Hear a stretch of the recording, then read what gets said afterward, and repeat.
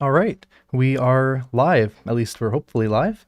And yeah, basically this is the live stream. Sorry, it didn't work the first time. Apparently it was live streaming to the wrong thing. So maybe there was like a random live stream that started that was unlisted earlier, but this should be working now. Basically all that happened was I literally just created a new world, and you can see it right here. So yeah, we're just gonna start by punching a tree and getting ourselves materials. But of course, I'll first change the scene to Minecraft so you can see that. And yeah, we'll continue on from there and basically see what's happening. So sorry about that wait there. And now we should be able to start the stream. So it's going to be survival live, today at least. I'm hoping to stream more in the future and just to generally try and do more events like this because I think they're not only interesting, but also quite fun. So let's start by getting some oak wood, because why not? And the seed is a pretty cool one. I haven't taken a good look at it, but I have a general idea of what's here. And we should actually have alerts as well, which is cool. And chat on the screen and all that. So hopefully that is well scaled and all that. If you guys want me to change any settings, I can try and do that to improve it. And hopefully you can hear the background music, the game audio, and my voice correctly. So we will start by crafting a crafting table, of course, and getting some food. Something interesting I've seen a lot of players do is they'll start Minecraft by making a full set of wooden tools, which you can do, but I found it's pretty useless considering the fact that there's stone literally everywhere. Not literally everywhere, but basically. And so just getting the stone tools to continue on with is probably easier than crafting all these wooden tools that'll never be useful in the future. And we will get the rest of this. Alright, now remember here it's I might want a little bit more stone than I would normally be getting, just because I might want to get some more mining done. But I'll probably start with like 20. That should be fine. Yeah, I think so. So we'll do that, and then we will craft some stone tools. And how's everyone's Saturday going so far? My Saturday is going fairly well. I'm excited for the stream and how it turns out, and I hope everyone enjoys it. So let's make the stone tools. I mean, even what I was saying earlier, you could technically even not make stone tools and just go right on to the iron tools. But I generally prefer to make the stone tools, as sometimes iron is not that easy to find. Also, as you can see, we do have those subscriber alerts. If you guys don't like the sounds for it or whatever, I can change that. I just have like this funny clip from this remix someone made of me, so yeah, and I don't think we'll be living next to spawn, so it should be fine to kill the cows, as of course it doesn't really matter. And it looks like there's actually I did not know this was here. I've never actually, well, I might have been on the seed once, but I haven't taken a good look around. I did not realize we had this ruined portal. That might be the giant variety actually, which looks pretty awesome. So we're just going to do that. And we have some horses as well. Now, there probably is a village here, and as I say that, there is a village. Yeah, because we're in the plains biome, so I'd assume that to be the case. It looks like there's a pretty cool mountain up there as well. So in terms of treasure, nothing really good. Just some iron ingots, flint and steel, flint.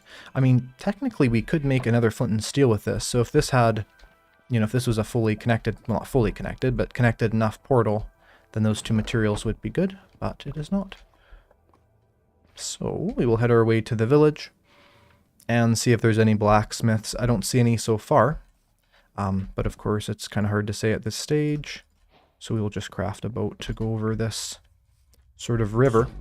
And it's so interesting how, I mean, obviously 1.18 was a while ago, but I do find it interesting how different things like rivers do generate between the older and newer versions of Minecraft generation. It's funny because not only are rivers a lot wider and a lot deeper sometimes, but even I found occasionally just kind of with transitional parts of different biomes and things, you won't even get that vegetation in the bottom. And so oftentimes it just looks like sort of like a flooded ravine, but the biome is technically a river. So we have a lot of materials here, it looks like. I do not see anything else of interest, but we will take a look around here and see. Yeah, I don't see anything. So we'll just grab the wool, not the wool, the hay bales. Don't know, I was thinking wool. We will get the hay bales, and we'll make a stone hoe for that because, of course, that is the fastest. And I really do like how Mojang added functionalities for the hoe, as of course the hoe is sort of like a, not a useless item, but just an item that didn't have a lot of uses before, sort of like the right-click function on like an axe to strip wood, or on like a shovel to make a path. So take a look here. Just gonna read the chat for a second here, so just gonna minimize. And the chat is going crazy, which is cool. So yeah, I'll read the chat here and there if you guys want to leave any questions or something. The title I think includes Learn Minecraft Live in it, so I don't know if you guys want to, I guess we'll try and include a bunch of tips and tricks and stuff, but yeah, I mean, here's something interesting. Obviously the cleric building in the village always has the brewing stand, but of course because you don't have anything to brew with in there, it's not actually useful. And so I've seen a lot of players grab this, and it's like, oh, I can brew now. And it's like, well, you can, but obviously, you know, if you need the blaze rods and, you know, to get the fuel, then it's not that useful. So we're gonna get the rest of those hay bales, and I guess we can just grab a bed here as well. Village has definitely increased the chance of survival, and I don't think we're gonna die at all in this world. The last live stream I did was hardcore. I just thought, you know, I don't think it's, hardcore is awesome, of course, but I feel like with something like a stream, I kind of want to be paying some attention to the chat and just doing multiple things at once, and so I wouldn't want to risk sort of building a lot of cool things and just having them go to waste.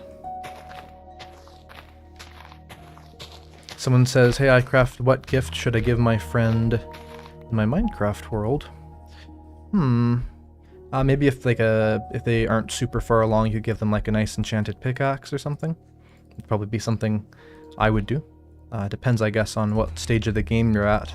But yeah, maybe like a good tool, or like a, I don't know, golden apple if you're that far along or something. Depends on a lot of stuff.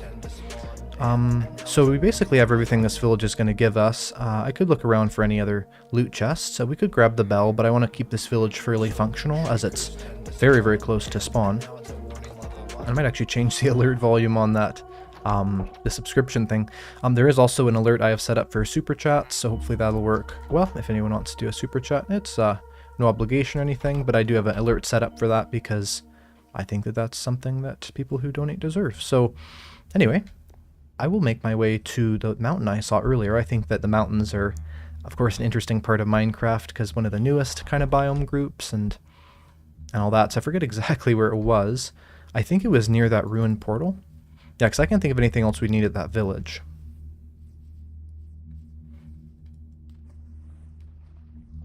Someone's asking, how is the Nether song playing in the overworld? None of these songs are actually playing from the game. I have like a big playlist set up, so I can change it to non-Nether song. There's, I think that's a title screen song actually, but yeah, let's have a big randomized playlist so we can enjoy the music of Minecraft, not just inconsistently, of course.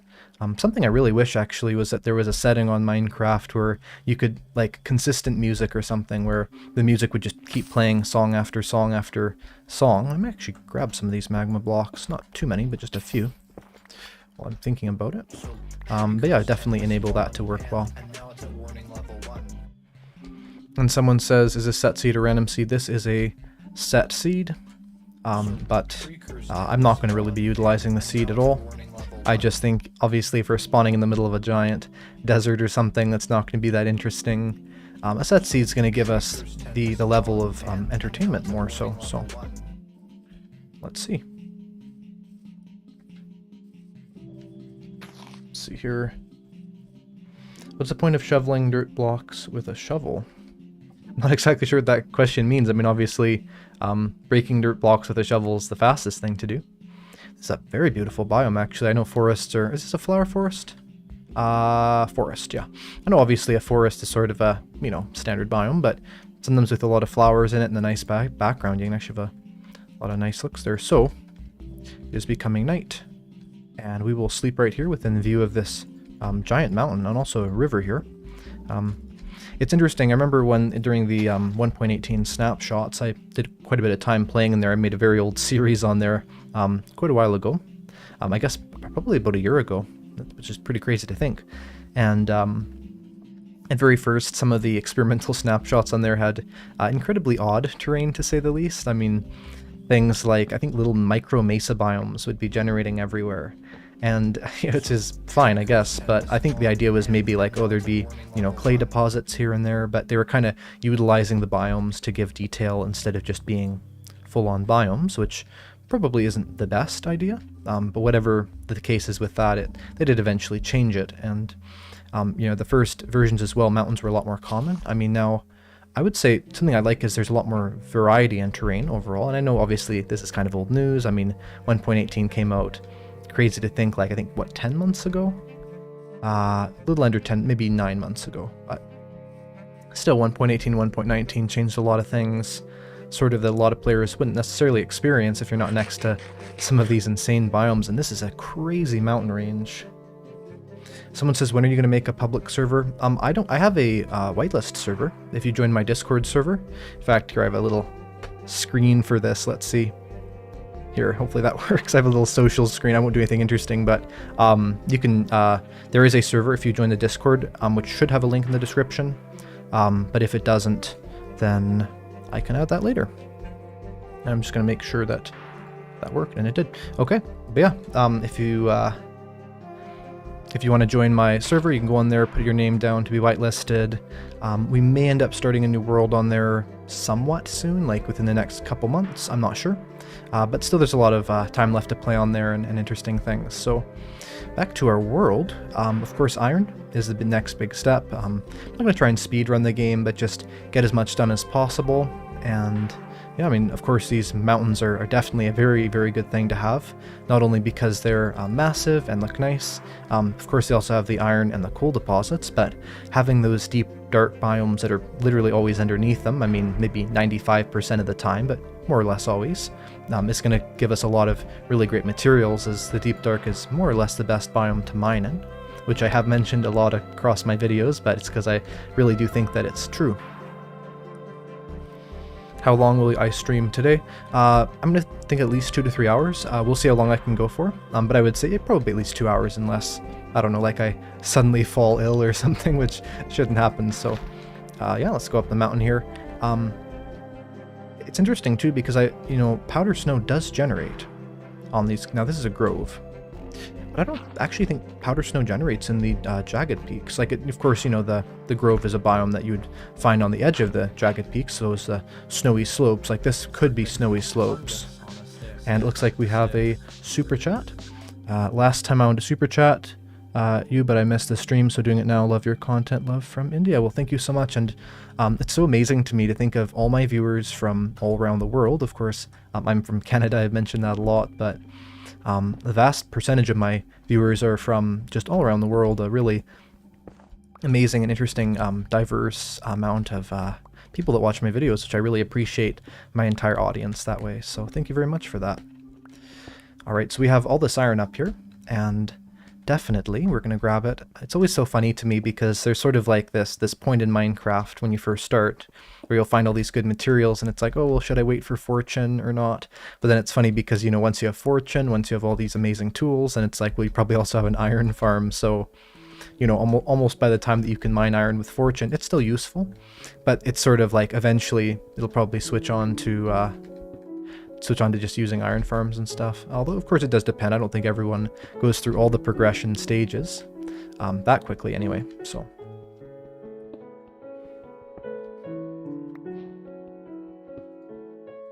Let's see. Yeah, basically, let's see, go through here, and I hear a rabbit, actually, which is interesting. We could, so white rabbit. Ooh. And we got rabbit and raw rabbit hide. It's funny, I know the chance of like a rabbit's foot isn't super uncommon, but I found like I tend to get it very consistently. I know I didn't get it now, but it seems like almost every time I kill a rabbit, I get a rabbit's foot. So I don't know, I've always wondered, like, is the random number generator in Minecraft, is it actually that good? Because it seems to me that, like, oftentimes there'll be just weird things that'll happen. Like, I don't know if everyone saw it, but I had a video recently where I was breeding 2 axolotls, and the first time, and I did not set this up, it was not even the point of the fact, I think it was.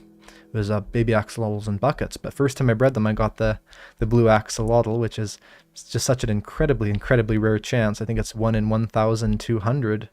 It's pretty bizarre to think that that's possible, because yeah, I hadn't bred any other axolotls in that world.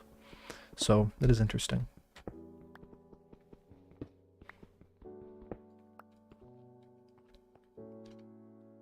Let's see. Is it lazy if I just use a woodland mansion as your base?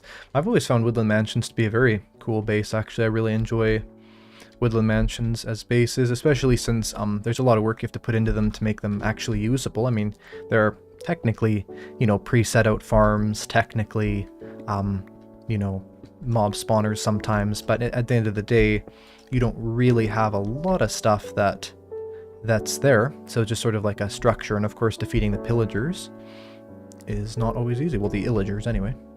We have a goat, which looks interesting. Could try getting the goat horn, but it's not super easy, especially if we're not don't have a big setup for it, but still interesting to see that. Is that actually a dripstone spike over there? I definitely want to check that out, see what we can find. We have almost a stack of iron. Once we have a stack of iron, I'll set up a smelting. And look at that, there totally is. That's so interesting. It's like a little bit of surface dripstone. I've seen that happen before, and I've also seen that happen with Lush Cave. Never with Deep Dark, because I don't think Deep Dark can generate that high. I mean, maybe very rarely you could have like a bizarre scenario where the world height is too low, but yeah, interesting to see that nonetheless, as it is fairly rare. Fairly rare. Let's see. What's the difference between pillagers and illagers? Well, pillagers are technically just one type of mob, which is the pillager, which is like the crossbow enemies that you get in the pillager patrols or in raids. Illagers are older than pillagers. They were added in 1.11 instead of 1.14, and they used to generate only in the woodland mansion. And as well as that, they are a lot more dangerous than pillagers. Like, pillagers aren't actually that difficult because they're really slow with their crossbows, and their AI is not really the best. But you have Vindicators and Evokers, which are the illagers, and there's the Ravager too. I've heard people call the Ravager a illager before. I don't know if it is. I mean, it does kind of look like it. But there's also the Ravager, and so that's kind of the difference between that. And I guess technically under that definition, the Ravager could be a pillager, because it is only in the raids, so I'm not sure exactly how that's technically classified, though.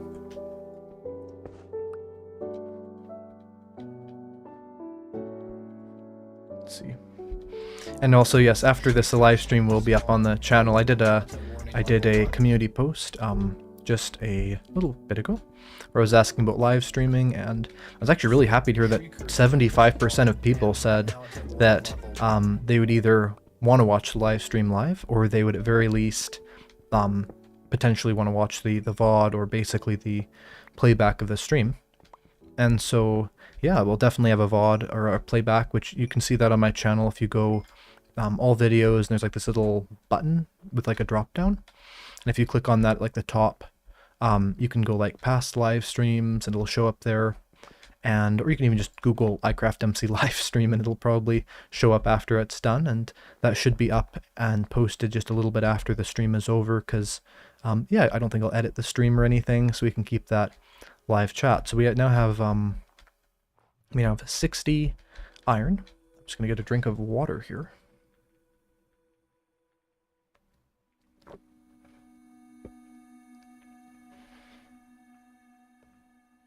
Someone said, do you think they should rename the Illusioner? Well, the Illusioner is the mob that wasn't added in Minecraft. I think it was added in 1.12 actually, which is bizarre. But I don't know if you're saying rename or re-add. I think you said rename.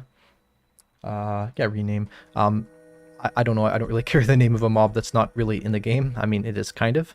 In terms of re-adding it, I think it'd be great if they added the Illusioner into the game. It's funny because I didn't have a really good understanding of how it worked when I was showing it off in my, it was either my first or my second 20 mob facts video. And so because of that, I was trying to hit one of the one of the non-invisible illusioners, because kind of the way it works is there's the main illusioner, and then it kind of, like, that's the only real one, and then it kind of makes like some illusions of itself, and the real one is invisible. So you have to kind of find like the particles or whatever to hit the invisible one, and you would never want to hit the visible ones. So we will now be able to sleep on the very top of this mountain. Y level 255, so this is literally the possible, like, highest top, I think? Let's see. 256, there we go. This is actually the highest it could generate. And beautiful view. That is a stony peaks, and that is a frozen peak. So I think we actually have every mountain biome up here. That's really rare. I think that was one of the reasons why I picked the seed, was because of all the mountains. It's incredibly rare to have all 3 mountain biome types right next to each other. So that is pretty cool. And of course, we can check that out. It'd be kind of interesting to live down here, but then, you know, I'm sure it'd look cool, but at the end of the day, you'd have to climb in and out every single time, so probably won't be doing that. Anyway, we have enough stuff to smelt, so I'll have to find like an interesting place to sort of, not wait, but just to set up the smelter. So maybe if we get off the mountain here, can mine a little bit more iron and coal on our way back down. Not too much though.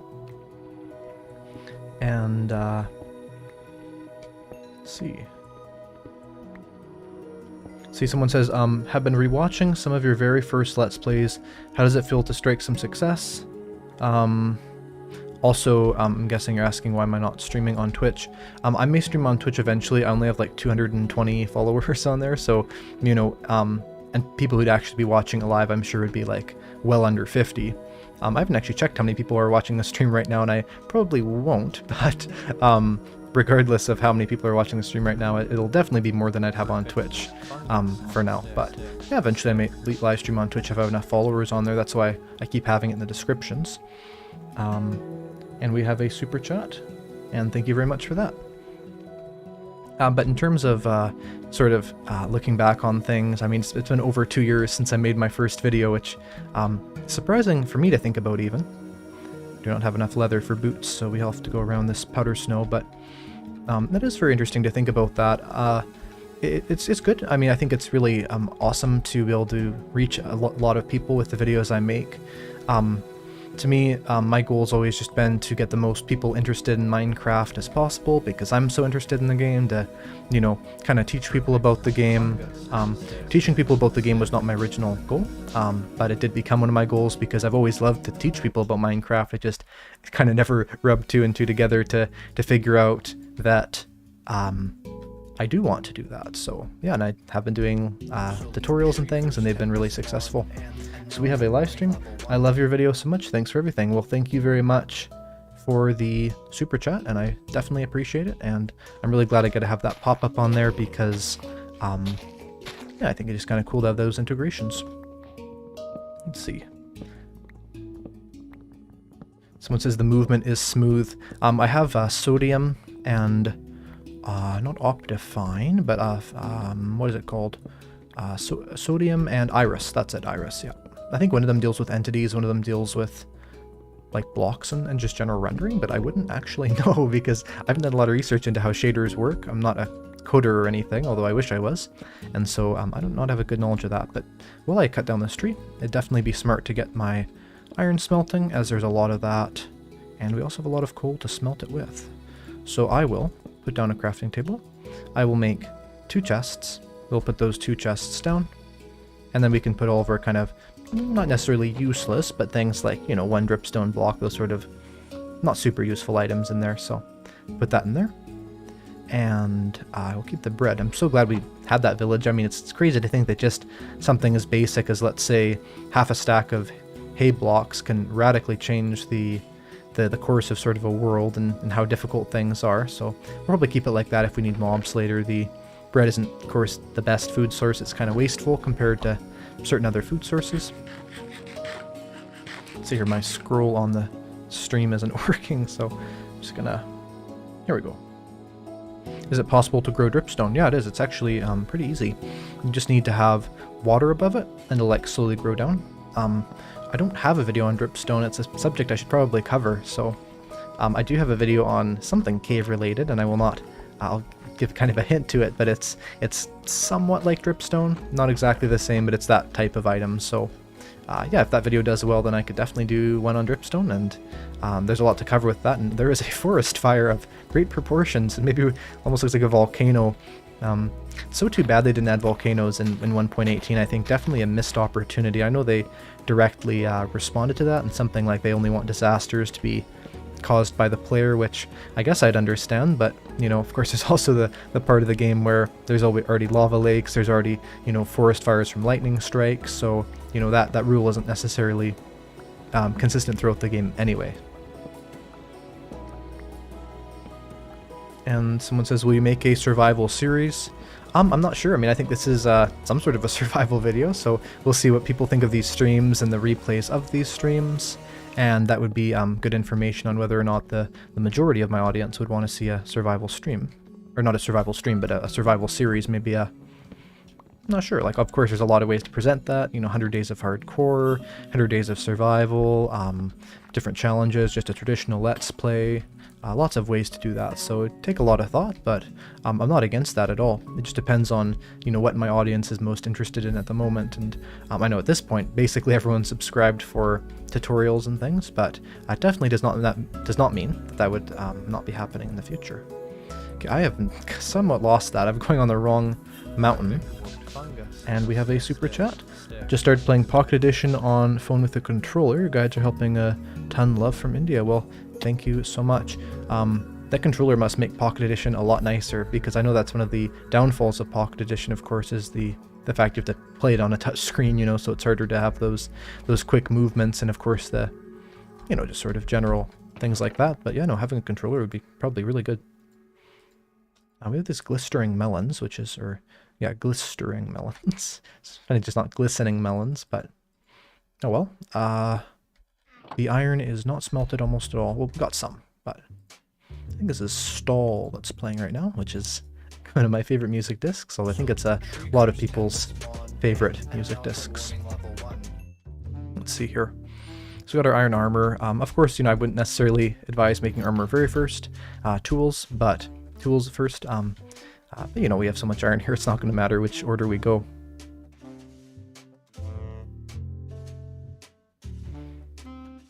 Someone says that I like listening to your voice much more on stream when you talk normal. I'm not really sure what would be classified as normal or not. I mean, I don't want to, you know, I don't want to be kind of speaking like this on the stream, right? Because that, you know, that's not interesting. That's hard to hear. So, you know, a lot of people comment about my voice, talk about my voice, and I'm not really sure why. Like, this is the way I speak. It just is, obviously, I'm just enunciating a bit more, right? So people can understand me fully.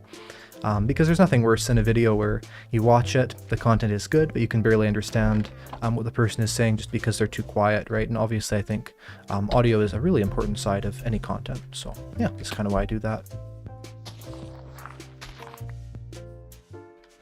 Why'd you craft a stone sword, someone asked? Well, earlier on I didn't know if I would need it or not, and I'd, you know, rather have that than nothing. Of course, I don't technically have to make a stone sword because the stone axe is pretty good.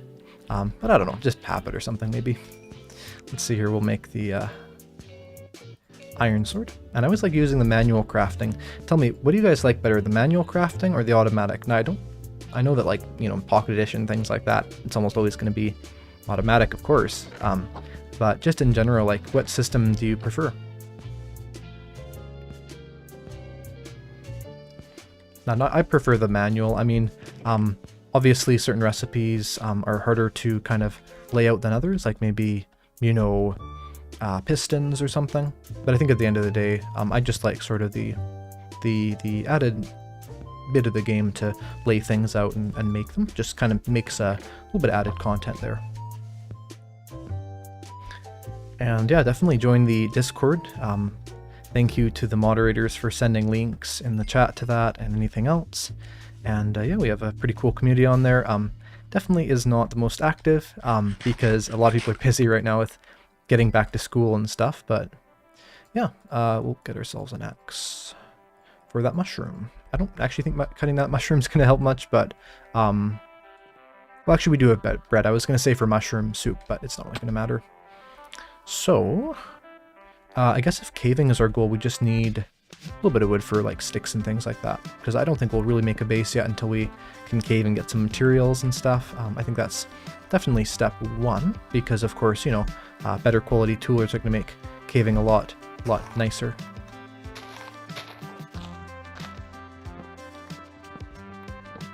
How do you know all the updates and what were added in all the updates? I know too much about Minecraft. That's my answer to that, right? I just, even before I did YouTube at all, and even before I had the idea of ever doing YouTube, really, I've just always been interested in Minecraft and kind of studying the game. Yeah, I mean, sometimes I'll study the game more than I'll even play it. I mean, obviously, I played a lot, but I also study it a lot, and, you know, just try and know as much about it as possible, because I like it so much, because I think there's this sort of necessary simplicity to it that really makes things seem more valuable, at least to me. I did end up chopping down that mushroom on autopilot or whatever.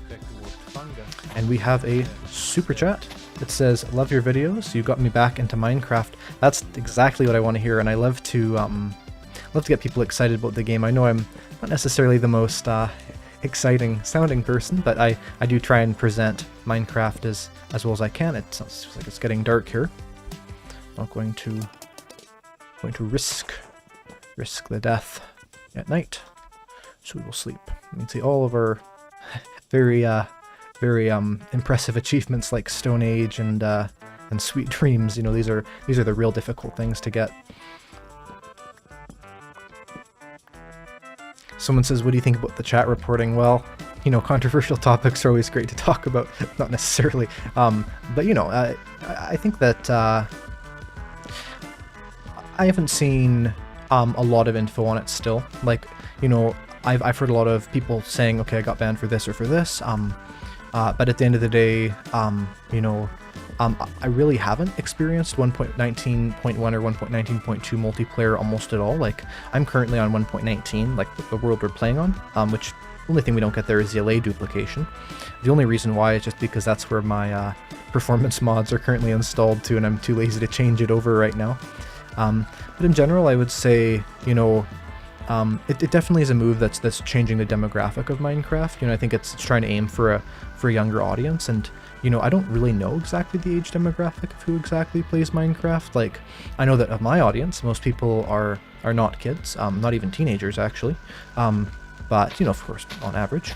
But I think that in general, I would be more interested in seeing that demographic data to see like where are they actually coming from with this decision. I know some of it has to do with like different legal changes in Europe and stuff, but yeah, I don't really know a whole lot about it. Why are you getting so much wood? I think it's important, and when you go caving, like if there's no abandoned mineshaft, it's sort of like the only way to not die. So anyway, I think we're basically ready to go caving. I don't really see a cave, so I guess that'd be step one.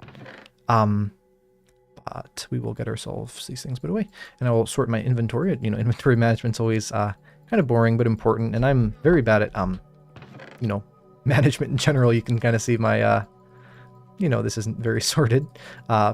But I think that overall, at least having, you know, your inventory sorted is important. Looks like our iron is almost finished smelting. Actually, here's a really interesting story. The song we have in the background right now, and I'll just turn it up a little bit here. This song, I think it's Axolotl. I forget. It might be Shuniji. It's one of the two. I actually once had a dream about this song. It was the weirdest dream, and all I could remember in the dream was just the sound, and it was sort of like the starting part where, you know, it's sort of like that. The sound we're hearing right now.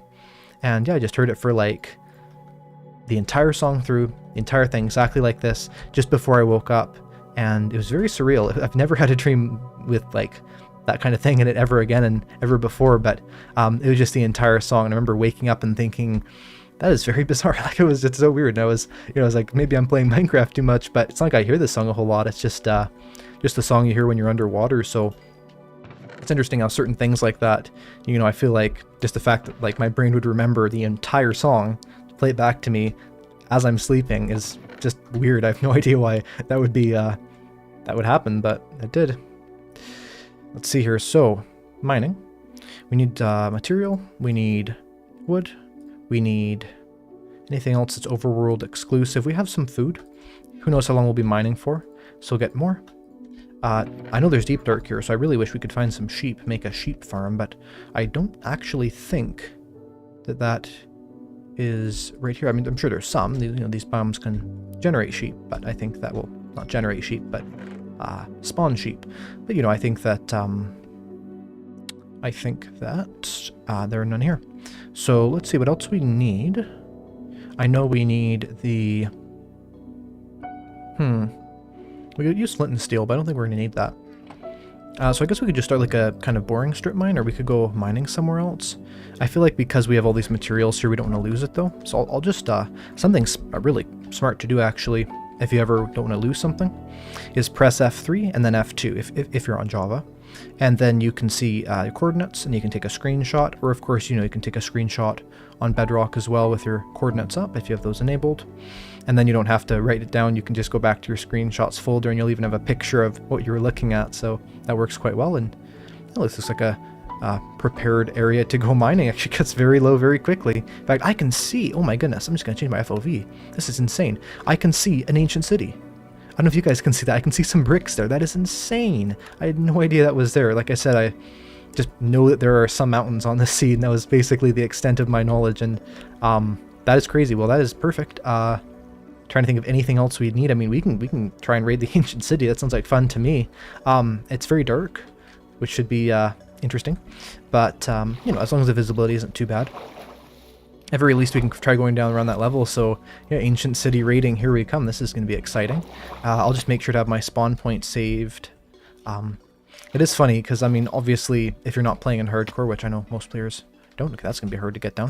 If you're not playing in hardcore, dying is actually an amazing tool. If you don't have a lot of XP, it's like, oh, well, you know, this is dangerous. It's like, well, as long as your spawn point's set, anything really isn't that dangerous. And of course, you know, things like not being able to set your spawn point in the end. I mean, I think eventually they will add a end dimension spawn ability, but you know, for now you can't. And I think that other than that though, setting your spawn point is very important.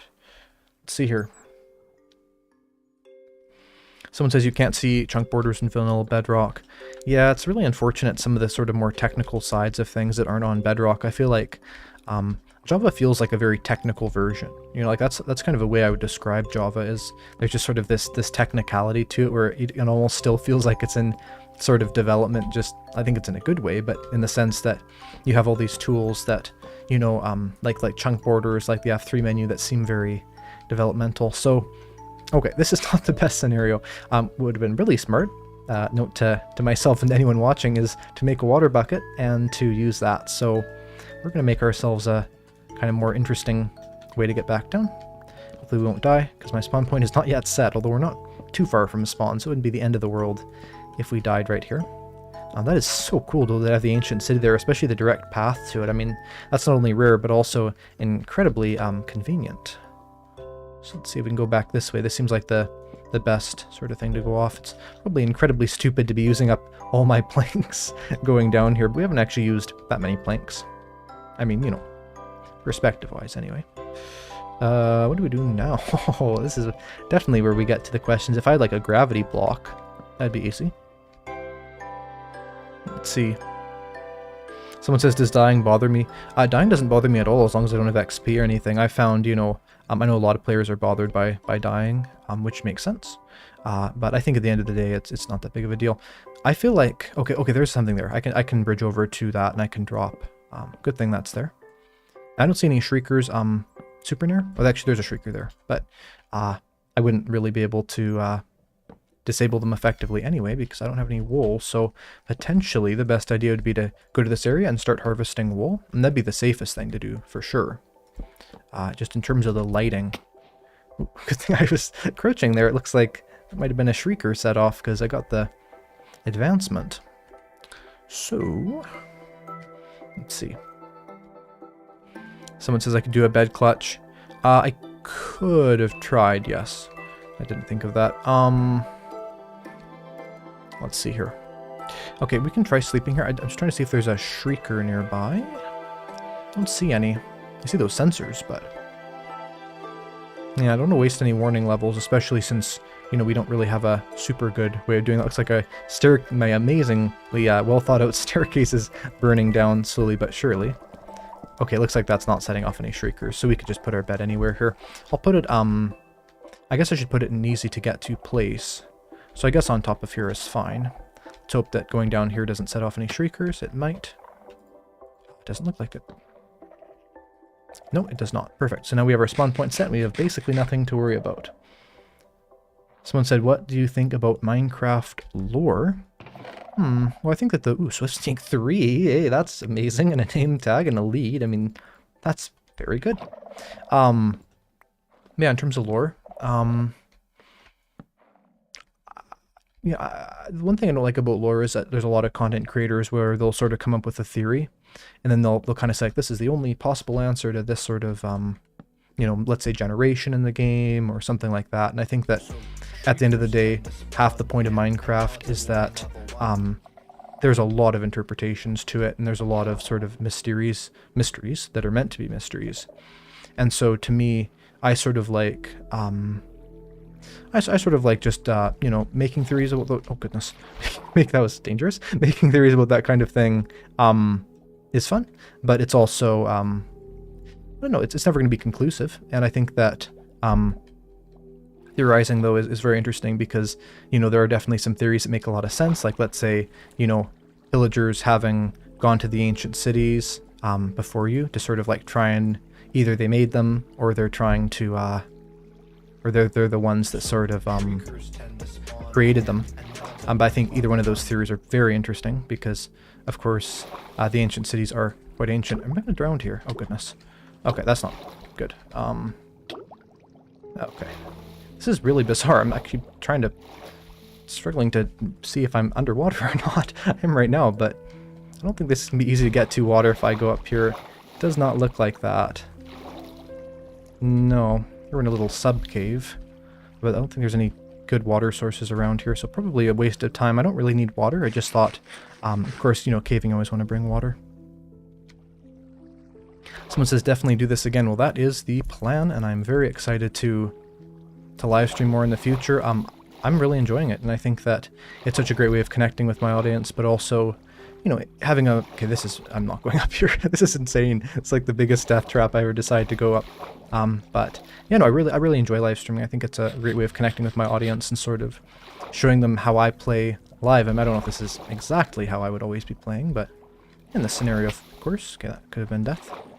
Okay, now I'm just stuck behind the lava cast. Let's see here. This is not super well thought through. I bet just mining this way will get me back there. Maybe not.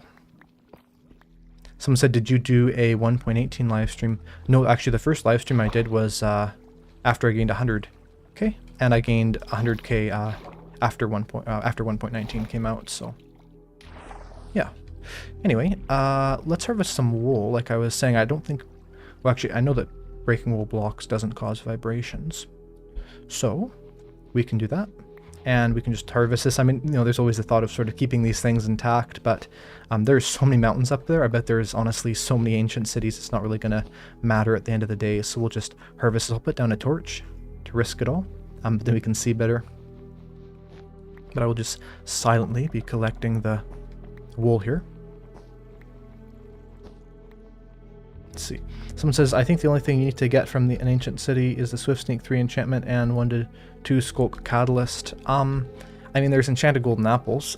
There is diamond leggings. There's definitely some things that I would say are good to get from the ancient city. It definitely does not have as much loot as, let's say, you'd imagine. But I think at the end of the day, reading them is certainly worth it. And I'm kind of glad that they don't just, you know, fill it full of diamonds and netherite and whatever else, because although it's cool, there's also the point where, let's skip the song here.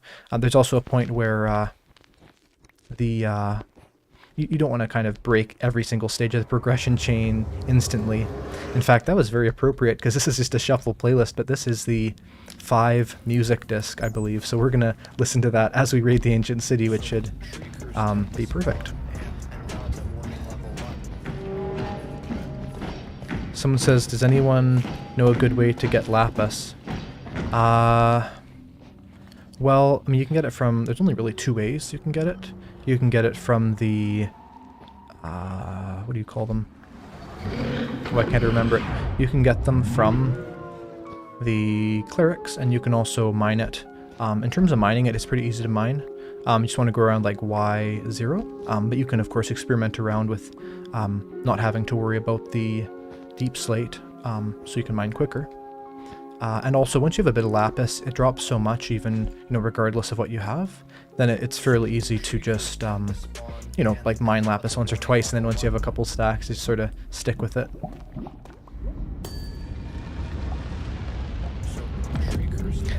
Someone said, would you consider doing YouTube or something related to Minecraft as a living?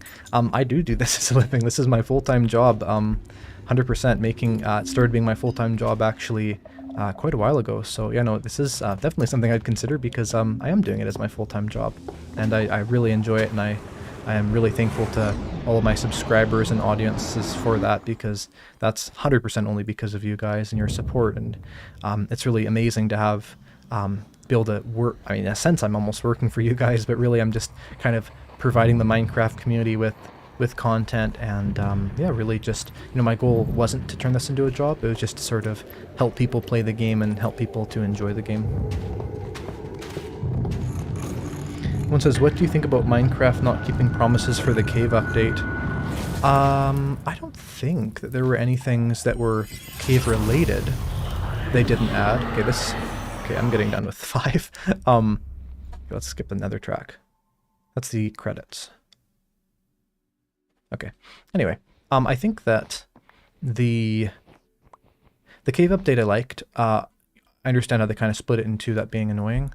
I mean, there was like the biome updates. There was the bundles, archaeology. But I think that at the end of the day, those things weren't necessarily focused around caves, and so I don't think that it ruined the update. I just hope they'll add those things in the future. That's really my only hope. I'm not devastated that they haven't added them so far. I just hope that they will consider adding them in the future. See, what loot have you got so far? I have got a Swift Sneak 3 book, a name tag, a lead, and 7. Yes, that's right, 7 bones, and that means that I can get a wolf if we find one, which is pretty cool. So we will break the rest of this wool. I'm not going to break too much more. We almost have 2 stacks here. It's grinding on that a little bit. We might try and get 3 stacks. We'll see, because they kind of make raiding this be actually doable. It's really cool though how you get like the 2 layers of wool here. There's not just one, and so even if there's like the skulk veins on top, you can get a whole lot. We're getting so many subscriptions. It's awesome to get that the notification thing. I'm assuming a lot of those subscriptions are from this stream, and in fact, if anyone here wants to subscribe, I mean, up to you, but it should show up on that, which is cool, because of course it wouldn't normally, as I'm not normally streaming. And yeah, before I was streaming, I think I was getting like a new public subscriber maybe every 10 minutes, but it seems like it's a lot more frequent than that now, which is pretty cool, so I appreciate the subscriptions.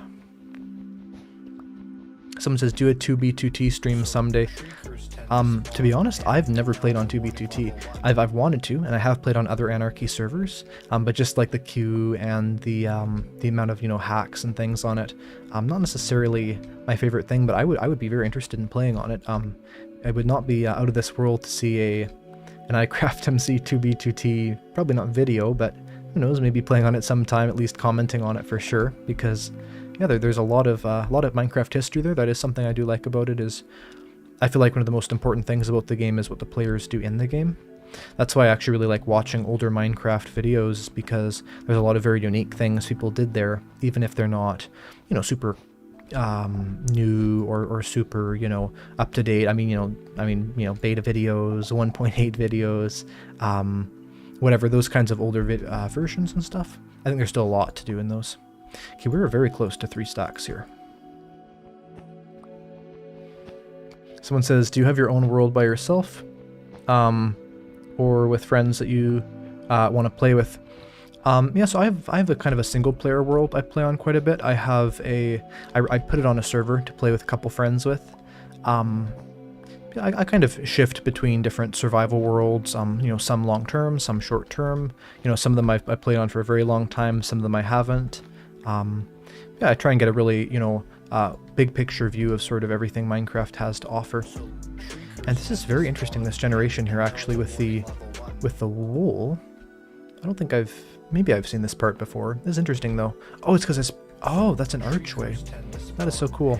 I love all these kind of more rare things you can get. I mean, maybe this isn't necessarily rare, of course, because, you know, if I just didn't get the random chance to see one, but I don't think I've seen one of these before, this sort of archer. That's really cool. Maybe I just haven't seen it in this perspective. Someone says, are you interested in doing a Bedrock series? I mean, I am interested in expanding out to Bedrock in the future more. That's definitely a goal. Will that include a Bedrock series? I don't know. I guess we'll see in the future, you know, but I'm not uninterested in that, and I definitely have nothing against doing that, so, I mean, it's not impossible that I would see myself doing that at some point. Oh, okay. Oh, that's one shrieker. Actually, if I remember correctly, I should break it. There we go. It's like the perfect background music is the shrieker spawning, and it's now warning level 1, because that's literally exactly what's happened. Oh my goodness, it's funny. Well, I'm not too worried about dying here, but we do have this wool, so I guess we may as well just sort of loot it and then get out of here. That's probably the best idea if I don't want to die. And yeah, so there's a better way of lighting things. I don't really like the super low visibility, that's annoying, but whatever. Let's see what we can do here. We'll bridge over here, and potentially go down here. Let's see here. Try and make a little pathway, and we can go down here, and then we're basically safe. And I don't actually have to be crouching because I'm on top of wool, but whatever. Okay, I don't see any shriekers here. I'm going to risk putting a torch. Okay, we're good. And I think this is a loot structure. Yes, but that's the one I went up to. Okay, so I guess I could technically go like this and be like super risky, but I just failed right there, so I'm gonna not do that. Let's see what's up here. I will try and go in more well-lit areas. I haven't actually seen the giant portal yet, but yeah, there it is. Or not, well, you know, it's not necessarily a portal, but everyone's calling it a portal, so may as well call it a portal too. That's an interesting thing, actually. Is that a portal? Right, like that's a big bit of sort of lore from that previous question. Definitely an important question. Something that I remember hearing someone say, I forget who it was, but it was that they think that it will be a portal, but they're not going to have it be turned into that like super soon, like maybe within, you know, 1.21, 1.22, something like that. And that actually seems the most likely to me because it, you know, it does look like a portal. I don't know if I can see them focusing on the Deep Dark, something that's sort of been like the, you know, delayed part of the game already. If them to focus on that more, I don't think that'd be probably the best idea right now. And those are diamonds, unless I'm clueless, which I am. Oh no, I'm not. First I'm like, maybe they're not diamonds. They are diamonds. Let's hope there's no shriekers. There's not, and I just got one diamond, which was fantastic. But I mean, hey, there's one diamond. It's better than no diamonds. I'm good with that. I wish I had Silk Touch. I could grab some of the catalysts. We are now in the loot part, so we have all these nice loot things to raid. I really want to put down a torch, but I can't, so I'm gonna just play it safe. This isn't actually the easiest one, because we'll have to kind of block on the back of the chest here, just for the sake of safety. Let's see. Will you play Minecraft when Hightail Pixel releases? I don't know if you're asking, will I be playing Hightail when it releases, or will I be playing Minecraft still when Hightail releases? Well, nothing's going to make me stop playing Minecraft. Maybe I'd play Hightail when it releases. I guess it depends on like how much of a percentage of the Minecraft community cares about it. Because if, you know, it's sort of a... If it... Okay, that's definitely... Actually, if that didn't set anything off, it doesn't matter. There we go. Yeah, you know, if there's a lot of traction there, then yeah, I could. We got Swift Sneak too. We have a saddle. We have a second name tag that's very similar loot to the first time, and we have 14 books. I mean, that's actually pretty good. I'm just gonna put down a torch because I realized that we're now fairly safe here. And good thing I got 3 stacks of wool. We've already used 2 stacks, so we're gonna find that. And this is let's see here. When do you what do you do when Minecraft becomes repetitive and boring? I think that Minecraft becomes repetitive and boring, of course, once, you know, you've run out of things to do. There's not actually a point where you can run out of things to do, but, you know, the point where there's nothing super engaging, super interesting that you're interested in. So I guess the first thing I would say is think of anything around Minecraft that would be interesting to you. Just anything that's ever interested you about Minecraft. You know, like maybe one time I watched a Let's Play and I saw them building a castle and that was interesting to me. Like write those things down and kind of make a list of all the things that interest you within Minecraft.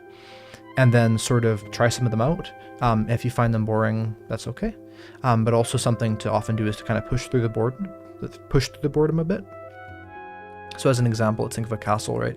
Let's say that you realized that building castles was something that you enjoyed watching people do. Maybe what you could try doing is you could try, let's say, building a castle, and if you start off and it's like, oh, this is boring, I'm not interested in this, keep going. Like for maybe, let's say, I mean, I guess it depends on how long you play for, but I would say maybe 5 hours.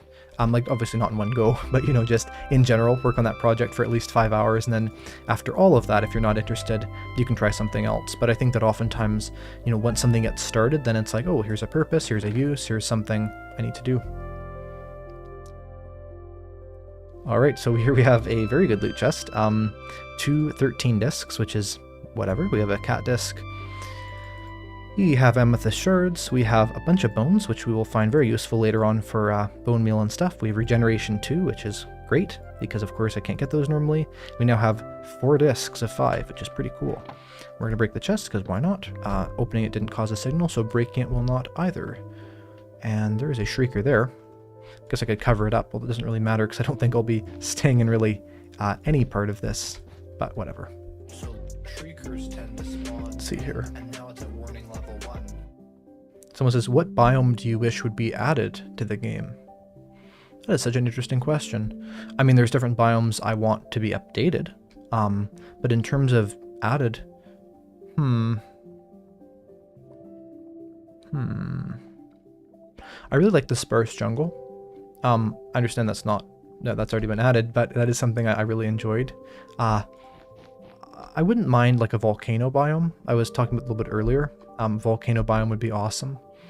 And I think that, you know, creating biomes that sort of inspire people is really important. Like not just, well, it's a plains biome, you can do whatever you want with it. I mean, that's good and that has a purpose.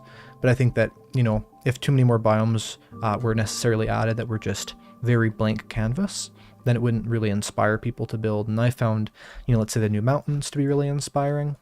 And so, for example, that could be something really inspiring biomes. Okay, this is definitely a dangerous setup, and I can tell if I do get a signal sent out, then, oh my goodness, that was really stupid. Anyway, if I do get a signal sent out, then we will definitely have warning level 2, which means that the warden will be one step closer to trying to kill us. Let's try and cover up all these.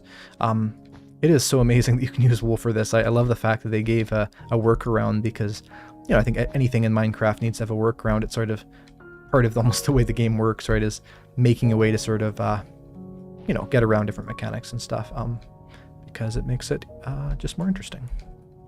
Let's see here. Do you think Minecraft needs a new end update? Okay, that did actually cause a shrieker to go off. A new end update. Yeah, I think that they do. I thought they do for a long time. I mean, the old end update was fine, but I think that it was a long time ago. And also, on top of that, the end is very desolate and barren, and maybe that's the point.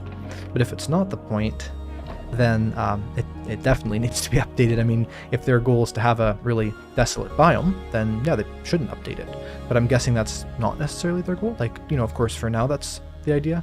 But long term, something that Jeb said quite a while ago, actually, I think, maybe I'm wrong, but I think it was during the development of 1.13. 1.13 might have been a little bit earlier. But it was that they would add a new dimension, or that they would think of it, but only after, let's see if we can put down this torch. Yes, we can. But only after they've updated every other biome, or every other dimension. And he said that after the end update. So to me, that says that they do want to make an end update. So that's why I'm not thinking that the sort of, not necessarily end update, but the combat update 1.9 that added the new end stuff. That's why I'm not necessarily thinking that that's sort of the be-all, end-all, and something that'll, you know, make Mojang never want to update the the end again. I should really be getting the ores I'm seeing. I don't think I've seen any other ones that I've skipped out on. I mean, probably there's probably comments like, ah, you missed diamonds at 5 minutes and 2 seconds or something, but I really should, because I actually am not far along at all. I'm just happen to have a lucky seed and get an ancient city. So, I mean, well, getting the ancient city isn't lucky, but having the easy path to it is. Let's see. Do you think that they will actually make a new update like the end? Because in actuality the game is running worse and worse, and it'll be harder for those console people to run on last generation. I mean, the performance of Minecraft is a big question. That's a really big question. It's one that Mojang... Oh my goodness, look at this. Anyway, it's a question that has definitely not... Oh, okay. Well, we're just going to break that, and we're going to break the chest. Where's my axe? Okay. Just going to break that shrieker, because why not? Oh my goodness. Okay, we're running level 3. We're going to get out of here as soon as possible, because that means literally one more warning level, and we are doomed. So, I'm going to get out of here, because I don't want to die. And we do have... Where's my wool? Am I out of wool? No, that couldn't be true. Uh-oh. I think I interrupted myself answering a different question, but it's a little bit more pressing. Yeah, the performance of Minecraft, that's what it was. It's like the most appropriate music too. It's like all spooky and scary, and we have like the risk of dying here. Like very big risk of dying actually. Which is exciting, so that's interesting. Yeah, the performance of Minecraft like definitely has been degrading a lot. And I think that addressing that with a whole update could be good. 1.15 actually was, in a sense, mostly a performance update, at least on Java it was. I mean, they added the bees, but the big focus there was a massive amount of bug fixes. I think the idea was like, you know, the bees and also the bugs, right? So it's like sort of both those things, and it's so bizarre to see that lava and that water through each other like that. It's like they're so close but won't actually mix in that area. Let's see. Someone says I could have used the hoe. Oh, you're right, I could have. I wasn't thinking because I was freaking out. I mean, I obviously know these things, but you know, sometimes you forget. And let's see here. We have... I don't think there's any shriekers here, so I'm just going to run.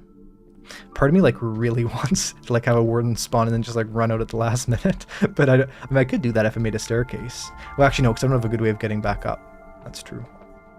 Well, we can go here and raid it later. I mean, of course, we'll be just up there, so we can go down here whenever. But of course, we're at the warning level where that would not be safe. We have 1 diamond. So I guess... I'm trying to think what we'd even do, because if we start a strip mine down here, we'll just run into the city again. Not sure. It's an important question. I will start by just piling up here. Someone says, do you prefer an update with one big theme or an update with many unrelated themes?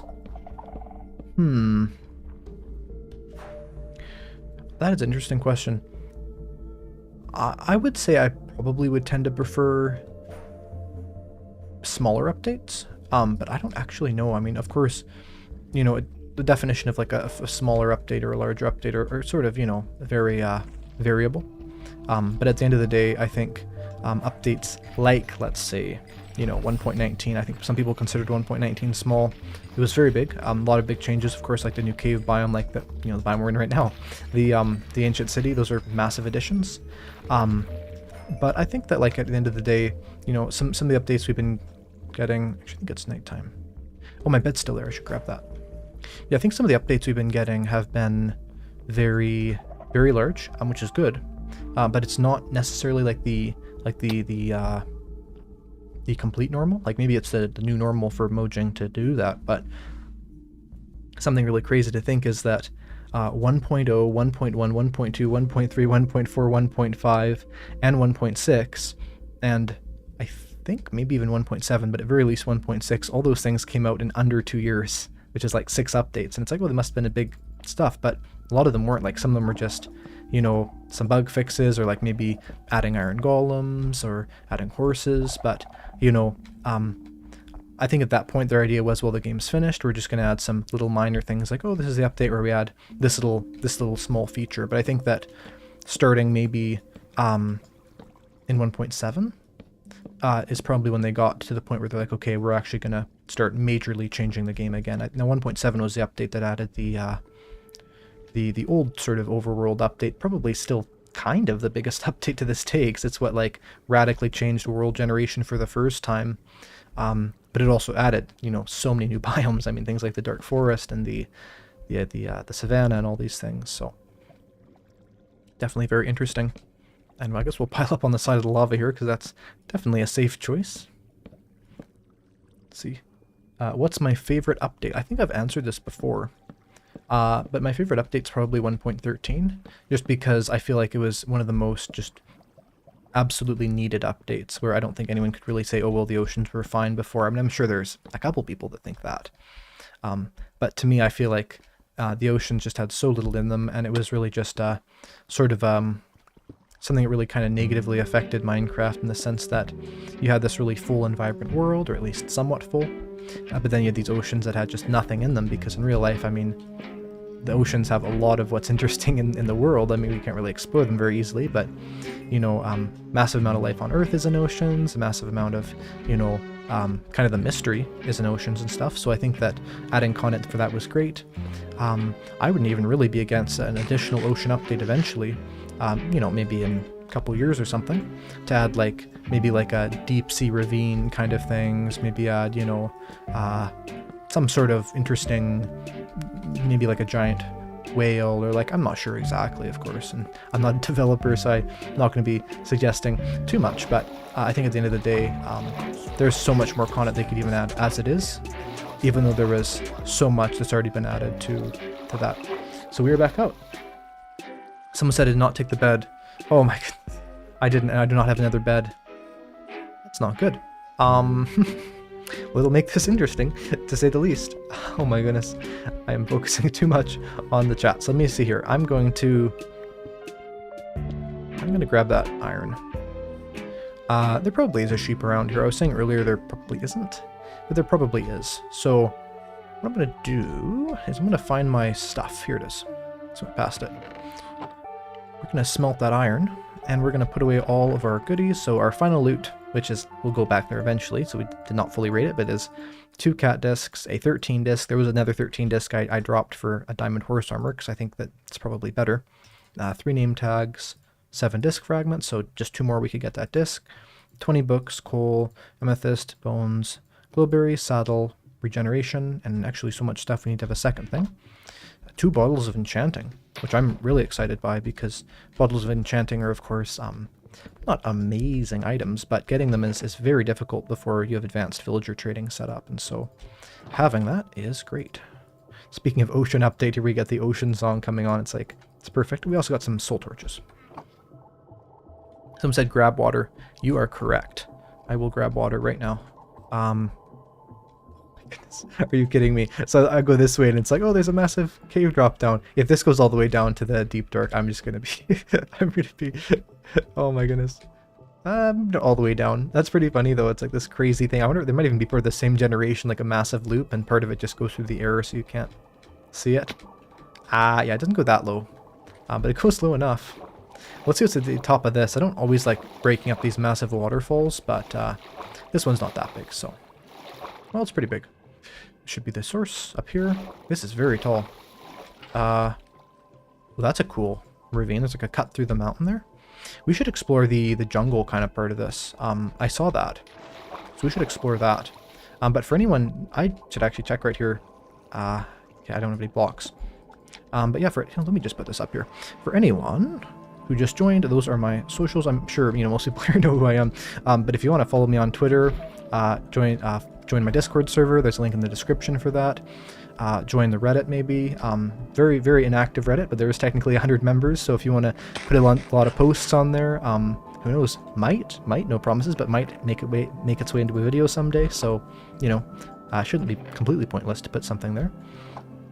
And yeah, but basically we have everything going fairly well. Now I think that basically, oh my goodness. Oh my goodness. Okay. I'm just gonna put this back to the Minecraft. Let me just make sure you can see that still, because I am okay. Yeah, you can. Sorry about that. I'm very new at streaming. But yeah, I just checked the concurrent viewers and it is 730. I did not expect that many. I've not checked that at all. And I remember this one YouTuber was saying that they suggest to just never check that, and I kind of know why. I guess that's pretty crazy to think that there's like 750,000 people watching me right now, but hey, I'm welcome to everyone. And see, there's a real interesting factor of having this many people watch me at once, which is I could, like, you know, say like, oh, you know, follow my Twitter or something, and I'll probably gain 10 to 20 Twitter followers. I mean, who knows? So it's interesting to have that, but I'm very glad that many people are watching. Probably because I was reading the Deep Dark, it's interesting, but let's keep this interesting. Let's go up the mountains, and let's see what we can find, because this is a pretty cool view. I love taking screenshots of stuff like this. It's very nice. Alright, so what do we do for mountain exploration? Well, we're going to look for other villages. We're going to look for loot structures, sort of, you know, standard early game stuff. I don't tend to want to just rush through the game. I understand I could go strip mining now, get some diamonds, whatever, but let's kind of enjoy what's there. I don't want to really ruin these entire mountains by putting these up here, and there should be an easy way to walk up, but I could even use the water bucket, technically. We'll get some torches for marking out. Where are the torches? Here are the torches. We already have them on us. And we'll grab the crafting table. Now, this is another one of the ocean songs we have in the background here, and I forget the name of it, because I don't have the name up. I could find it, but it's reminds me of space a lot, this one. It sounds very sort of like, I don't know, interesting. There's just one Space came out sometimes would play that had a music very similar to this, so it's sort of interesting to hear that. That looks like a massive like mouth, like teeth and jaws. I gotta check that out. That just looks interesting. It's like a massive like, yeah, mouth trying to eat us or something. I don't know. It's like biting teeth or something, like a monster or something. That's kind of cool. Let's see what's up here. So we will make our way slowly and painfully across here, next to the lava. There's that forest fire we were seeing earlier, and there's the effect of that. I love having the dark forest under here. I think dark forest is very complementary biome to the mountains, because just it contrasts well and stuff. And I guess eventually I should kind of get serious here and start progressing and things. I'm trying to think of exactly what I'd want to do first. I'm not sure. I guess just getting diamonds, really. So, you know, and finding lava and stuff, and all those things are really back in the Deep Dark where I left, because I had set off the shriekers, but you know, once we wait for a bit, that'll be back. So it doesn't really look like a mouth now, but kind of from that direction we had like this weird, it does kind of, yeah, like with teeth or whatever. I don't know. I like dripstone quite a bit. It's kind of a fun material. So it says I should stream more often. Definitely. And yeah, as, for anyone new to the stream as well, I do have super chat and subscriber notifications up, and the chat as well, which of course you can see. And so if anyone wants to do a super chat, it is a really great way of directly supporting the channel. No pressure, but whatever you want. If you want something to 100% be read by me, I'll definitely get the notification, as everyone will get the notification for that, and everyone on the stream can read that super chat as well. So kind of a cool thing there. And we now have 21 coal, and we have such an interesting cave. Kind of just keeps going. It's like this map. Hey, it really does look like a mouth, doesn't it? That's pretty cool. It's a skeleton. And some iron and sort of just general materials. And some mobs. I'm probably just going to make my way out of here, because I don't really see any use of being here. We're actually really good on iron and coal, so, you know, I mean, of course we are, because we're in the jagged peaks. It's like the most common biome for that, but, you know, we'll go back here. So, I guess we'll go find a place to get diamonds, which we were just in, but, you know, I don't really feel like strip mining underneath the Deep Dark and getting sonically killed by the warden there, so probably not just the immediate decision I'm going to make.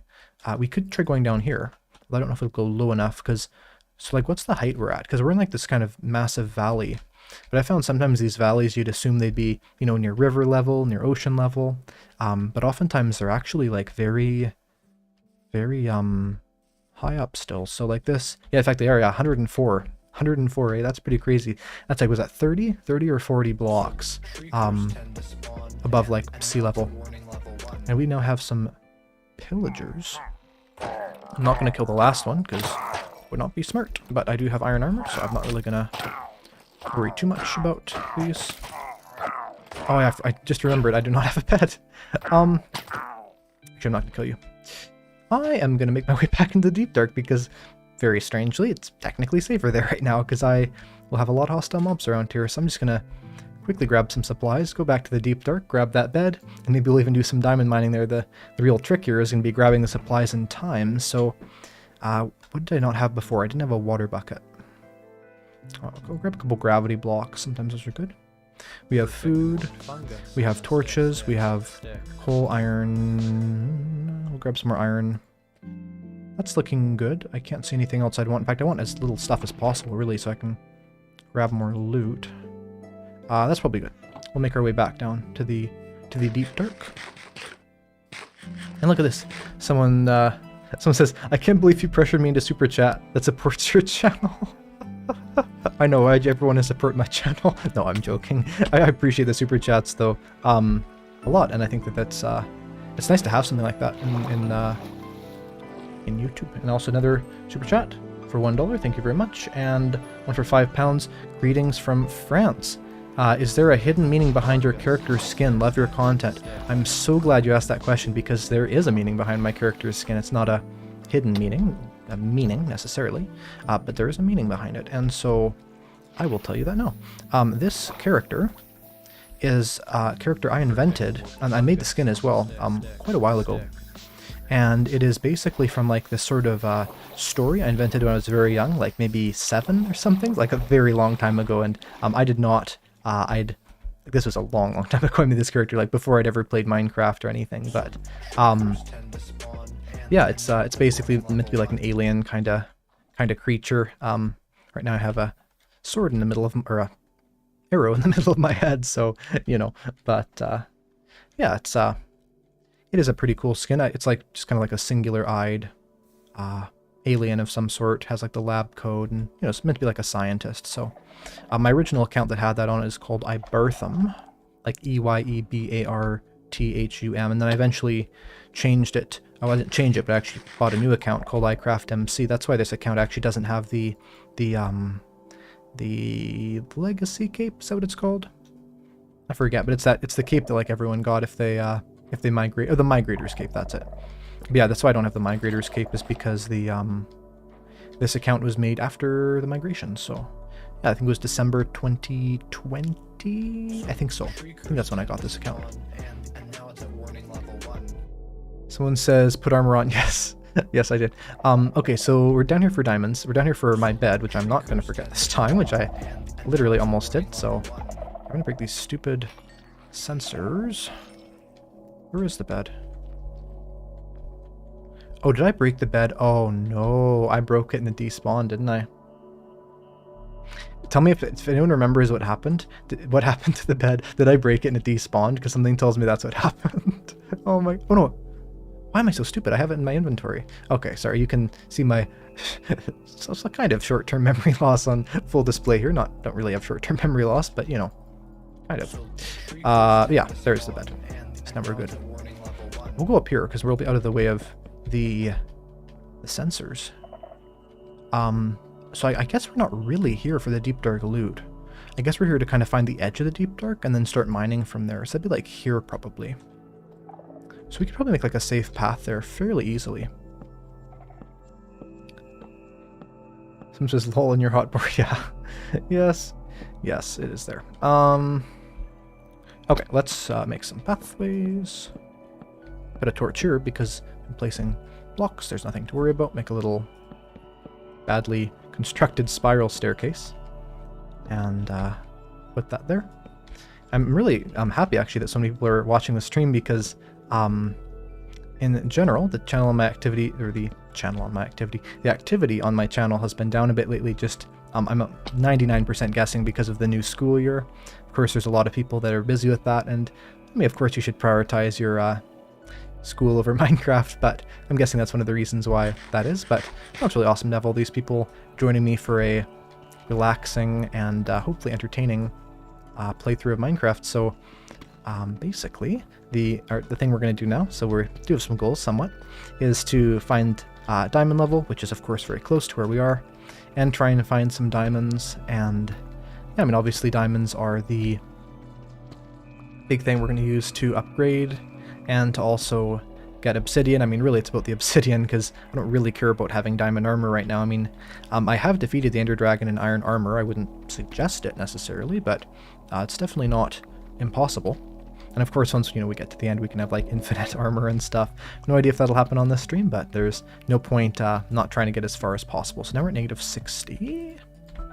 59, and then this is 58, which is perfect. So we're going to mine this way. I'll put down some torches because at least here we don't have to worry about it.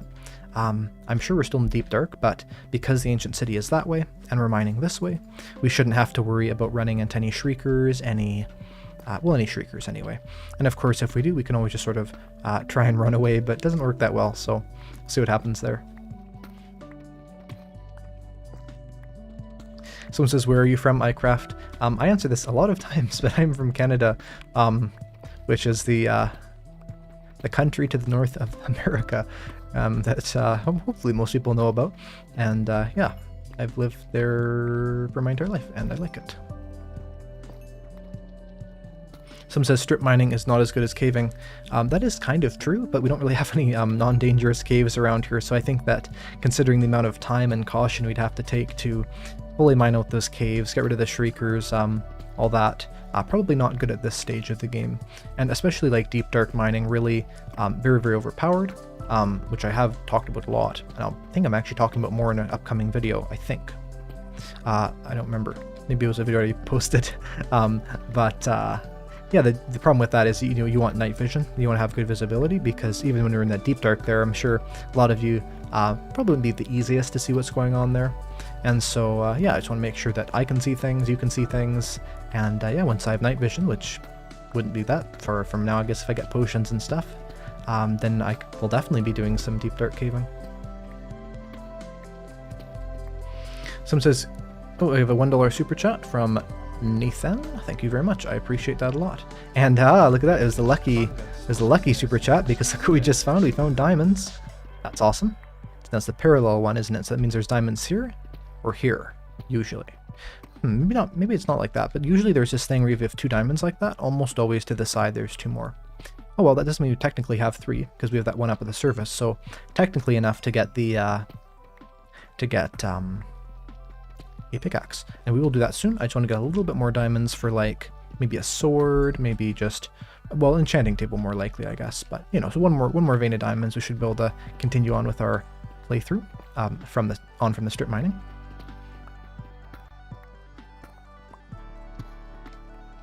So someone says go back to the city after you finish the strip mining. Well, I'll definitely have to go back to the city because it's right there, and I can see if I can. My chair is very loud here. I can see if I can get a couple more chests there, as the shriekers should have calmed down quite a bit there. So yeah, we should be fine to set off a couple more shriekers by accident and not have to worry about losing all of our items to the warden. And the funny thing about the warden is, like, if it kills you, technically you don't actually want to grab your items again until it's despawned, and so you have to sort of like play with the timings a lot. But of course, if the warden gets any more signals, then it's not going to despawn, so it's very risky to get your items back when the warden kills you, depending though of course on how aggravated it was as well. Depends on how long it'll take it to despawn. Let's see here. Are you going to the end or the nether this stream? I think definitely the nether, because we have 2 diamonds here and we have two diamond, or 1 diamond at home. Or, well, not really home, but if you call, oh, that was a sensor. But yeah, 2 diamond, we'll mine this way. But 2 diamonds, or 1 diamond at home if you count our 2 chests and a crafting table and furnace as a home. And that's why I brought 2 pickaxes. And we'll go this way. And yeah, we'll see what happens. Also, if anyone's wondering, I'm sure most of you already know, but I have had comments about this before. The background music is all from Minecraft. The song we have right now is a creative mode song. I forget which one it is, but yeah, I found, I always have Minecraft music in the background of my videos. I think I had some Christmas videos a very long time ago that didn't have Minecraft background music. But other than that, it's been all Minecraft, so yes. And that was, of course, a long time ago as well. Christmas was 9 months ago, maybe not quite, but something like that. Actually, a little over 8 months ago, I think. Maybe I'm wrong on that though. Probably am. Anyway, someone says, "Eyecraft, do you like mods?" I like the idea of mods. I like the fact that people can change the game from what it is and add more interest to it. Personally, I don't really like playing with mods. In fact, I'm kind of like a vanilla sort of just enthusiast. I really like, to me, especially for my videos, I want to try and make content that applies to the most people as possible. And of course, vanilla is going to apply to almost everyone. But there is definitely a place for mods in the community, and I'm not at all against mods. I think mods are really cool. I just, I like to kind of improve my skills at the base game, as I feel like that applies to the most parts of the game, and I wouldn't know if I'd actually enjoy the absolutely large amount of time it would take to, you know, fully master, let's say, a mod before I could maybe cover it correctly, or even just play it in a way that's not very confusing. But I don't know, that's my personal theory on mods. In terms of like vanilla mods, I have one on right now. This is Iris and Sodium. So yeah, I definitely use performance mods. I use replay mod to make my cinematic shots in my videos, you know, so things like that, of course, I do like using. But yeah, not something like, let's say, you know, I don't know, like some game-changing mod, no. Someone says, do you use shaders? I could use shaders right now. Shader packs. Stream. Well, actually, it doesn't look horrible in the strip mine, but you can enjoy that. Oh boy. It's lag time. It's lag time. Apply. Done. Wait, didn't work. Oh, who knows? Maybe it's not installed. Anyway, I'll deal with that more later. But yeah, I don't really use shaders. I have some, like you saw right there, but like just kind of default ones that I got a long time ago. So yeah, not really. I found just the visibility isn't improved a lot. Like, I'd be interested to know, like, how many of you people use shaders. I guess, you know, even Bedrock, there's shader add-ons and things like that. Shader, different shaders. Yeah, even like texture packs in general. I mean, you know, sort of like any modification to base game Minecraft. It'd be interesting to know how many people use those things, or how many just sort of, you know, play just the base game. It's very interesting to me. So it says my computer can't handle shaders. Yeah, I mean, that's definitely the sort of biggest thing about shaders, is that it is so taxing on your computer. I mean, Minecraft as it is very badly optimized. I mean, I have some crazy number, like 32 gigabytes of RAM allocated to Minecraft, and if it's not for the performance mods, I'm getting like 40 frames a second, which is not actually bad, but it's really bad considering what I have running Minecraft. So,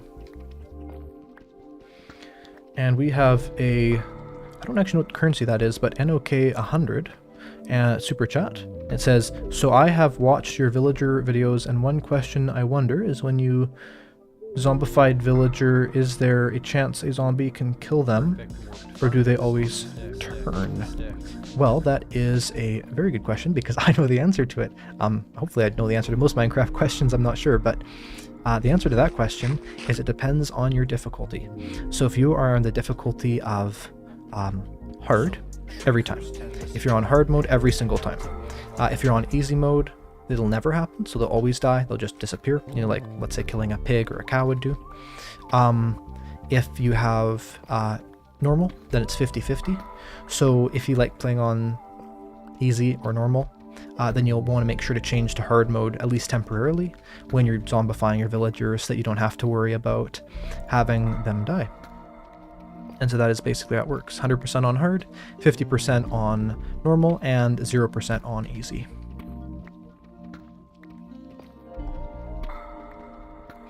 Someone says NOK is Norwegian. Oh, okay. Krones, I think, is their money. Oh, that might be getting that wrong. Sorry if I did. Yeah, that's interesting. Ooh, redstone. That's better than nothing. It's funny because I have like a lot of mining videos, mining guides, diamond mining guide 1.18, 1.19. Definitely a cool subject to cover, and one that a lot of people need to know about, because it's not necessarily extremely intuitive.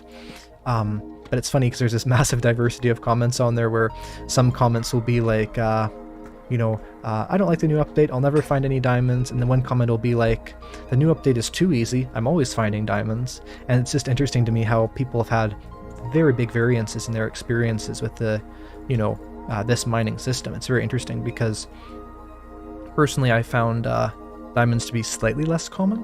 Slightly. That's not actually the case. Like, they are actually more common. It just is obviously because you mine slower, because you're running into less things in general. There's sort of that illusion of, okay, there's less here, you know, I'm not running into, you know, gold. I mean, I'm not running into iron. I mean, I could, very rarely. But I'm not going to run into lapis. I'm not going to run into coal. You know, I'm not going to run into copper.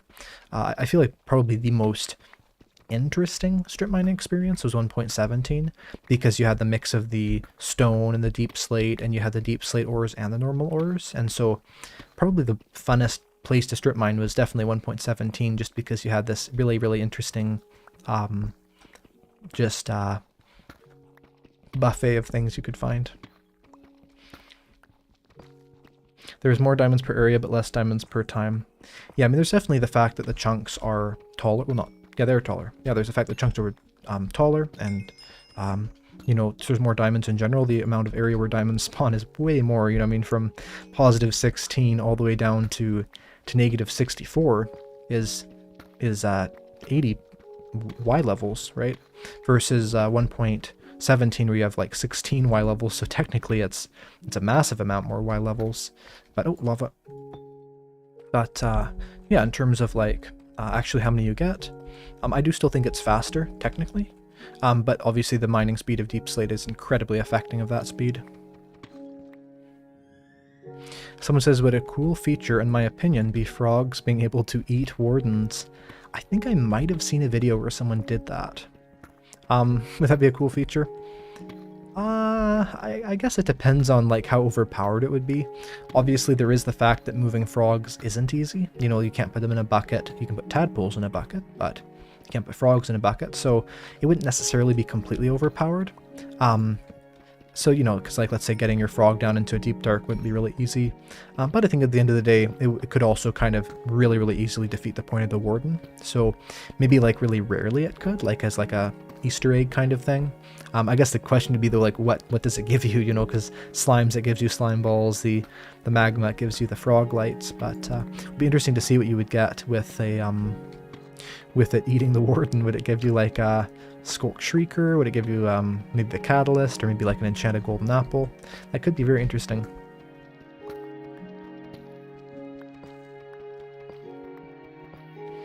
Let's see. Warden should wander around at midnight. I mean, maybe if you want to have a very difficult experience in Minecraft. I would not necessarily be for that feature, but it definitely would be an interesting way of enforcing people to make sure to sleep as soon as it's nighttime. Speaking of that, it might actually be nighttime. No, it is not. It is not, so we will keep going. So funny, I found like the first diamonds almost instantly, and now we have like almost our entire inventory full of random stuff, and so it's definitely funny how just because I found the first diamond quickly does not mean in any sense I would find more diamonds quickly at all. But at least like when you run into, let's say, a deep dark that would cause that danger of the warden spawning, I can see instantly whether or not I have, because when I mine one of the blocks there's that signal, and so it's kind of nice to have that. Let's see here. Someone says, I think they've actually asked this before too, could you tell us something about yourself you're comfortable sharing? I find it really cool that people are interested in me at that level at all. I'm trying to think of something you'd be interested in. I'll have to think about that one for a minute. Because I don't know how interesting of a person I am, I guess. Well, here, maybe this is interesting. Some of my, the first games I ever played were on some of the older consoles. So like the Nintendo Entertainment System, it was not the new console when I was playing on it at all, but it was something I enjoyed. And so sort of my first experience with video games was on the Entertainment System there, and you know, maybe that voxel-based style of graphics carried on. Just gonna pause on this. We have a super chat. Love your content, Eyecraft. I'm having trouble stacking Bad Omen higher than 1. The game is on normal difficulty and I keep killing the leaders, but no luck. So if you're on Bedrock, you can't actually do that, I don't believe. I might be wrong on that, but off the top of my head, not verifying anything, I do believe you cannot do that in Bedrock. So if you're not in Bedrock, that would be your issue. If you are on Bedrock, or if you're not on Bedrock, that would not be your issue. If you're on Bedrock, that is your issue. If you're not on Bedrock, then potentially try doing it on hard, just like temporarily change it to hard, see if it works. I don't think it's affected by difficulty though, so yeah, I would say if you're on Bedrock, that doesn't work. That's the only thing I really know about that not usually working. Someone says, is this really live or just a replay? Well, there's your proof right now. This is not a replay, and it'd be pretty low quality replay of just strip mining for 20 minutes straight. I'd be a pretty bad content creator if that's all I could come up with for a recording. But I mean, I guess I'm probably not doing the best myself to just be mining in a strip mine for this long. But you know, survival Minecraft, that's what you got to do. And yeah, I mean, it's a chill stream if nothing else. Hopefully everyone's enjoying their Saturdays. I guess it's probably not Saturday for a couple people watching, which is interesting, but most people. And yeah, I'm enjoying my Saturday myself. It's really cool to start doing these streams again. I'm so excited that they're doing well, that people are enjoying them. I have some kind of goals for these streams. I may as well tell you guys because yeah, why not? You're my audience. You might be interested. I've wanted to do streaming for a very long time. I did do the 100K stream. This stream is sort of like a test to see, like, do people like survival more than hardcore? Obviously, I understand a lot of people like hardcore more than survival, and I totally get that because, you know, there's more excitement, there's more, well, if you die, you're actually dead, you know, definitely raises the stakes. But of course, it also sort of makes it be a lot more difficult to, like, focus on the chat and the game at the same time because it's just such a risk. I mean, late game, not really on hardcore, but just even getting to that late game level takes a very long time because there's a lot of additional safety you have to take on hardcore mode. So I thought we'll just do some traditional survival, see what we can get. And what I'd really like to see if I can get is some diamonds. This has been ridiculous. I'm just going to mine all the way back there. And if I don't get diamonds by that time, I'm just going to say, well, I'm not having an enchanting table right now, and we'll head off to the nether because I do have 3 diamonds between here and my base. Someone says, I prefer survival over hardcore because if you die, then everything you did and all the time you spent was for nothing. I mean, that's kind of part of my my idea with it as well. I do think hardcore has a place, and I think that it's a really, really great way of making a fast-paced, interesting type of content. But, you know, at the end of the day, I don't think it'd be easy to enjoy, let's say, big builds in hardcore. I don't think it'd be easy to enjoy, let's say, you know, maybe just massive projects where there's a lot of risk involved. I mean, even like going to Deep Dark, I understand a lot of people like that risk, but to me, if I'm putting hundreds of hours potentially into a massive build, maybe massive, you know, series of builds, I wouldn't want to just, you know, make a little mistake and, oops, so I made a mistake, well, the world's gonna be deleted, you know. So I feel like it's funny because a lot of players get mad when they die in hardcore, but it's sort of like, well, if you didn't die in hardcore eventually, what's even the point of it, right? Because if you've never died once, you don't technically know it's even hardcore. So it's sort of a format that's really meant to be temporary. I mean, there are content creators like Philza, like some of these other people who have done a very great job making hardcore content that lasts, and that's really cool. But I think, you know, I don't know, I think we'll start with survival for now, so that goes. Let's see there. Someone says, please do a 1x1 strip mine, you only have iron. The problem with the 1x1 strip mine early game, I can actually show you that. The problem with that early game, it's a great method eventually. The problem with that early game, the reason I'm not doing that is basically because if we go down here, I'll grab the water bucket. The speed I'm mining at is basically like it's I guess I can keep doing it. The problem is that oftentimes if you have faster tools, because I guess I do have slow tools, you'll kind of bump into the block, so you're kind of slowing yourself down a lot. Like even I'm doing that now, you know, so I don't know, it's a method. I may as well do it. I guess it doesn't really matter if you guys prefer watching me awkwardly crawl mine, then I can do that for a little bit if that makes it more interesting. Someone says, I like the idea that you can put so many hours into a world in all one life. Life is more realistic in that way. That's true. That's true. I mean, there's definitely, I definitely do like hardcore. I mean, I did a hardcore stream. I've done some hardcore worlds before. I've never gone super far with hardcore, just because for that kind of reason. Yeah, there is definitely a realisticness to it. It sort of feels like, you know, you're actually there. It's like there's this real life sort of risk you've added. So that makes it cool. And we are back. Well, I guess we didn't find any more diamonds, so we're going to go to the nether with no enchantment table. So it says the pig needs an update. They feel ignored.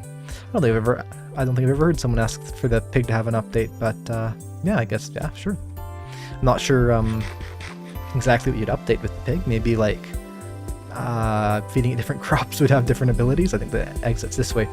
But yeah, it'll be interesting to see that a pig update. Where is the exit? I find very maze-like here. You have to find it. You have to bear with me for a minute. Someone says, maybe frequently asked question, but do you think Minecraft inventory update is needed? Yeah, that's really been talked about a lot. I've noticed that. I've seen Sazuma Void, Waddles make some videos on that. I think the idea came from Sazuma Void, but I may not be correct on that. I actually don't think an inventory update is needed. I don't mind one. I wouldn't mind seeing that. I don't think it's a bad idea. For me personally, I feel like, you know, there needs to be parts of the game that are difficult. And I feel like inventory management actually is difficult. Oh, there's the lava. And so because of that, I think that if it was too updated, you know, made too easy, then I could definitely see that sort of taking away that aspect of, like, you know, if I think about like right now when I'm building a base, number one thing I'm doing, making a sorting system. You know, number one thing I'm doing is sort of getting these things ready to prepare for my storage, really, right? And so I think that, okay, I'm definitely going in circles. But basically I feel like, you know, if depending on the scope of the update, if it was far too overreaching, then it could definitely not be good. Okay, I think this is the way. Again, I could be going in circles here. Sorry for everyone for going in circles. This has got to be the way, right? We'll find out. It's funny because like the torches way in the distance slightly look like the skull. Okay, this is a different one because it didn't have that thing. Yeah, I probably should have mined a little bit more organized in this. That would have been smart. I guess I can start blocking off the areas I've already been. Oh, there's the crawl mine. Right. Okay. This is navigating a maze unsuccessfully with Eyecraftmc. That should change the stream title to this. So we'll be back out in a second here. I just have to find it. It's only been like a minute, but it's funny how easy it is to get lost. I think I have a decent sense of direction, but I don't know. It's interesting because I mean there's certain 2D games like let's say Terraria, where you can't really get lost. Like you can get lost, but you can't get lost in that same sort of 3D sense, right? And I think that's kind of a cool thing in a sense. And here's the exit. And here's the exit. And I should make a little marking if I ever come down here again. So I'll put like a little piece of redstone. It'll kind of point that way. I don't know if that really points that way, but it's good enough. Someone says block the path. Yeah, that was my thought, but I don't think I'll get the lost there again. I'll just have to make a more organized setup. Okay, so here we are. So we'll try and get one more ancient city chest. Just one. And then we'll go. Because we should actually be able to risk one shrieker going off. Then we can just like exit normally. So that should be fun. I think this one's already raided. I'm going to try and find one more. Someone says, can I donate to get Subwoofer Lullaby removed from the playlist? I don't know why you wouldn't like that song. That's a funny thing to say. Let's see here. Interestingly enough, a while ago, some of the Minecraft songs were like falsely copyright claimed, not on my videos, but on a lot of people's, by like these random companies, and like C418 was all like, no, you know, these are available for everyone to use, but it's unfortunate how those systems can sometimes mess up, but it's good that's not happening right now, because yeah, definitely something that's allowed to be used when you're talking about the game to, that was dangerous, to be, you know, playing the music for the game. Let's see here. Someone says, you have too many deep slate. I guess so. I'm not really a big one to just throw away items, even if I do have a lot of them. I know a lot of players do that, where it's like, oh, I have a lot of this, I'm just going to throw it away. And I kind of get that, but I think that for me personally, I kind of find every item feels useful to me. Every item feels sort of necessary. Like, I know a lot of people just throw away tons of stuff, and that's fine. But I found personally, just in my own play style, I really do like just keeping everything I find, and even just like throwing away that 13 disc I did earlier. Like, I do not like doing stuff like that. I just had to, or I wouldn't be able to get the horse armor, which I do think is probably better. It's hard to say. Okay, I think there's an unrated thing there. We're going to find out. Let's see here. Someone says, I've noticed every single deep dark I've and other people have found has been under mountains. Well, that is basically true, yeah. Well, the way that the deep dark spawns is it has to be in an area of low erosion, right? So the way erosion works is like, let's say a mountain is, you know, slowly pushed up over, you know, whatever thousands of years. You know, eventually that mountain is going to be worn down into sort of a flatter mountain, and then something less interesting. And so the idea of low erosion would be you still have these big mountains there, and so yeah, and basically that doesn't have to be like a mountain biome. Like that could be like a plains biome that just is super up high. Well, actually not a plains biome, but it could be like a, well, I mean, it could be like any biome that's going to have like that really high up generation you kind of sometimes see in 1.18. Savannas have a lot of this. Anyway, I'm going to break the chest because we can risk one of these, and we'll see what we get. Problem is actually, if I don't, actually I need to break this. Okay. We're good. Now I can just sort through these safely. I think I got some leggings there. I did, and we will switch those out. Was that protection 3 and breaking? That's like that's too bad it's not diamond. That's like really good. That's really good. I was just saying earlier I don't like wasting items, so it's like, what do I throw away? I guess I could put a chest down. Put like some random stuff in there. That'd be fine. I'll never find that one. We'll put like some torches here so I don't lose it. And then we'll just put in some deep slate. Ooh, echo shards. That's nice. Didn't think I would get those, but that's good. We don't need this or this or this or this. And yeah, there we go. So we'll make our way back to the surface, and that was actually fairly successful. I mean, we got some decent items there. Only one more shard, and then we can have that recovery compass. Part of me just wants to like run back and not care, but I don't think I'll do that just because I don't want to really risk, you know, their only real diamonds on this world so far. Someone says, go to the city center, eat the golden apple, and open the secret place. Yeah, I know that there is that trick there, but there's not actually anything interesting there. Like there's the redstone room, but it's not actually loot-wise. There's not really anything. So I'll go there later. But for now, I want to get this loot back before I risk the warden summoning, because there's almost always a bunch of shriekers around the main portal. I mean, there's shriekers everywhere, but I think there's especially a lot you tend to get around that main, well, city center anyway. Someone says, how come you talk slowly in your videos? So I find this so interesting. People have so many different opinions about my voice. Some people say I talk too fast. I've had a lot of comments like that where it's like, oh, you talk too fast. I've had a lot of people say you talk too slow. I would say personally, I think the way I'm talking right now is a good speed, a normal speed. The funny thing is that I'm always trying to speak slower, you know, not slowly, but slower, because the way I kind of normally speak is not this slow at all. And I could show you guys that in a second here. But I try and be kind of at a speed I would tend to normally see other content creators speak at. You know, just something where I'm not going through words too quickly. I want to make sure that everyone can understand me. I mean, I also want to, be aware of the people in my audience that aren't necessarily, don't want to be receiving information that quickly, especially since, 50% of my audience comes from countries where English isn't the first language. I want to be, respectful of those people, just to make sure that, I'm not making things ununderstandable. Because I've listened to a lot of content creators where they're speaking so quickly that even me, I can't understand what they're saying unless I, really slow it down. And so I just try and have a nice even mix that'll, help out the most people as possible and isn't too slow. I mean, I could speak really, really, really slowly and make my videos incredibly, incredibly boring. It's funny too, because people say, oh, you're boring, you speak, your voice sounds boring. I've had that comment a lot. And it's funny because the way I speak right now is speaking in a way that's meant not to be boring. Like if I switch to like how I would speak just in an everyday scenario where I'm not trying to, speak in a way that's most understandable, I'd probably be speaking something like this. Like this is kind of like how I'd speak normally, like just something like this. And it's not horrible, but it doesn't have that sense of really being engaged, right? It seems kind of, half awake, which I've still had people say I sound half awake even when I'm speaking the way that I'm speaking right now, which is my more excited voice. So I don't know, just the way my voice is. Let's put our loot away. We have all the steep slate, gravel, redstone, iron, coal, echo shards, chests, diamonds, all kinds of great stuff.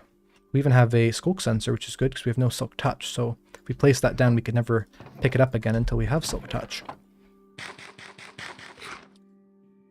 Someone says, actually, you sound very pleasant. Well, I appreciate that. There's a lot of people that say they like the sound of my voice, so, I don't know. I just try and, do my best there. Let's see here. Furnace, large chest. So we have 1 diamond, 3 diamonds. Too bad we didn't have all diamonds with us. We could go back down there and make that obsidian.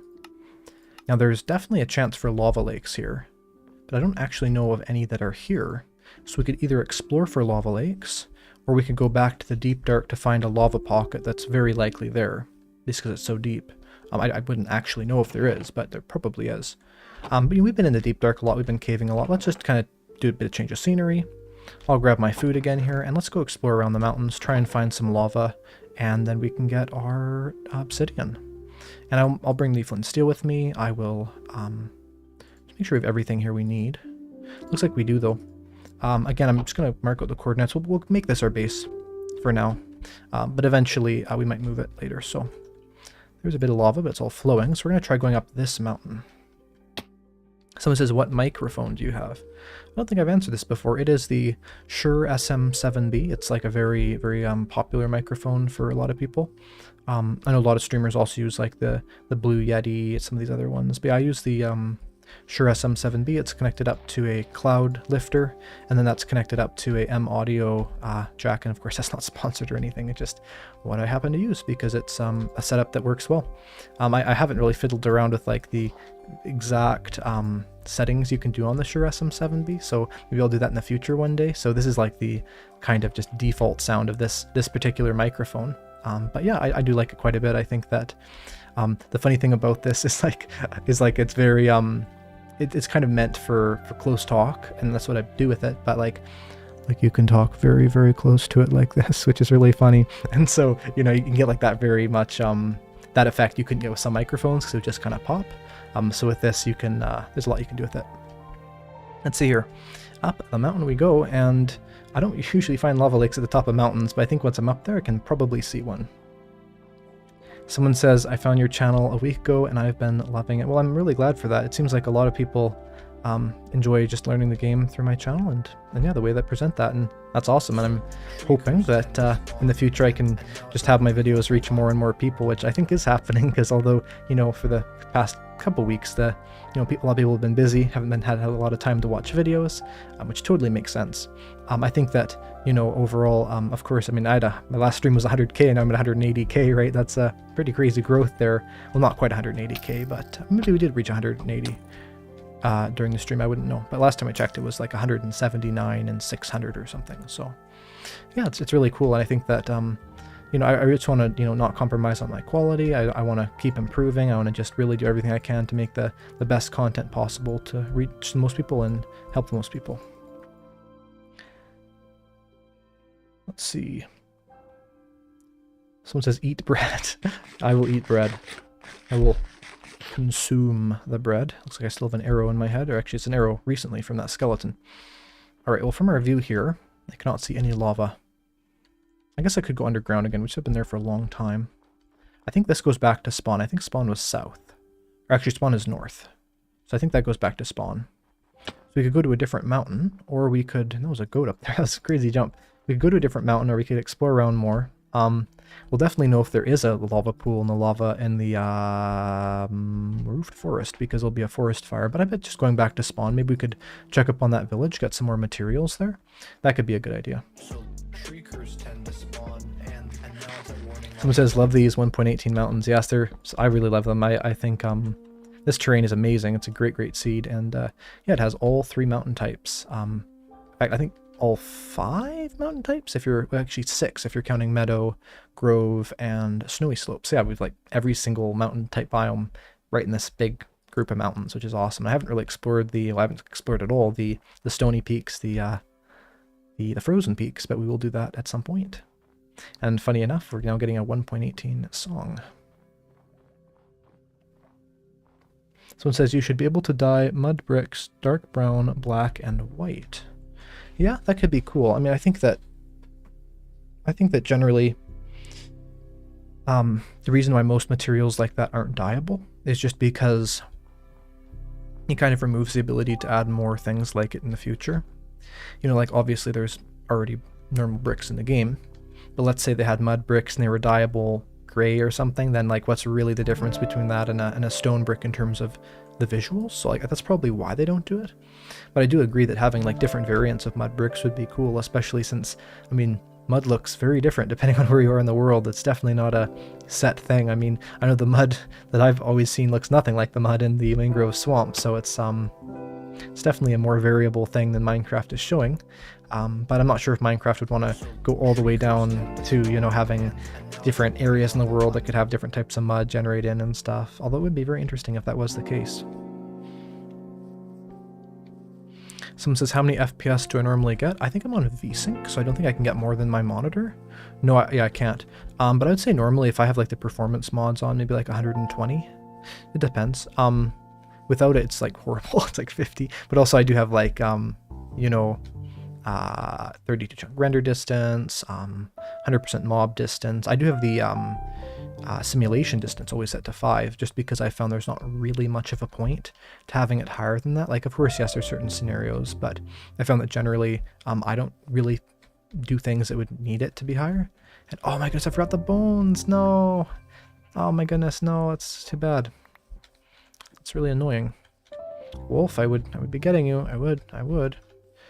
I can't. Maybe if I find some bones on the way back I can get it, although I don't think that'll happen, but we'll see if I can find any. The forest definitely can have lava lakes that summon at or spawn at it. So I say spawn, summon, and generate. I always mix up these words often in the videos too. It's like the biome will summon in. It's like that's not really what's happening, but anyway, it's kind of all the same thing. Let's see here. We'll get some flowers while we're at it. Why not? Never too late for decoration. And something I was talking about yesterday in my video was the old version of Minecraft, and I've also been covering Bedrock Edition a little bit, just a little bit here and there. And something I will be covering in an upcoming video, indirectly, and I won't spoil what the video is, but is the fact that there are the fallen trees in Bedrock Edition, and that's something I really like. And I was thinking about that because I was in the forest and I was thinking, well, what am I going to find here that's actually interesting outside of just the lava lakes? And yeah, it's basically nothing in Java, but in Bedrock you can have these interesting fallen trees. You can have these really cool like mushrooms and vines that generate on it. It adds a lot of like kind of the sense that this world's actually been lived in, not just, you know, it's been the exact same forever. And this is a very good alternative view of the mountains. You can really see how big they are. So I think we were on the other side of those. Then we have this, I'll just zoom in my FOV here, we'll put on cinematic camera.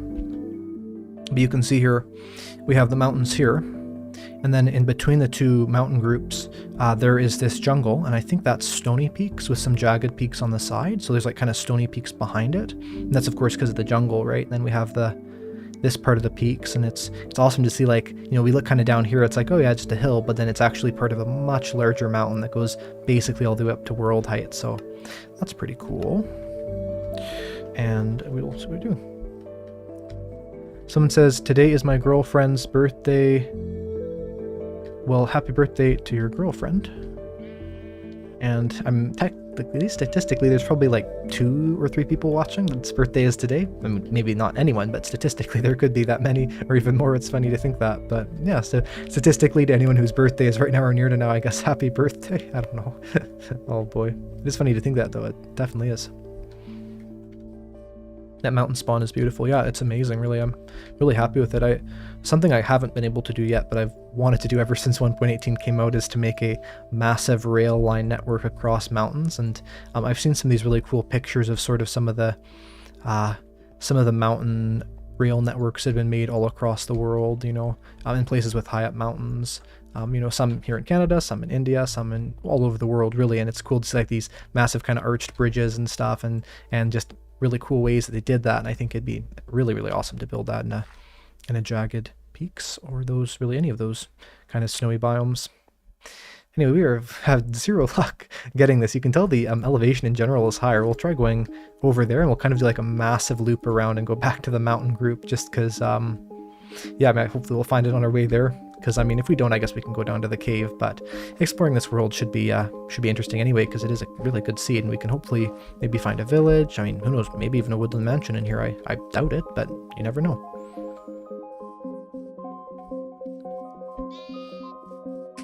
Let's see. Someone says I could find a woodland mansion in this dark forest. Don't leave it. Yes, and I will definitely be looking for one. This is Cat, I think. It's one of my favorites. Unless I'm stupid. No, I think it is scat. Sometimes I'll do this. It's like, oh, it's this song. It's like, no, it's not. I think it's scat though.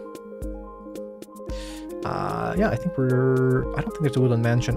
It does go for a long time though. I can see all the way back there. So I will explore that more in a bit. There's more dark forest over here, I think, too. You can see I think the ocean's there. So technically there's probably like this really interesting river path that goes from the massive mountain all the way to the ocean. That would be really cool, honestly. Like eventually, if I do this for a long time, which, you know, I'm not sure if it'll be long term or not, it would be very interesting to do a massive dock, let's say, have some boats there, have just a massive network of ocean travel, because I've always liked building sort of travel methods and stuff within the game. Someone says my GUI looks too big. My GUI is pretty big. The reason why I have it like that is because, believe it or not, most people who watch my videos watch on mobile. The thing about mobile is that most mobile screens aren't very big, and so because of all those people, I want to make sure to have a UI that they can really see well. Like in fact, I'll just show it right now. If I go to my video settings and put my GUI down, I could put like 1 down. Okay, that's actually very small. It's very small. Not that small, like maybe like this small. Even like this, I think this is the second smallest, right? Which is bizarre. I don't know why Minecraft chooses this, but it's incredibly small. Like I couldn't do this. It's ridiculous, you know. So to me, I just go with 4 times there, and then actually maybe it's not 4 times. Maybe it's auto. Oh, there we go. It's 0. I see. Well, either way, whatever it is, it's there's not a lot of ones that are similar to this size, and you know, especially when I'm looking at my inventory, there's like, people can see things better and stuff, and it really prioritizes that. This is beautiful. Oh my goodness. That's like the screenshot of the century. Now that I think about it, actually, I think one of these mountains I used in a video before, like for like a screenshot one time. I had the seed a while ago. I actually found the seed when I was recording some like secondary footage for a video like of some mountains, I think. So that's how I found the seed, and I was like, this is crazy, and then I just kind of saved the seed and used it today again. So yeah, it's definitely because of these insane mountains. I don't think I've seen this group of mountains yet. Let's see. It says 30% of my screen is chat. It shouldn't be showing up like that. But I think it's just in the corner here, right? Anyway, let's take a look here. We're gonna go over the long way. I'm not gonna go back to the mountain just yet because I'm hoping I could find a plains biome or something. I mean, there's, you know, a little bit of lava. I guess I could get 1 piece of obsidian because not gonna matter really, but I mean, it may as well. Well, there's a savanna. I bet I could find. Oh, there's a village. Ooh, look at that. Finding everything today. This is amazing seed. But I will take a look at those things. I bet there is. I mean, there could even be obsidian in the blacksmith. So you know, we'll do that. And now that I think about it, I could just go to that ruined portal that's right next to the spawn point. That would be smart. I don't know how close I am to that though. Am I close to spawn? Not too far, but it would probably be easier just to go explore around some more. Although, you know, worst comes to worst, I can definitely get that just from that ruined portal there. Okay, let's grab our obsidian here. Wriggle. So shriekers tend to spawn. Someone says, I once got a seed with a pillager outpost in the middle of a village. Yeah, I've had some very bizarre seeds like that too. I love Minecraft seeds. It's something that I wish more people were interested in. I think that, you know, there are a lot of people who like them, but I found just generally when I make a seed video, it doesn't do that well. And so, but I will make them occasionally. And I found that seeds are a very, very cool part of the game. I mean, it's funny because one of my favorite things about the game is it really is about seeds. It's kind of the world generation, the base mechanics of that. I find that really cool. And so it's always amazing to me to find out different seeds that can have, you know, really unique things at them. It's not like any seed's going to have a unique characteristic to it, other than like a couple things. You know, like for instance, you wouldn't necessarily find a seed, we wouldn't at all find a seed where like, you know, this seed has more diamonds than every other seed. But you could find a seed where you're mining, there's more diamonds than, you know, any other seed you've tried, right? So I think that even just the circumstance of different things you can find there, you can still find, let's say, well, this village, you know, this seed doesn't have more villages than every other seed, but it does near spawn, right? So it's sort of like what characteristics of the seed you see. And it's interesting because I remember, I think it was a while ago, someone commented, and I might have actually replied to it in a video, is every seed the same, you just spawn in a different location, because it would sort of seem to look like that. But the interesting thing is that it's not. And so there's actually no place in any Minecraft world that's the same. There are mirrored seeds, which is like the exact same seed, but just like a different number, and there's like a couple things different. But outside of those, every single seed is completely unique at every single point in that seed. And I mean, even if that world generation was extended out a lot, that would happen. So there is a blacksmith here, which is perfect. That is really perfect, honestly. Might even be two, who knows. But hey, that's awesome. I was hoping there was, and there is. And we'll grab this lava as well. So we have 1 here, 3 there. So if there's 7 in the chest, then we can get that. But I'm guessing there's none. There is none. But there is this. That's better than nothing. And we will get those 2 obsidian. Oh, excuse me here. We will get those 2 obsidian there. And there is a super chat, and I appreciate that very much. And yeah, thank you very much for the super chat. Let's see here. Tell the people in the chat that know about this. What country has the money ZAR? I don't know that one. But whatever it is, it's 7 ZAR, and I appreciate that a lot. Someone says I have a really soothing voice. Well, thank you. I'm glad that a lot of people enjoy it. I think that it does lend itself well to live streaming, so I'm hoping that these things will be successful, that people will enjoy that, because I feel like, you know, I'm assuming, and you know, maybe people aren't doing this, but I'm assuming a lot of people watching this just have it on in the background, maybe on a second tab. Maybe you're one of those people, you're playing Minecraft right now, you're just listening to me speak about the game in general. And I think that the live streams are great for that. You know, you can have a live stream that is, you know, incredibly exciting, incredibly fast-paced, but every live stream is not ever going to be as exciting as, let's say, a video, usually, right? And so I think because of that, as long as you enjoy sort of the general thing that's happening in the video, you enjoy the streamer's sort of presentation or whatever, then it can be really fun to watch one of those when playing the game, which I do myself sometimes. And there is another super chat, which I appreciate quite a bit. Someone says they're playing Minecraft with you. I think in the sense of like you're playing the game as I play it, and oh my goodness, people, look at this. Look at this. Can I get any more lucky than this, right? I mean, this isn't really lucky, but it's good. It's good. And I think that we will do that. I'm so excited because there was no lava lakes here. Oh my goodness, these mountains are insane. Anyway, I think that is the mountain group, I think. We'll have to check on that. It is though, yeah, because we went this way. Anyway, look at this. Hey, look at this. This is amazing. It looks like the lava or the water updated the other water, but this is awesome. All right, so I will just mine this, and I guess if as I mine, it'll be a, you know, whatever it takes to mine one of these. I'll read some comments. That's exactly what we're doing, playing Minecraft and watching you. Yeah, I found like one of my favorite things to do is on, let's say, a Saturday or a Sunday or something, to just sort of watch a live stream, play the game. I'm hoping that a lot of you are enjoying that as well. That's why I decided on Saturday, but also because then it doesn't interrupt my normal content creation schedule, because I'm usually making videos most of the week, so it kind of works well that way. So it says I've never seen that kind of lava generation before. Yeah, I've never seen that. I've never actually seen that happen before either, to be honest. I have seen lava generate underneath a villager's house, but I've never actually seen it generate underneath a crop farm, although of course the idea behind those two things is more or less the same. We have 4 now. Probably mine a lot, just because, like we saw before, there's not really a lot of lava around where we are, so if we get a whole bunch of this, it's going to give us those resources in the future. Someone says, any plans to build a villager trading / breeder soon? Well, to anyone new on the stream, I started this world today, so I don't really have any plans to do anything that big right now, because I would, you know, first like to get my base materials. For me personally, I don't usually like embarking on super large projects until I have tons of materials, tons of, you know, just to make things not take too much time. Because as an example, let's say I'm going to build a gold farm. That's something that, you know, takes a lot of materials, right?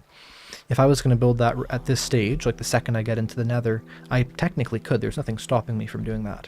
But the amount of time it would take would probably be almost as much time as it would take to defeat the Ender Dragon, go to the end, get Elytra, get better tools, and then build the gold farm all in the same amount of time, right? So I feel like, you know, with that in mind, I do tend to want to get as decent of materials as possible. And there is another donation by the same person, which I appreciate as well. Someone says the oceans need more life.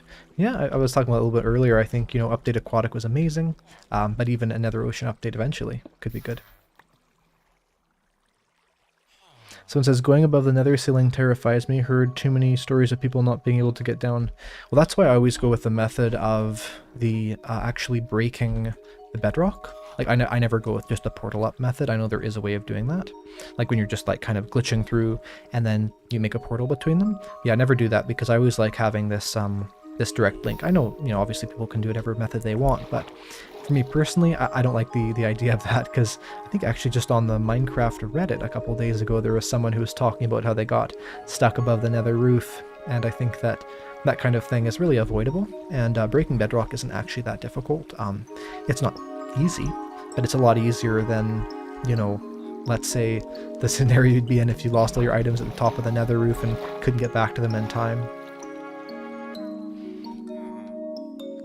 A bunch of people are asking what is the seed. I'm not going to reveal the seed just yet. I may reveal the seed at a later video or at the end of the stream. But I think that going in blind on these kinds of things makes it more interesting. And it is a very beautiful seed, though. If you people are wanting some Minecraft seeds that are like this, lots of mountains, lots of good structures, I have a Minecraft 1.19 seeds video. I don't know if one of the chat moderators wants to link that. It's my 1.825 Minecraft 1.19 seeds, I think it's called, something like that. But yeah, that's a really great resource for seeds very, very similar to this. And there's ones where you have like a woodland mansion inside of some big mountains like that, so probably technically some of them are more rare and more interesting than even this seed. But I was using the wrong pickaxe there. I was incredibly smart to start mining obsidian with iron. Someone says, just found netherite on my friend's realm. Well, that's cool. Yeah, it's interesting. I feel like in 1.16 and 1.17, it was really a toss-up between is netherite or is diamond easier to get. But I honestly feel like netherite's easier to get, and I don't think netherite ingots are easier to get. But I found that I feel like there's more of a guarantee of getting just like an ancient debris, you know? And obviously you have to get 4 ancient debris to get 1 ingot to upgrade 1 piece of armor. But I found that I found like usually when I'm doing like, let's say the bed method, it's not more than maybe 5 minutes before I found a piece of ancient debris, whereas with diamond mining, like we were just saying earlier in the stream there, because I was diamond mining earlier, it can take a very long time to get all that. Okay, we now have 20 obsidian. That's probably enough. Maybe we'll just go with 24, since it's 1 enchantment table and 2 portals. Someone says, how are you able to focus on the chat and play Minecraft at the same time? I don't know, I guess the same way I record my videos. I may make a video eventually on my second channel about how I make my videos, because I don't think it's the normal process, but it's actually very similar to what I'm doing right now, where I basically have like an outline with my main points, because I don't script my videos. The only thing I script is the intro. A lot of people think I script them, but no, everything is completely kind of off the top of my head or whatever. I mean, I have an outline with the actual information on it that I've compiled. You know, I don't want to be saying the wrong information. I mean, I could make something up like, you know, mining obsidian with a diamond pickaxe takes 1 second, which is 1 second less than it takes with a netherite pickaxe. And obviously that's not true, but I could say it as if it is true. And so I always want to make sure that my information is correct. But yeah, kind of like that. And I'll kind of just, as I talk about something, I'll try and remember more things about it. So let's say the thing I've written down is bread is an easy food source to get, then I could expand on that by saying, you know, it's easy to get because you find it at villages, you know, but it's also important not to waste hay bales you find on too much bread, because that they work really well with the breeding of animals. So like I could say something like that, you know. But that's kind of how I do that. And so same with the chat here, I'll just play the game, I'll glance over, I'll see someone said, Eyecraftmc, you should put the food in your offhand. Helps a lot, and so yeah, I'll do that right now. Why not? I don't really care, but sure. But I will not forget what I'm looking at right now, which is a massive ruin portal. There must be the seed of giant ruin portals. I think ruin portals are about 5% of the giant ruin portals are about 5% of the portals. So oh, look at this, we got more obsidian, perfect. And a curse of vanishing gold shovel. I couldn't ask for more. I could, but that's what we got. Yeah, they're not very common, so it's interesting we got multiple ones there, and we got just saved there. We might as well grab the gold too. I wouldn't want to forget that. I would grab the crying obsidian, but I don't think it's super important at this stage. We can always come back here later. It's actually fairly close to where our base is. It just base is over the mountains, so we're going to go back into the mountains because we are good, but we're going to go back into these amazing mountain ranges, and I think this river might actually lead us fairly close to where we are. I'm going to see if all by memory I can navigate back to the base, but we'll see if that happens. I do have the coordinates saved in case I can't. Someone says, what performance mods? I have not Optifine, I have Iris and Sodium. I sometimes use Optifine, but for now I just have Iris and Sodium. Someone says, what's the ideal Y level for mining ancient debris? Well, 15 and 14 are your best ones, so people kind of mine around there. Obviously, levels that are nearby, like let's say 12 or 13 or 15 or 16 or whatever, those are all fine. Yeah, like generally if you try and mine around 14 or 15, you're going to get the most there. And I do have a video on ancient debris mining, although it's a little bit older, so I might make a new one on that one eventually, maybe in a couple months or something. But yeah, it is accurate though if you want to look that up. And yeah, it is around 14, 15. So I once found Curse of Binding on an axe while trying to speedrun, and it was funny, I almost died. It is funny, it's wait, Curse of Binding on an axe? I don't think you can find that. You might have had a mod on or something. In fact, I definitely can't find that. But it is interesting, the things that you can get. Curse of Vanishing is definitely funny on tools.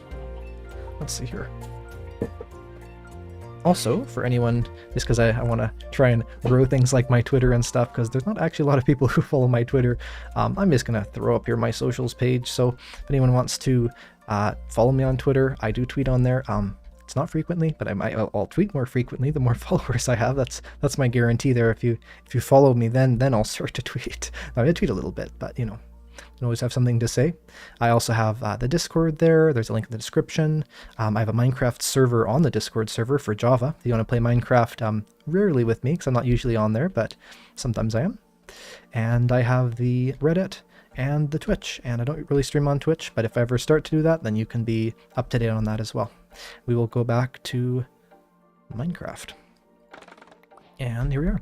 And so, I got some bamboo, because we have made our way into the jungle, and this jungle is at the base of these stony peaks, and so I'm very, very interested to see what we find, not only at the top of the stony peaks, but also if maybe there's a, well, the jungle pyramid is actually their technical name, but the jungle temple, and those kinds of features. That's actually an interesting fact, is the fact that the desert temple, or desert pyramid, a lot of people call it that, is referred to as desert pyramid in the code, but the jungle temple, which does not resemble a pyramid in any sense, is also called jungle pyramid in the code. So it's very interesting that they sort of just use the word pyramid as like a placeholder for that sort of thing. It's quite cool.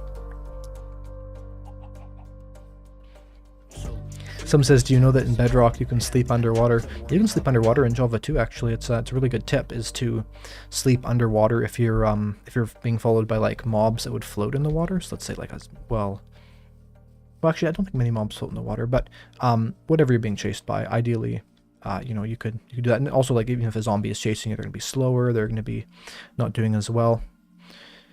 Let's see what is down this cave. Looks like it just stops. That's pretty cool though. It's like a massive gorge. It's like, you can imagine the history of this, maybe it was like a meteor or something. Now, of course, actually it's just from the cave generation, but it is interesting to think of what could be there. And speaking of interesting generation, we have the glitched vine, which I will not break because that's really funny. I've been seeing a lot of glitched vines lately, honestly. I don't know if it's a super big bug or something, or if I've just been lucky to find them, but that's interesting. Got a pig here, which I would lead back to my base, but we are very far away and my base is not necessarily in a established location. Let's see.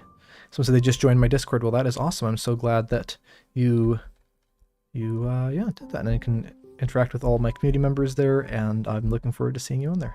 And I am pretty active on my Discord. I mean, I would say active, maybe not incredibly active, but I try my best on there.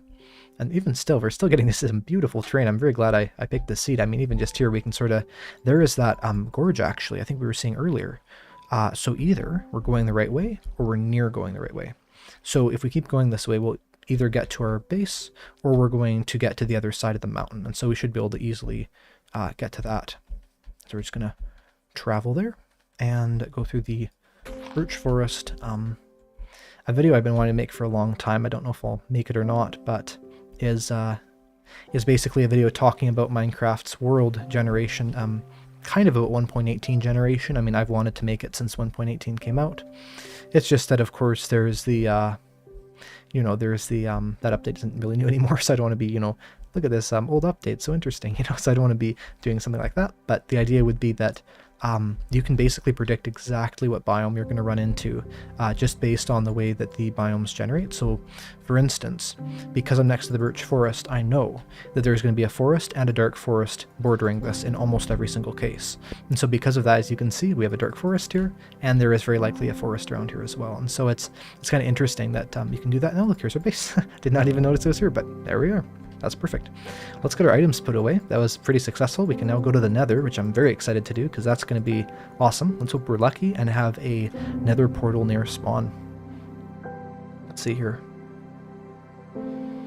And we still have almost 700 concurrent viewers, which is awesome. So we had a max of 850. I'm just looking at this right now. I'm not checking.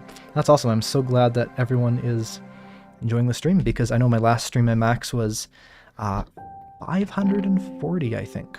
And so it's amazing to see that actually the amount of subscribers I have is very proportional to the amount of viewers on here, because I know that views aren't really working that way. Like the more, it's funny because a lot of people think the more subscribers you have, the more views you'll get, but it's not really, it doesn't really work that way, because a lot of people subscribe, but you know, without notifications, you don't actually see the videos. And so, especially with a lot of subscriptions. I seriously just tried crafting a nether portal twice. I don't even know what's wrong with me today. Oh my goodness. I'm not that bad at Minecraft. Why did I try crafting a nether portal? Okay, we're going to make a nether portal, not craft it, because you definitely do not craft nether portals. And I also give myself 12 obsidian because I'm not thinking through this at all.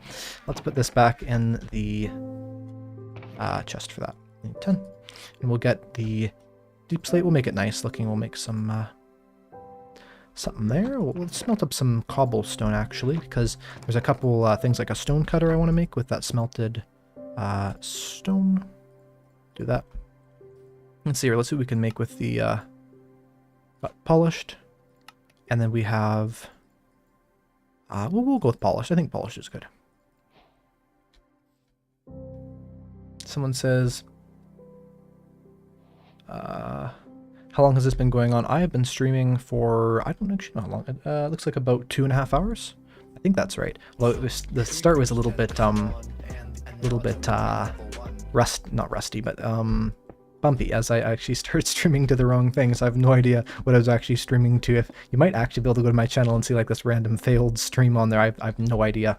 But what I do know is that we're streaming now, and it's all working really well actually. So, and yeah, I'll probably just keep streaming for as long as I can, basically. Might need to take a break here at some point, but I think this world's going great, and we haven't even died once. So I mean, it could have been hardcore, and we still would have been to this point. So maybe I should have done hardcore. I don't know, but anyway, important things to do when we're going to the nether is, number 1, set our spawn point. And don't set it in the nether, which I'm sure everyone knows. You definitely do not want to sleep in the nether, unless you're mining ancient debris. We'll make that stone cutter like I want it to. Skipping through the, let's see here.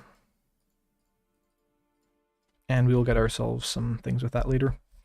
But yeah, let's light up, or we already did light the nether portal. Let's get ready for that. I'm just going to wear my, not the best armor. We'll save this if we need it for later. We'll not bring our diamond pickaxe in any scenario. We're only going to bring half our food, because we're not going to go exploring much. We're just going to take a little 10-second look. It is so interesting in hardcore, although we're not playing in that, but the fact that in hardcore, you never have to worry about, you know, oh, I shouldn't take this because if I die, cause it's like, well, if you die, the world's done, so it doesn't matter at all, you know. So it's kind of funny because in a sense with certain things, you don't have to necessarily care because you're kind of always caring at that level of, you know, I just cannot die in any scenario. Let's see here. Bring a boat. And I could make a gold helmet, but I don't actually know if we're at a biome like that, and we shouldn't be instantly dead if it's piglin biome. So anyway, here we are from the amazing, very 1.18, 1.19-ish terrain, and we're going into the nether. Let's see what's here. And maybe there's even a bastion or another fortress at spawn. I literally have zero idea. Soul Sand Valley, okay, not the worst. I don't see any structures, which is not surprising. I wouldn't doubt if there's one nearby. Soul Sand Valley is actually really great because the bone blocks here are super overpowered. How many you get? Yeah, I don't see any structures for now, so that's okay. It's fairly unsurprising. But we can try killing a couple skeletons, why not? See if I can... I don't have a shield with me, that'd be smart. I'll make a shield and then I'll try my pro skeleton strats. Because yeah, skeletons are actually really easy with a bow. Or not with a bow, with a shield. And there's our portal, and I need to really make a base at some point. I don't know if I'll put off making a base all the way till we defeat the Ender Dragon, but definitely for a little minute longer here. And let's take a look here. So, we just had a perfect warped fungus on a stick, also known as a super chat, and someone says, best Minecraft guide ever. Well, thank you very much for that super chat, and I definitely try my best. And hopefully this video is somewhat useful, a little bit useful.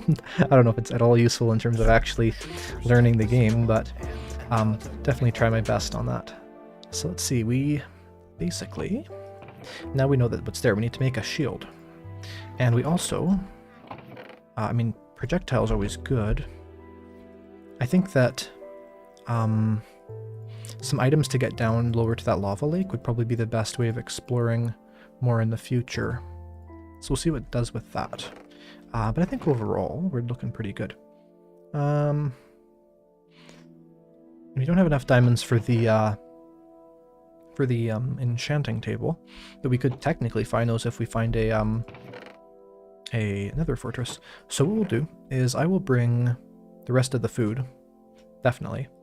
And I will bring a flint and steel, of course, always good to bring that. And I think that's about good. And we're going to now travel into the nether. And we're going to actually explore it this time. Yeah, we should be good. I always often do this. I'll kind of go to the nether. It's like, oh, but I forgot this and this and this and this and this and stuff. But, you know, at the end of the day, it shouldn't matter too much. All right, we'll get rid of those skeletons the pro way. Another super chat that says nice. Well, the super chat was very nice. Hopefully the gameplay is okay.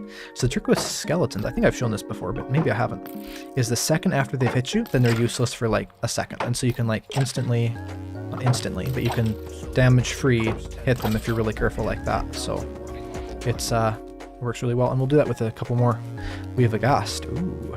So have a piglin? No, that's a skeleton. It looked like a piglin a little bit. We'll see if we can deal with that ghast in a minute here. Let's do the skeleton first. It's interesting how the both the ghast and the skeleton. Oh my goodness, we get it to hit the skeleton? Maybe, maybe not.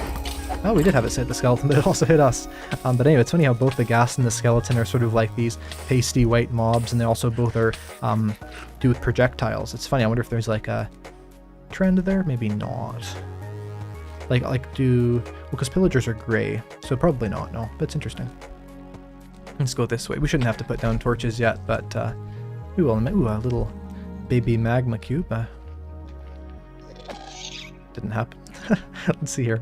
There's not really any piglins, so we could mine this gold. Because why not? We don't really need gold, but I mean, well, eventually we'll need gold, but you know, for now. Someone says, I'm a Minecraft veteran because I've been playing for 6 years.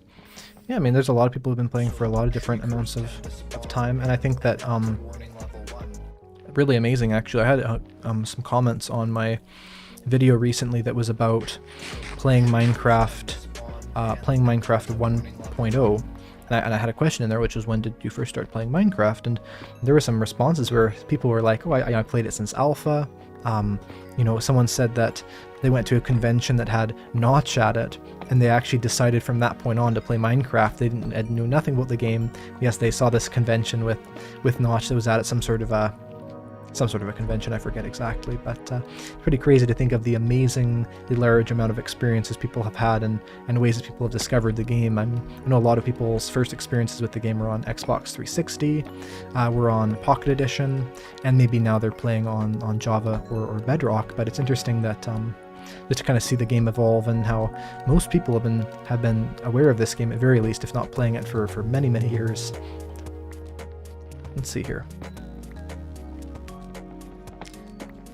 Someone says, please don't die. I don't think I'll die. I'm not actually nervous at all because we're not in a dangerous scenario here. I mean, as long as I'm careful, which I'm trying to be, like that was an area where I could get hurt, right?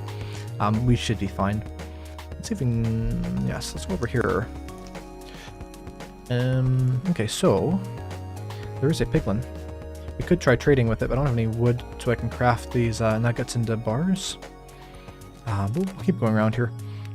And is that a fortress? Oh, that's a fortress, yes, and it's also really close. There's also both forest types, that's good. Okay, let's see if I can... Here, we'll try a little something here. So, block. Now hit. The problem with sword blocking is that there's not actually much of a cooldown, and so it doesn't work that well. Like, it can work, but some of these mobs can hit you so quickly that shields aren't necessarily that useful. Someone says, I just started playing Minecraft and been learning a lot from your channel.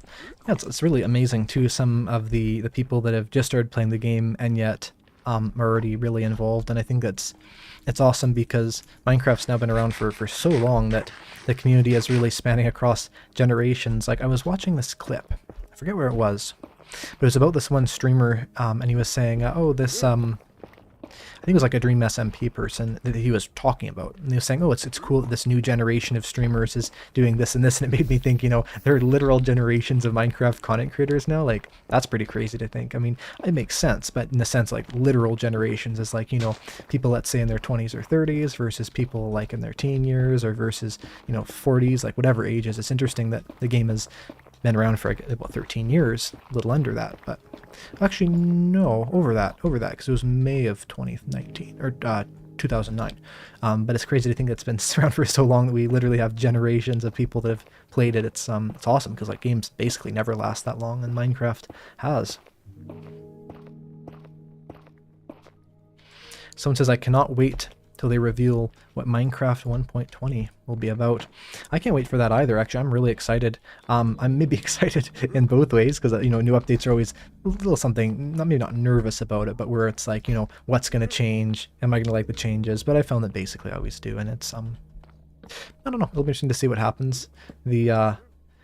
My guesses at this point are either PvP update or end update. I think those are the most possible, but I think that there's also some really common ones that could happen, like for instance, let's say a update where they add all the biomes they haven't yet. Anyway, let's check in these chests. Okay, nothing really amazing there. I'll keep these torches here for now. I probably should have brought more torches, but I mean, I don't really need torches. It's just to kind of help me mark it out. Any diamonds? No, but 2 diamond horse armor. Here I am earlier, I threw away a diamond horse armor, and now I found so many, but oh well. Honestly, this kind of generation here is very, like, this kind of cutoff thing here. That almost looks like it'd be 2 fortresses in one. I don't think that really happens, but it does look like it. It's like the generation sort of looped in on itself. Okay, we have another word. I mean, yeah, I'll grab this. It's funny because for a second there I wasn't realizing this is a new world. I should probably be getting these materials, and I was like, oh yeah, whatever, another word. That's cool. Then it's like, I should probably get that. I don't have any praying materials. We have a super chat. It says, what do you think about the trillion views video? Oh, that's interesting. I really like that. It's interesting because at that point, my channel was very small when that came out. I think I only had, oh my goodness, watch this. Look at that. Piglin, or yeah, look at that. Zombified piglin versus skeleton. Let's see who wins. Look at this, eh? Amazing.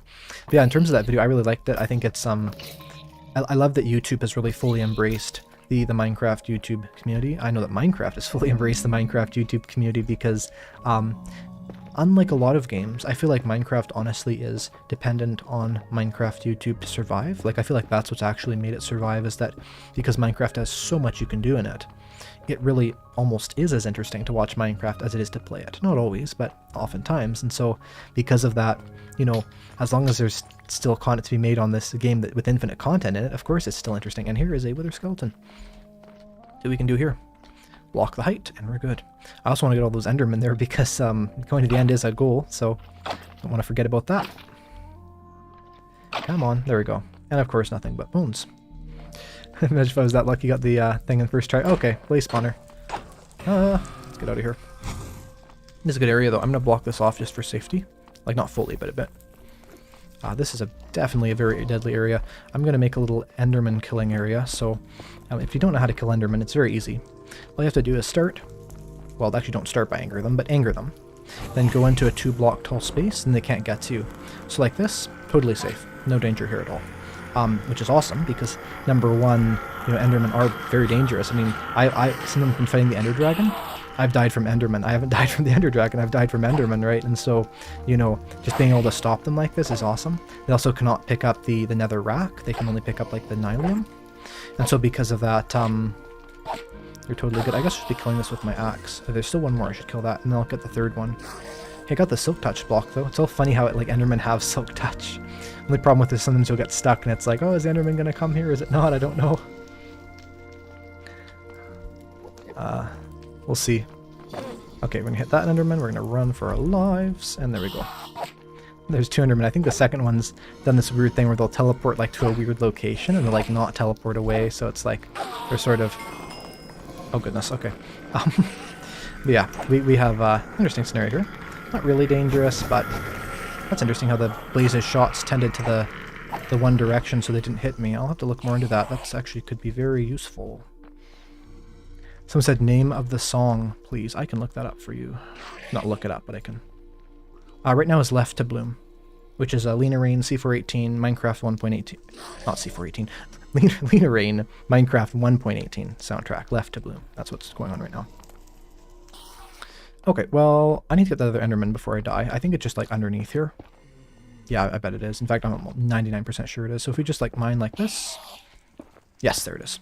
So we basically just have to get like a easy way down. A little bit risky. Let's keep a little safe safe spot, and then we should be able to hit it from here. Should, maybe not. Let's see what we can do. Yeah, it's funny though, if you ever lose an Enderman but you still hear them, almost always they're going to be below you, or they're going to be in a position like that. Like they can kind of get to you, but you can't get to them. I'm also not in a really safe position right now. Should be careful. Well, not too dangerous, but let's get this. Come on, Enderman. Around the corner, and yes, an Ender Pearl. Since we now have 2 Ender Pearls and 2 Enderman Silk-touched Warped Nyliums, which I guess is awesome if I want to grow Warped Nylium. And, oh, there is a Piglin. It is a really, really good Nether Fortress, though. I mean, in terms of actually being good Nether Fortress, I'm not sure, but just in terms of, like, the biomes around it, very, very nice. And I like the, I always love having a very large, sort of, like, diversity of biomes around, because I feel like, especially like in the Nether, you know, the biomes aren't very big. You're always going to find all the biomes somewhat near spawn, but not being able, but like not having to, you know, go for like hundreds of blocks or whatever to get it is always good. And that was a failure of a blaze kill. Also, unless I'm just seeing double, I actually believe that these are 2 blaze spawners next to each other. Oh my goodness, it is. That's amazing. So that means that later on, if we wanted to, we could make a blaze spawner farm there. That is really, really cool. I will definitely... Oh, I'll definitely look into that. I was talking earlier in the stream about how mobs with crossbows are really easy, and that's an example of it. You just block the shot or dodge the shot when they're charging, or when they're shooting. And then when they're charging, it takes so long. You have like this massive amount of time to get them. Oh. Okay, that might be our first blaze rod, actually. No, it's not. Okay. I didn't notice the achievement earlier. Funny too, like the blaze do have that melee damage they give you. It's like if you touch them, you can get hurt. It's really bizarre. Alright, well we can keep going. This is an amazing forest here. I love the blue and the red mix there. It's really rare for that. Well, it's not rare, but it's nice anyway. Enough rare it is. I'm gonna block this up to protect ourselves from these wither skeletons. I died a little while ago in one of my worlds to a wither skeleton, and the reason why was that they blend in so well with the netherrack. They like, or not the netherrack, but the nether brick. They look so similar that I was sort of like, oh, you know, there's not one there. Like I killed one, but I didn't notice it was kind of to the edge, and yeah, it got me. So it's always important to be aware of the sort of camouflage of the wither skeletons. And I'm still so happy that we have a double spawner. That is so amazing. And we're getting a lot of good supplies. This is doing great. I mean, hey, we haven't died once. 21 levels. Didn't get a lot of diamonds, but we're underneath an ancient city. Great spawn. This world's going awesome.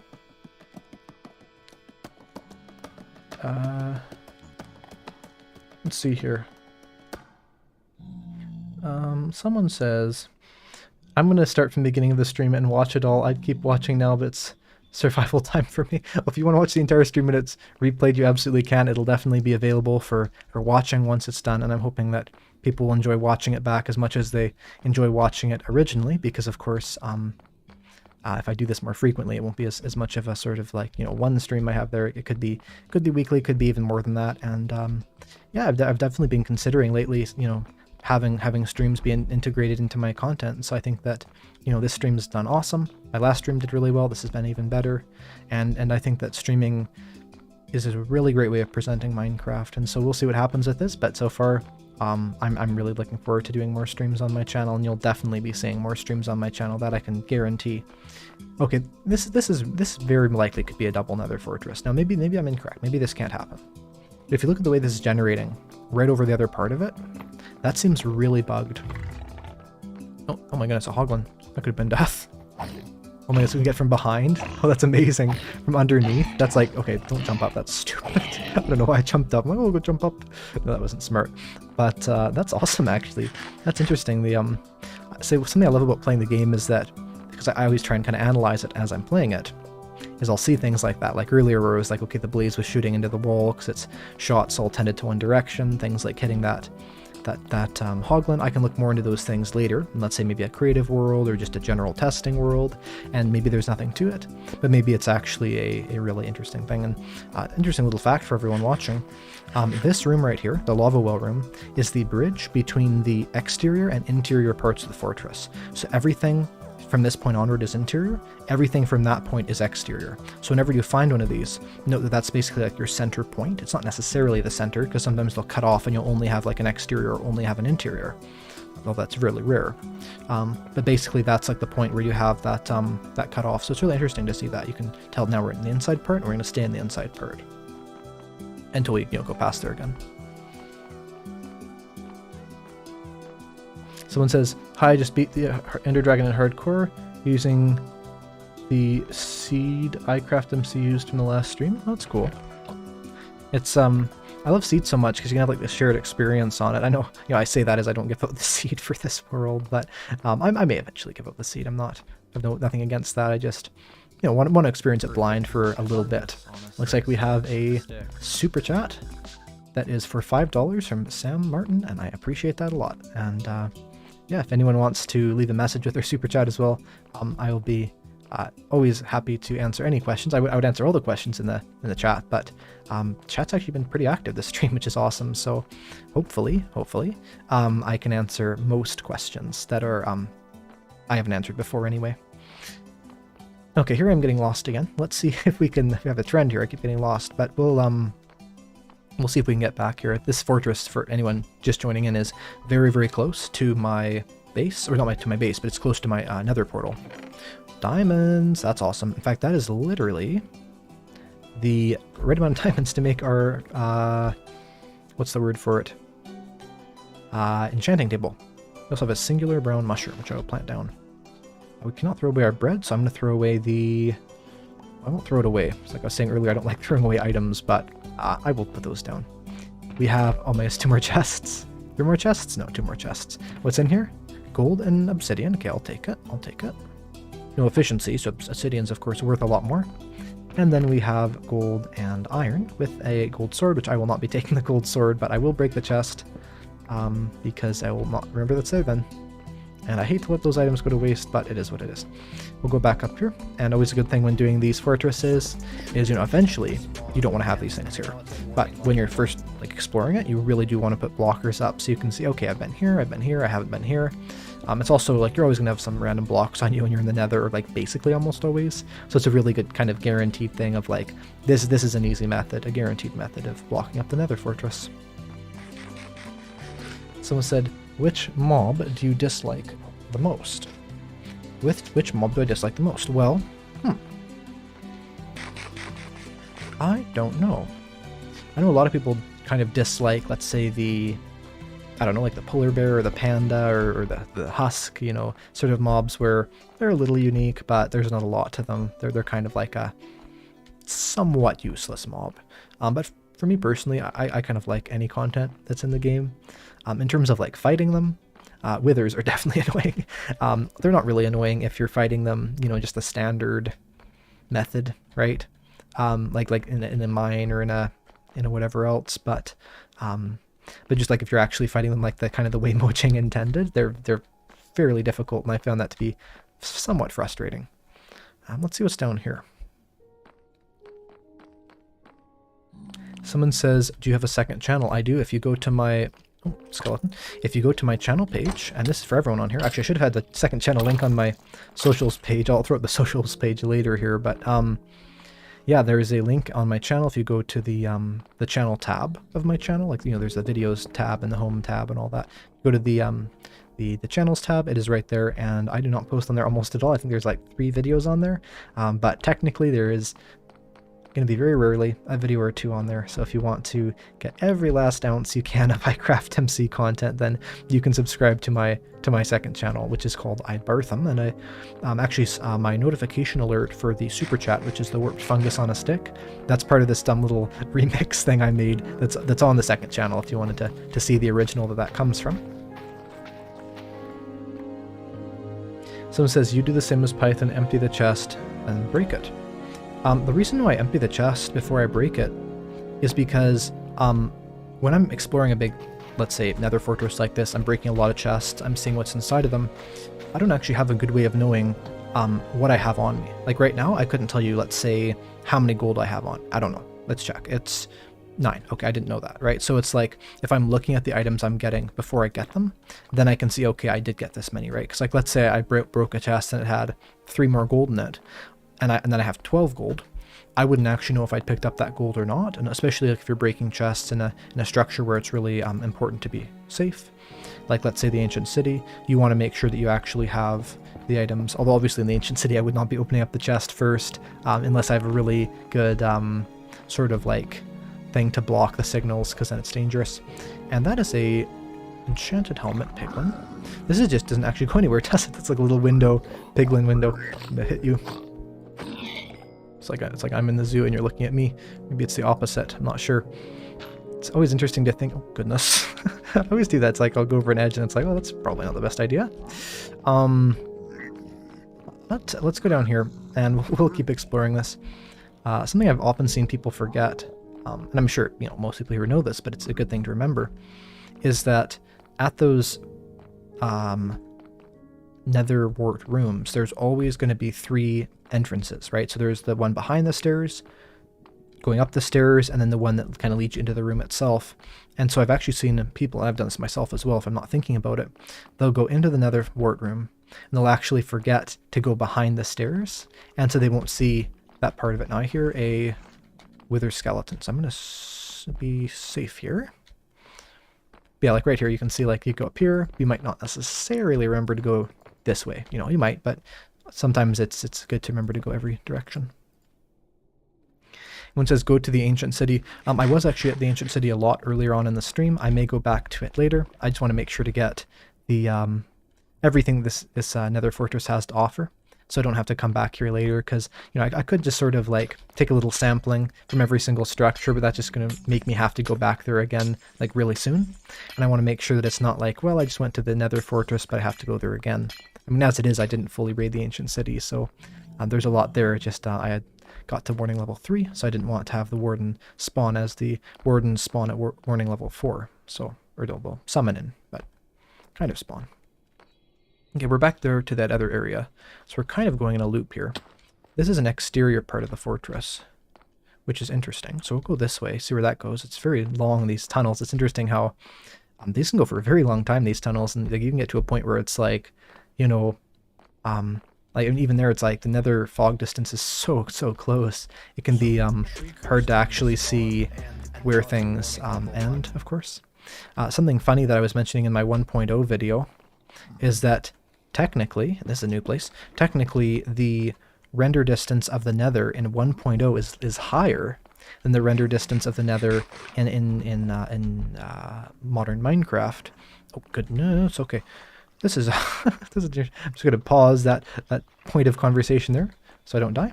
But yeah, it's just because there's no fog. Well, there kind of was nether fog, but not really. And so because of that, you could see a lot further. Piglin, you're going to get in my way, aren't you? Well, zombified piglin. See what we can get here. Very small chance to get a skull. Someone says, just subscribed. Well, thank you so much to everyone who's subscribing, enjoying the stream, and watching the stream for that matter too. I mean, the viewer counts are still very good, and yeah, I'm just gonna try and stream for as long as I can. No. Oh, no. Oh my goodness. Look at this. Look at this. Is everyone seeing this? Okay. Yeah, Piglin, you're in the way. Look at this. Look at this. Look at the skull. That's insane. This was the second one I've killed. Second one I've killed. It's like I have the luck right now, apparently. I don't know. That's pretty crazy. What am I throwing away? I'm throwing away... I'll throw away this. And we'll get... Actually, I don't need the coal. I just need to put this on. That's insane, though. What is the chance of that? Well, I know what the chances of that is. It's 2.5%. So that would be... To kill 1 and 2, it'd be like, what, a 1 in 20 chance? That's pretty low. I mean, it's not that's like amazingly low, but, you know, 1 in 20 chance is pretty good. Do I need the bricks more? Do I need the sword more? I guess maybe this netherrack. It's a lot of netherrack. I'll keep that. The golden sword's like technically always going to be worth more, but, you know, can't really use a golden sword. Here's a... Oh my gosh, look at this. Diamond, right? More diamond horse armor, of course. 2 coal. We don't need that. Iron hoe. I want to keep the iron hoe, but, you know. Throw away the ender pearls. We don't know if we definitely need those ender pearls. We do have 2 flint and steel, technically. So I guess I could put one away, although it seems a little bit wasteful because, you know, diamond horse armor isn't actually that useful at all, but it's just technically rare, so it is an interesting thing to have. And there is another... Is that the same chest? It is, isn't it? This is like a loop. Oh, that's cool. I have to remember that. I could break the chest, but I don't want to let those items despawn. I guess if I'm being really, like, not wasteful, I could put every item I have on my inventory right here. So I think all I really have left to do is just basically just kill some more blaze, and then that should be good. And I should be done raiding this fortress for now. I'm sure there are, you know, a couple more things, but I've gotten a fairly good share of everything here. I mean, I technically do have enough blaze rods, but not for the brewing, but not for the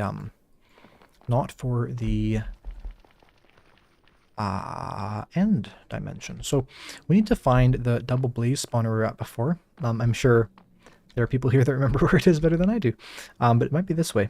And there's another enderman there, which is funny because that's where they were. That's weird. There's 2 more there, and that's where they were before. Let's hope we don't die. Oh, goodness. That piglin might actually be the death of me. Okay. This is a dangerous scenario.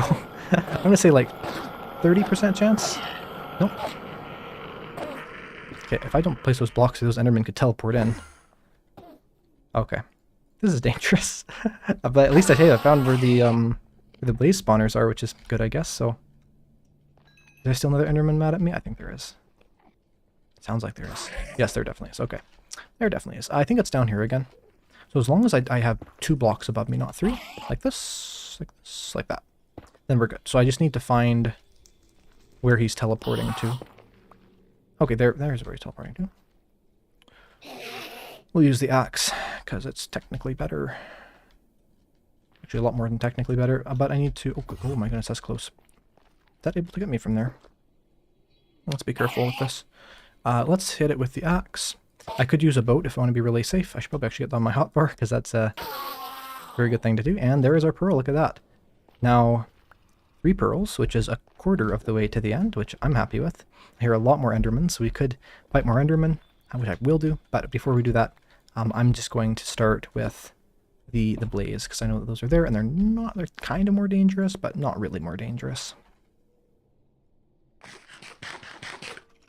Let's see here. Someone says bastion. I don't know of any bastions around here, but if I see one, I'll definitely try and raid it. I don't know if it's a good idea to raid it at this stage, but you know, we'll see what we can do. This skeleton has a decent bow. It's funny, really rarely I'll have a skeleton with a flame bow. It dropped its bow. Let's see exactly what it had on it. Oh, power 1, it wasn't that decent. It just looked like it. But yeah, rarely I'll have a skeleton with a flame bow, and those are like super rare, but also very difficult to defeat that. Oh. And we're almost out of food. I didn't realize that. Uh-oh, that's not good. We'll be more careful then. We're not going to get more endermen than at that rate. But we have a super chat that says, love the stream. You should do more live streams. Also, what's your favorite farm? What's my favorite farm? Maybe a witch farm. I found witch farms are really underrated, but like they're probably one of the best, because if you have a witch farm, you don't need a creeper farm. And if you have a witch farm, you get like infinite bottles, right? So it's like infinite dragon's breath. You get infinite, you know, redstone, so you don't have to mine for redstone. If you're doing a lot of redstone projects, that's like incredibly good. And yeah, probably witch farm. I don't know though. I mean, obviously, you know, there's certain things like a gold farm where like you need to have one. You know, things like an iron farm. You know, obviously just cannot have a successful long term world without it. But okay, we're basically out of food.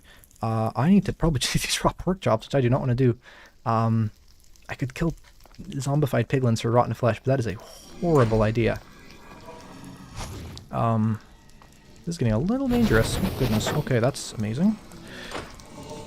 Okay. Let's see if I can keep dodging this fire. I'm gonna... Okay. Or die from it, which is not unlikely. Let's see if we can eat this in time. Okay, we're not going to get any more blazes today. That would not be smart. We just have to find our way out before we starve to death. I'm just going to think here. So if I do the wrong exit, we're going to die.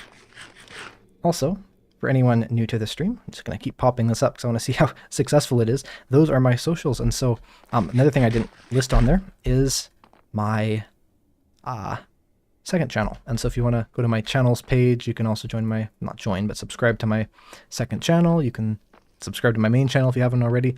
I'm guessing anyone watching the stream would probably have notifications on already, but if you don't, that's always a great thing to do as well. And I think what else here, we could also have the Twitch, of course, the Discord, and yeah, just hopefully there's also links for that in the chat by the moderators. So we'll go back here to Minecraft. So basically the idea is we need to find a way out of the fortress and before we starve to death, which is a decently good challenge because although there's a lot of things that are technically fairly easy to do in Minecraft, they require a little bit of luck, like for instance finding the right exit. So I'm not going to run and jump. I might run, but I'm not going to jump just to save on hunger. I remember where the entrance was.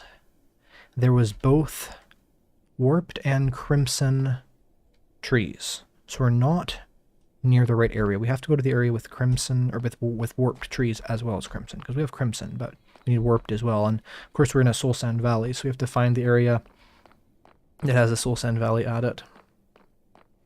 Someone says try to sleep. Yes, I'll definitely try to sleep. I don't actually have a bed on me, so, you know, but of course I'm not going to try to sleep. I'm definitely one Twitch streamer you cannot trick into doing things. I've seen some of these Twitch streamer. I'm not a Twitch streamer. I could be a Twitch streamer, but I'm not a streamer that you can easily Twitch. Sorry, my words are very messed up right now. I'm not, and I just went in a circle. I'm not a streamer that you can easily trick into doing things because I've seen these streams where people are like, oh, you know, press Q when looking at lava with your diamond pickaxe, and they'll actually do it. And you're like, what are you doing? Oh my goodness. Okay, this could be death. What we're going to do... Okay, that was freaky. That scared the life out of me. That was incredibly amazing that I didn't get hurt by that. But anyway, I've seen people do like these crazy things and they'll actually do it. And they're like, why did my pickaxe go in lava? It's like, because you threw it in lava. But we have a super chat by Ryan White. It says, loving the stream and looking forward to more. Long-time sub and can't find the join button to become a member. Am I missing out? I don't have a members button. I don't have membership set up.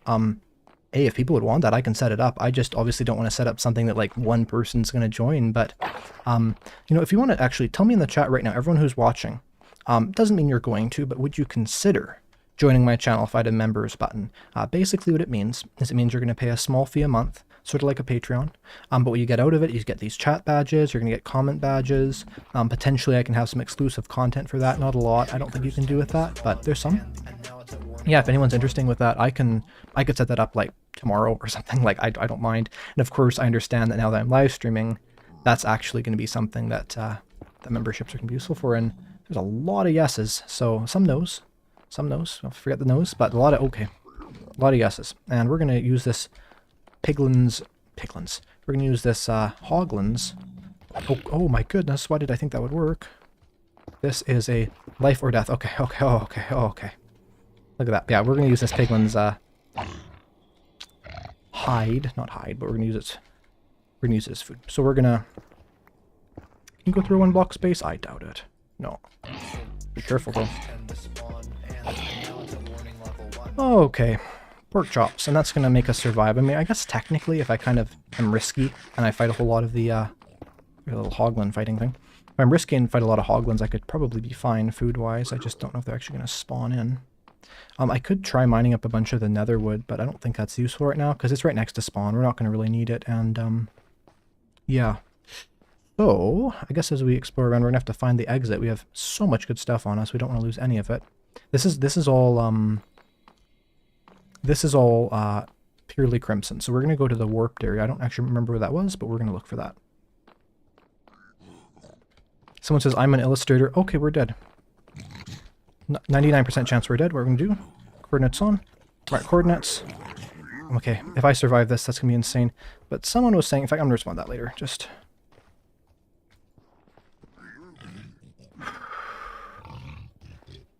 Goodbye, Crow World. Oh, okay. My heart. Okay. Alright.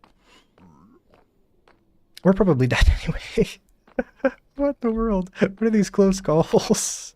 What are these close calls? Oh my goodness. Okay. Okay. I'm alive. I'm alive. Barely.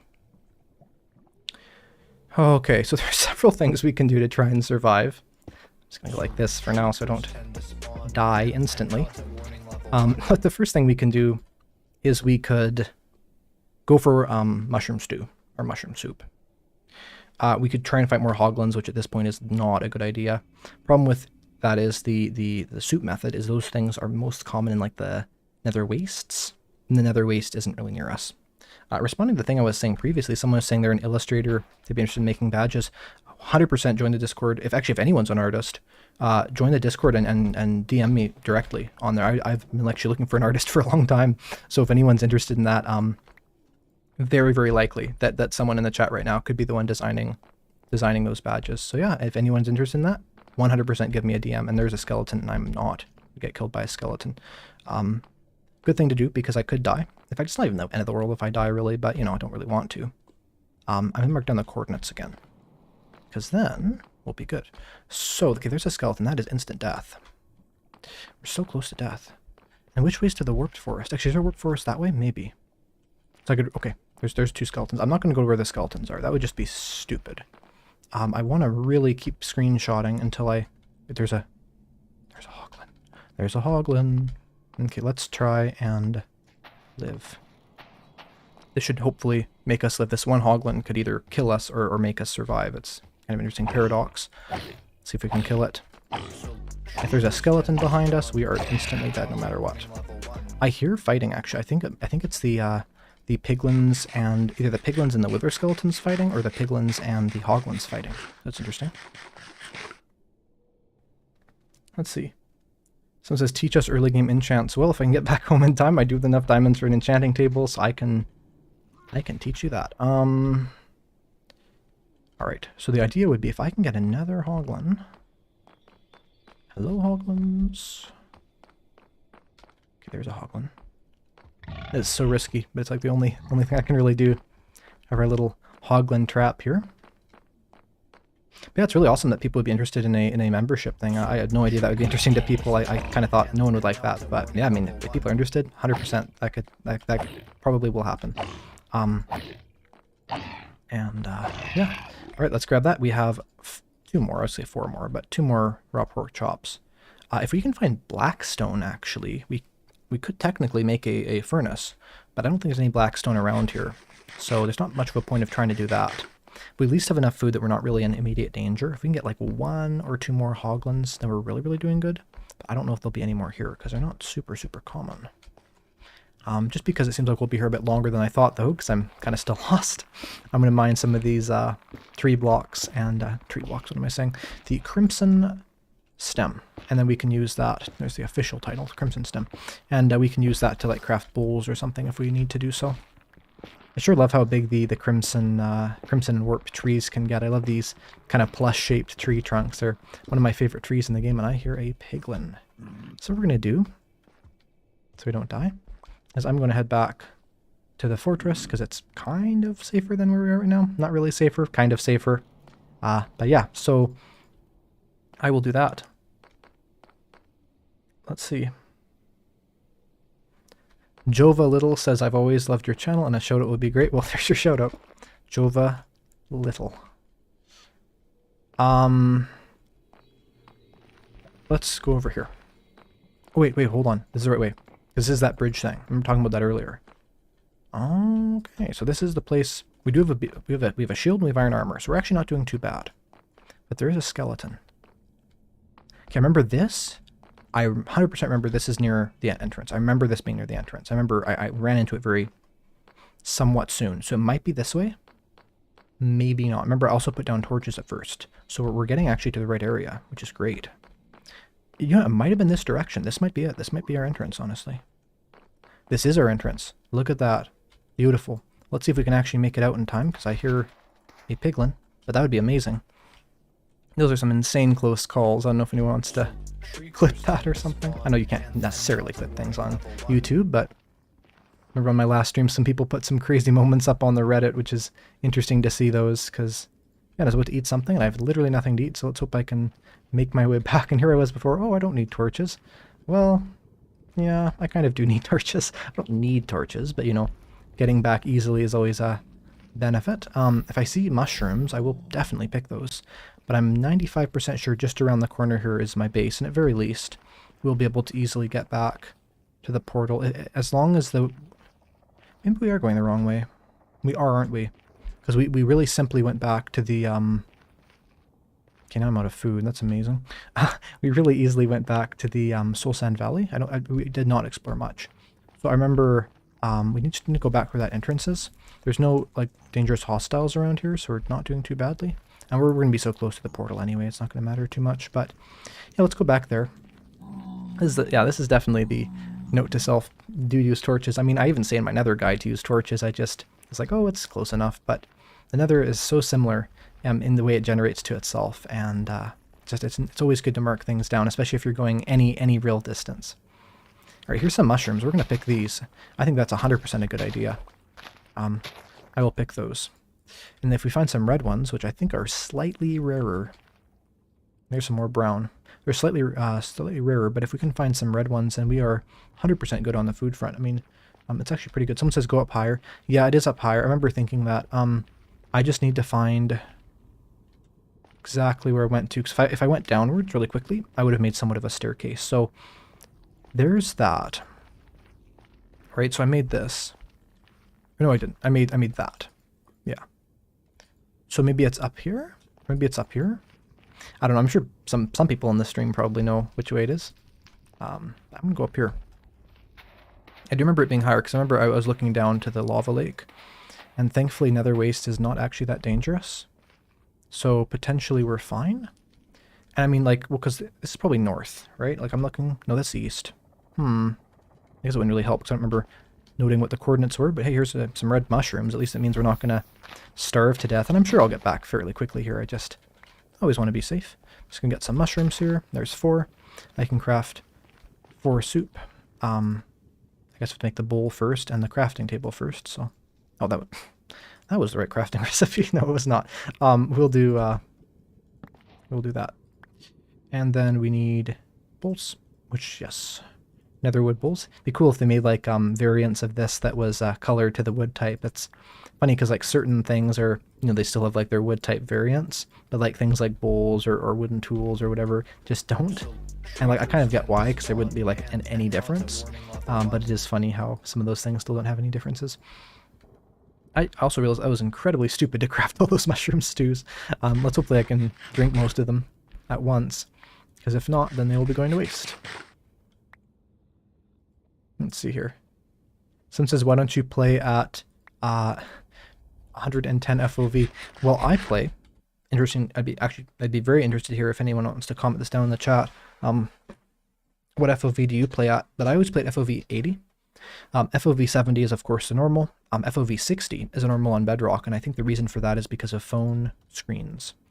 But basically, the FOV I like is 80 just because I have a fairly large screen, and also I think that 80 is a good mix where you don't get that really bad like distortion. Like there's a lot of distortion here, right? So it's kind of, it makes things, you know, harder to see. I wouldn't mind playing at that FOV. I just think that it's good to keep the visibility high, and it's good to make it so that, yeah, you just don't have any issues with that. So I'm going to not grab any of these things here. They're not that important. Yeah, I guess we'll just keep going. I'm glad I just have food. I have 1 mushroom soup. Should definitely be enough to get back, and there's some Endermen there, and I'm very tempted to kill them. I mean, at this rate, what do I really have to lose? Actually, I have a lot to lose, so maybe I won't. Like, what do I have to lose? Well, I have a Wither Skeleton Skull, I have 4 diamond armor, I have diamond horse armor, 3 diamonds, nether wart, blaze rods. I have a lot to lose. I think I'm gonna probably not do that, but I will build inventory management here.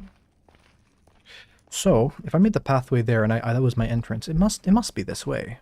That's the way I went already, so it'd be stupid to do it twice. Let's see if we can get this. There we go. There's another one. Too bad. I was about to say too bad piglins don't drop food, and then I realized it's a very good thing piglins don't drop food, because that would be, yeah, not the best. We'll just leave it at that. Okay, so I'll try going higher up, like someone had said. Like this corner. That could be good. Remember when I ran into the fortress, it was like I just ran into it. Like it wasn't like, you know, I'd seen it. Like I was not at a right angle. So I think it's just up here. If I just throw the bowl. Actually, I can just pick up that bowl. There. At least the crimson planks aren't going to look too bad. Something I've seen a lot on a lot of servers is people sort of use blocks to like walk around like this or whatever, which is fine.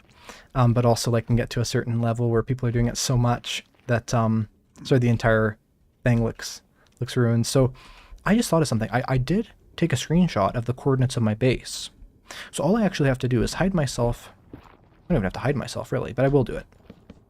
And then just look at that screenshot and then just divide it by 8 and that should be my coordinates. So that's actually a great tip right there, is if you are ever like lost and you don't know where your portal is, if you have those screenshots, you know, you can just divide that by 8 and you can know exactly. So let's take a look. My base is at 520 and then 800. So that means we want to be at about 6. I'm just going to do like quick math, but like 100Z and about 60 or 70X. Let's just say 65X, 100Z, and that should get us close enough. So 65X, 100Z. How close are we? Oh, that's the wrong button. Okay, we're not close to that at all. Let's see, 100Z. Well, that means this direction. So that means we want to go.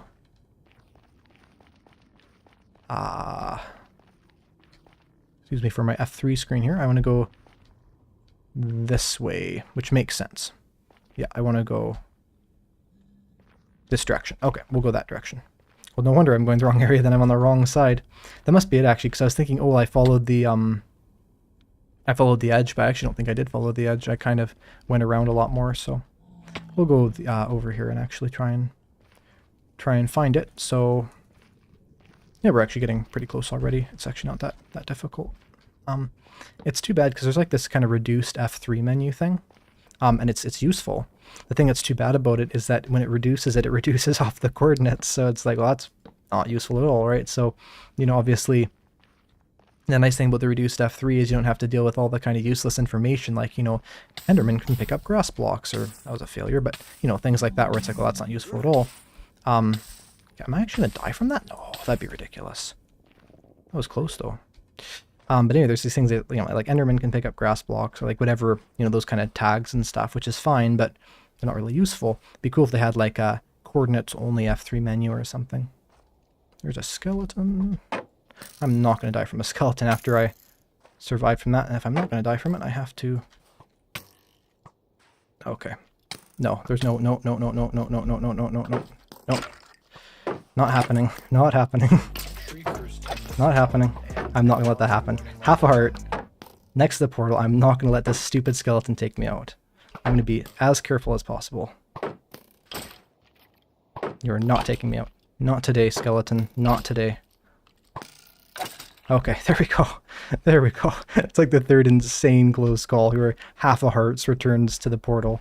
It's funny too, because I brought 20 bread, but I didn't realize we'd be running into a fortress, and that's the hard thing about the nether is half of it's like, well, I don't want to bring anything, you know, too good or I'll lose it. There's also the point where if you don't bring good supplies, like I didn't bring any wood, I didn't bring any, well, I brought some food, but I didn't bring a lot of food, you know, you're not going to have the ability to super easily get those supplies back in the nether. But I may as well eat something, as, you know, literally anything would kill me right now, which is not good. So let's start by let's start by putting down a double chest. I'll put all my nether items in there for now, and we'll definitely make a base here in a minute. I'm just going to put all this in here. There's that amazing wither skeleton skull. And for anyone who has not been here for the entire stream, which I'm assuming is the vast majority of people, basically I have a set seed, which is this amazing mountains area. I went to the center of these mountains, and I went to an ancient city. There's an ancient city just down there. I went caving, I went strip mining, then I just went to the nether, and I just came back right now, and I'm putting those items away and getting all the necessary supplies for food. And yeah, and so basically I'm gonna get some food so I don't die because I'm on half a heart, and yeah, literally anything would kill me right now, which is not good. Let's take a look at what we have and what we could do now. We could make a enchanting table. We don't have any paper. Actually, no, we don't, but we have books from the ancient city. That's actually funny. It's like, you know, books from the ancient city doesn't really seem like an amazing thing, but in a situation like this, that's really awesome. And of course, I could technically turn them into bookshelves as well, which I guess I will do. Someone says, get an elytra and fly around the mountains, please. I mean, I'll try my best, but I'm not going to summon one in from cheats or anything, and I have cheats off anyway on this world for obvious reasons, but yeah, once we get that legitimately and get the good source of fireworks, then these mountains will be very nice to look around. So we could make a shovel, and we could make a jukebox, so that's a waste. Not really a waste, because we have a lot of music discs, but kind of a waste. And just realized the music turned off there, so there's another song. Don't know how long the music was off for, but anyway. Here is our obsidian, and we're going to make an enchantment table, which is of course made with 4 obsidian, 2 diamonds, and a book. And we're going to take that enchantment table and our current books, and we're going to craft the staircases. So yeah, it's so amazing, honestly, that we survived from that nether trip. That was incredibly high action, and I'm really surprised at the end there I didn't die from the skeletons, I didn't die from the endermen. It's insane, because like this could technically be a hardcore world in the sense that we haven't died, so you know, we would have survived to this point, if not incredibly sort of rarely that we did. But so I don't actually know if I should make this, because I don't know if my base is going to be here yet. I guess I could put down the table as is and see what there is. I don't usually tend to recommend enchanting until you have all the bookshelves, but I could. So yeah, because if I place this down, I'm kind of dedicating to it. And I don't know if I'd want to live down here, and I could, but you can't really see much, you know? So what I might do, there's nothing to enchant anyway, so what I'll probably do is I'll put the enchanting supplies in here to save for later. Eat some bread so we don't die. And basically we just have to do whatever's gonna get us to sort of get to the next stage of the game, that kind of thing. So that's gonna be important. And I hate to do this, we're not gonna end the stream at all, but I'm gonna have to take a quick break. So I'm just gonna go on the break page. And yeah, and I'll be back in like 4 or 5 minutes. Been streaming for a very long time.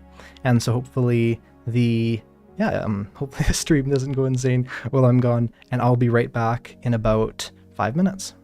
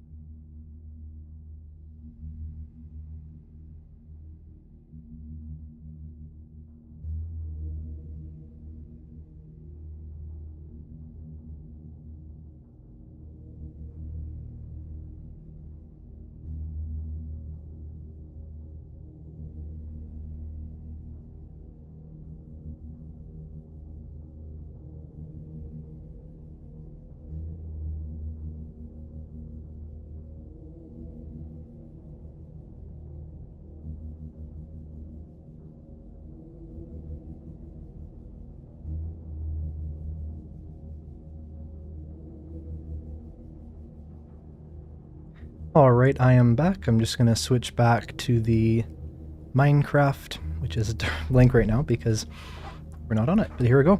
So back from the break, hopefully everyone is hydrated and ready to go back into playing Minecraft Survival on this amazing seed. And yeah, so basically our goal is going to be to find a place to build a base, I've decided. Because we have these things, like let's say, you know, the brewing supplies, the enchanting area, that they need a place to be put. You know, I guess we could make a little temporary brewing area, but at that point it's seeming a bit silly, so I think personally the best choice is going to be to get some supplies together, and then to do a small exploration around this mountain area, see actually, number one, how big is it, because I don't have a good idea of that, but also to find out what the most ideal location for a base would be. Then we can grab our items and then we can go back there. So I'm just going to grab some default supplies and just see what we can get. I guess water bucket's good. Want as much food as possible. I was saying earlier I didn't want to use up all the hay bales, but I've already made a lot of bread, so there we have that. And let's take a look here. So trying to think what else I would need. I guess I could bring a little bit of planks, some logs. That's probably good. Well, I'm sure I'll forget something. Be like, oh, I forgot this. But overall, that's going to be fine. Yeah, I think so. The axe is actually almost broken. We may as well make a new axe, as of course if we're exploring for a bit, we won't be able to super easily get another axe. So we'll put that back there. We'll bring our diamond pickaxe because I'm not expecting to die. Though we're not going to be going out for too long. I guess I should bring my bed. That would be smart. I was about to leave without that, but that's definitely important to bring. Although, of course, now our spawn point is not set. So, if this is south, this is north. I think south is the way I haven't gone. Because if I remember correctly, from when I first spawned into the world, the spawn point, this is south of that. So, if this is south of that, if we go north, we'll be going back to spawn, which is only like one mountain peak away. And if I remember correctly, which I don't know a lot about the seed, but if I remember correctly, the spawn point, yeah, there's not a lot of mountains actually near the spawn point. They're just kind of where we are. So we're going to want to go south. So we're going to do that.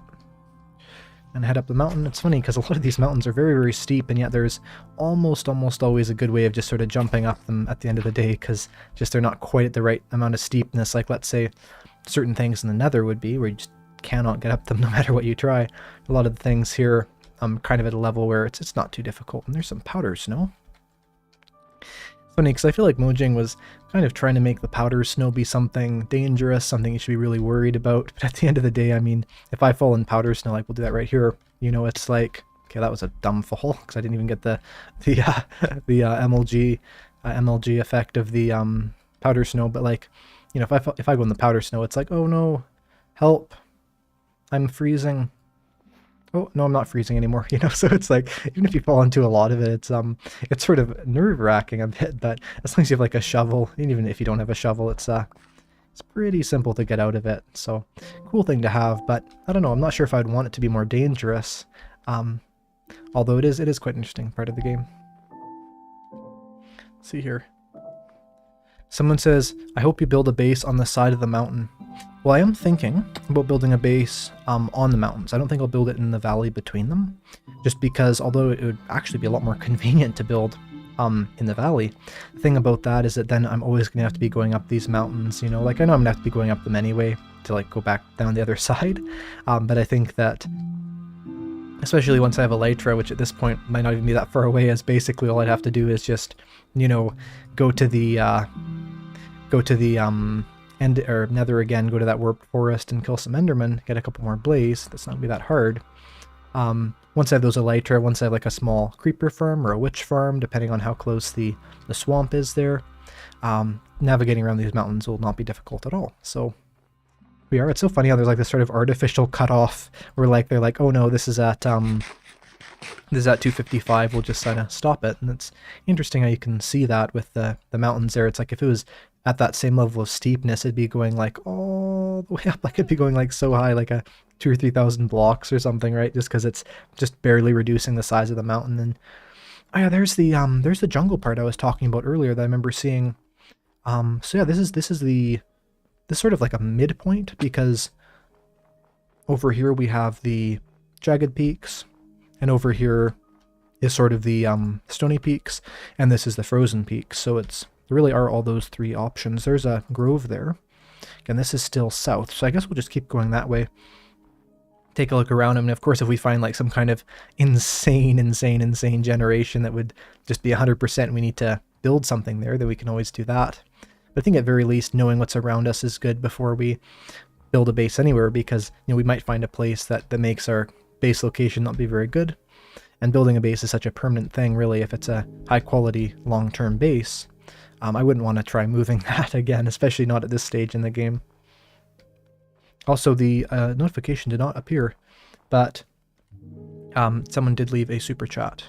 And I think it was like, yeah, it was a little while ago, but thank you to anyone else who left super chats. If I did forget you, I'm sorry about that. I think I've got most of them, though.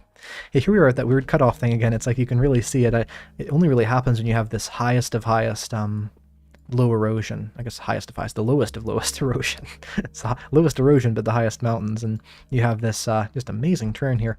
So it goes back to jagged, and then I remember correctly, it just basically just keeps going with mountains and mountains and mountains and interesting different biomes between them for like, I think up to 2,000 blocks out, I think.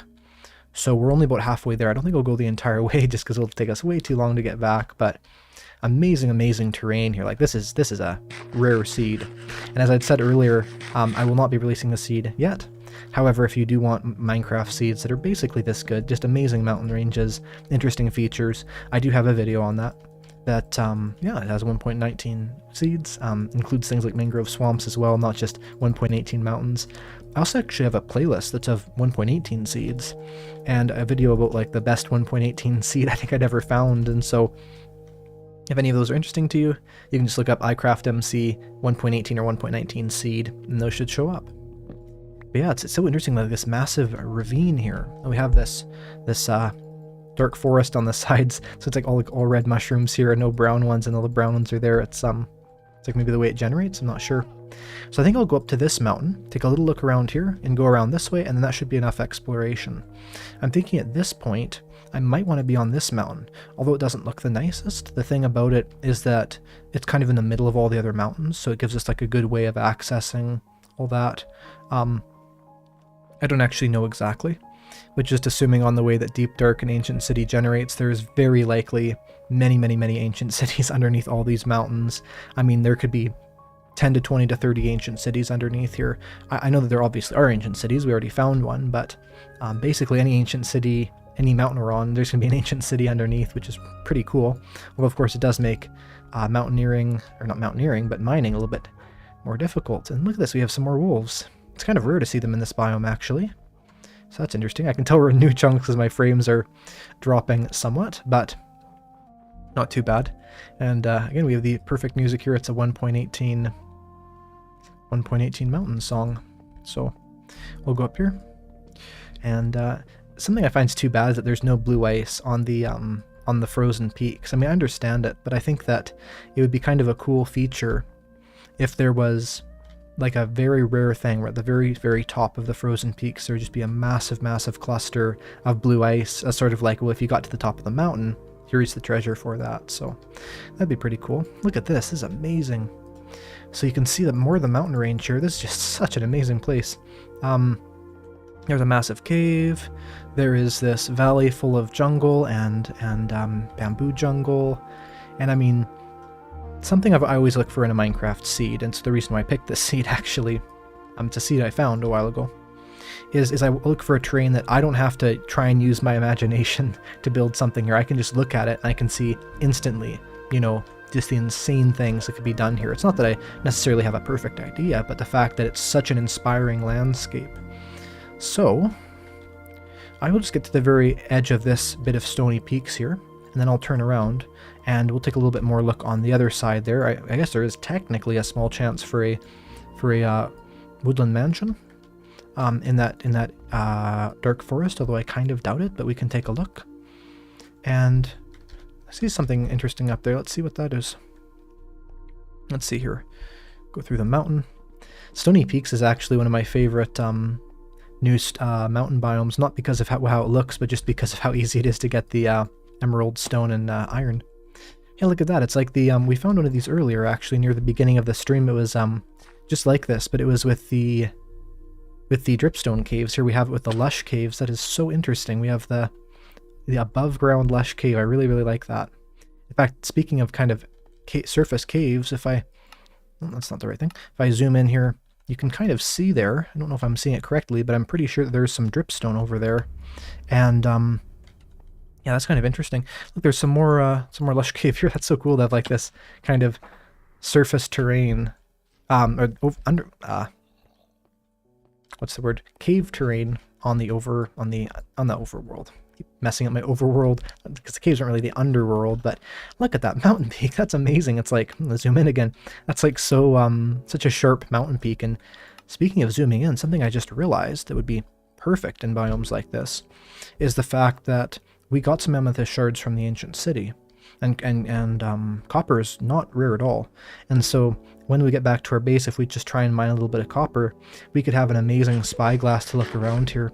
That looks like the ocean down there. I don't know if it is. I'm not going to go down there too much, but yeah, it looks like there's some more of the exposed lush cave here. This is just such a unique area. It's interesting because I feel like 1.18 not only changed the generation, it also changed sort of the diversity of what could generate. Like, you know, obviously this is a new biome, but, you know, let's say there was, as an example, 100 different main types of, you know, kind of visual looks a world could have. Like, you know, either it's a flat or it's kind of curved or like whatever. I feel like, you know, 1.18 kind of changed it to you could have one of those kind of base standard looks that still looks like 1.17. I mean, I found seeds that everything near spawn looks exactly like 1.17 or before, right? But also you can get things like this where, you know, maybe instead of 100 different variants of terrain, you could get maybe there's like 1,000 or 1,000,000, right? And so you can find just crazy generation that wasn't just, you know, let's say rare in 1.17, but was completely impossible regardless of the biome that you had. So that's pretty cool. And something kind of funny is I don't actually think that powder snow generates in the frozen peaks. It generates in the snowy slopes, but I don't think it generates in the frozen peaks. And I think that's because of how cold it is. I think the idea would be, you know, if something gets really cold, it's not going to really be powder snow. It's going to be like kind of condensed.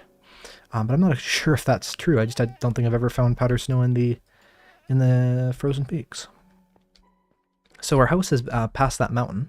Well, not our house, but our pile of things. The whole point of this journey is to find a place to put our house. And I really am loving that jungle area. I really feel like maybe kind of being near the border of that would be good. But just to make sure we explore the entire area fairly, we're going to go around here and go back this way, and then we should be back to our pile. And I think that I have a pretty good idea of where we should be. I mean, part of me wants to kind of go where we just were with all those jungle generation, but I think kind of being in the middle of everything is good. And of course, once we have Elytra, then we can travel a lot more. We don't have to worry too much about, you know, how do I get from here to here? I mean, do I have to, you know, walk for 50 minutes or whatever? It'll just be, oh, I can just fly for 10 or 20 seconds. So again, I can definitely tell we're going to new terrain here because the frame rates are going. And as I was saying earlier, here we go. Powder snow, very dangerous, but at the end of the day, it's not actually dangerous at all as long as you have a shovel on you. So a little bit annoying though. I don't really like kind of ruining the terrain or whatever, but it is what it is. Just break that, and we're out. And well, not quite out. A little bit more. There we go. Oh, okay. Actually, if we have an empty bucket, I would pick up that. So this looks really similar to where we were. It just is sort of wider. There's a surface creeper. How interesting. Let's see if we can get it.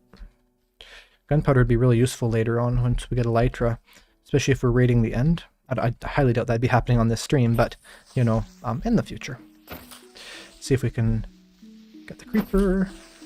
I actually have an entire video, if anyone's interested, on how to kill creepers and how to not get killed by the creepers. It didn't do that well, but I think it's one of my best videos in terms of how you really get down to the sort of not really the facts of the game, but just how you play the game, you know, how you avoid different things and movements and stuff. So if anyone's interested in that, you could always look up Eyecraftmc Creeper, I think it'd probably show up if you searched up that. And that's definitely a really good video. That is great if anyone's struggling with fighting from creepers. I remember seeing on the Minecraft Reddit a while ago a post that was talking about these people that had played I don't remember how many games it was, but a lot of games of hardcore, all with their friends. And the thing they died from the most, I think actually the majority of the time, like 55% of the time, was creepers. And so I feel like, you know, with that in mind, creepers are very likely the most dangerous part of the game in terms of what's actually going to kill you.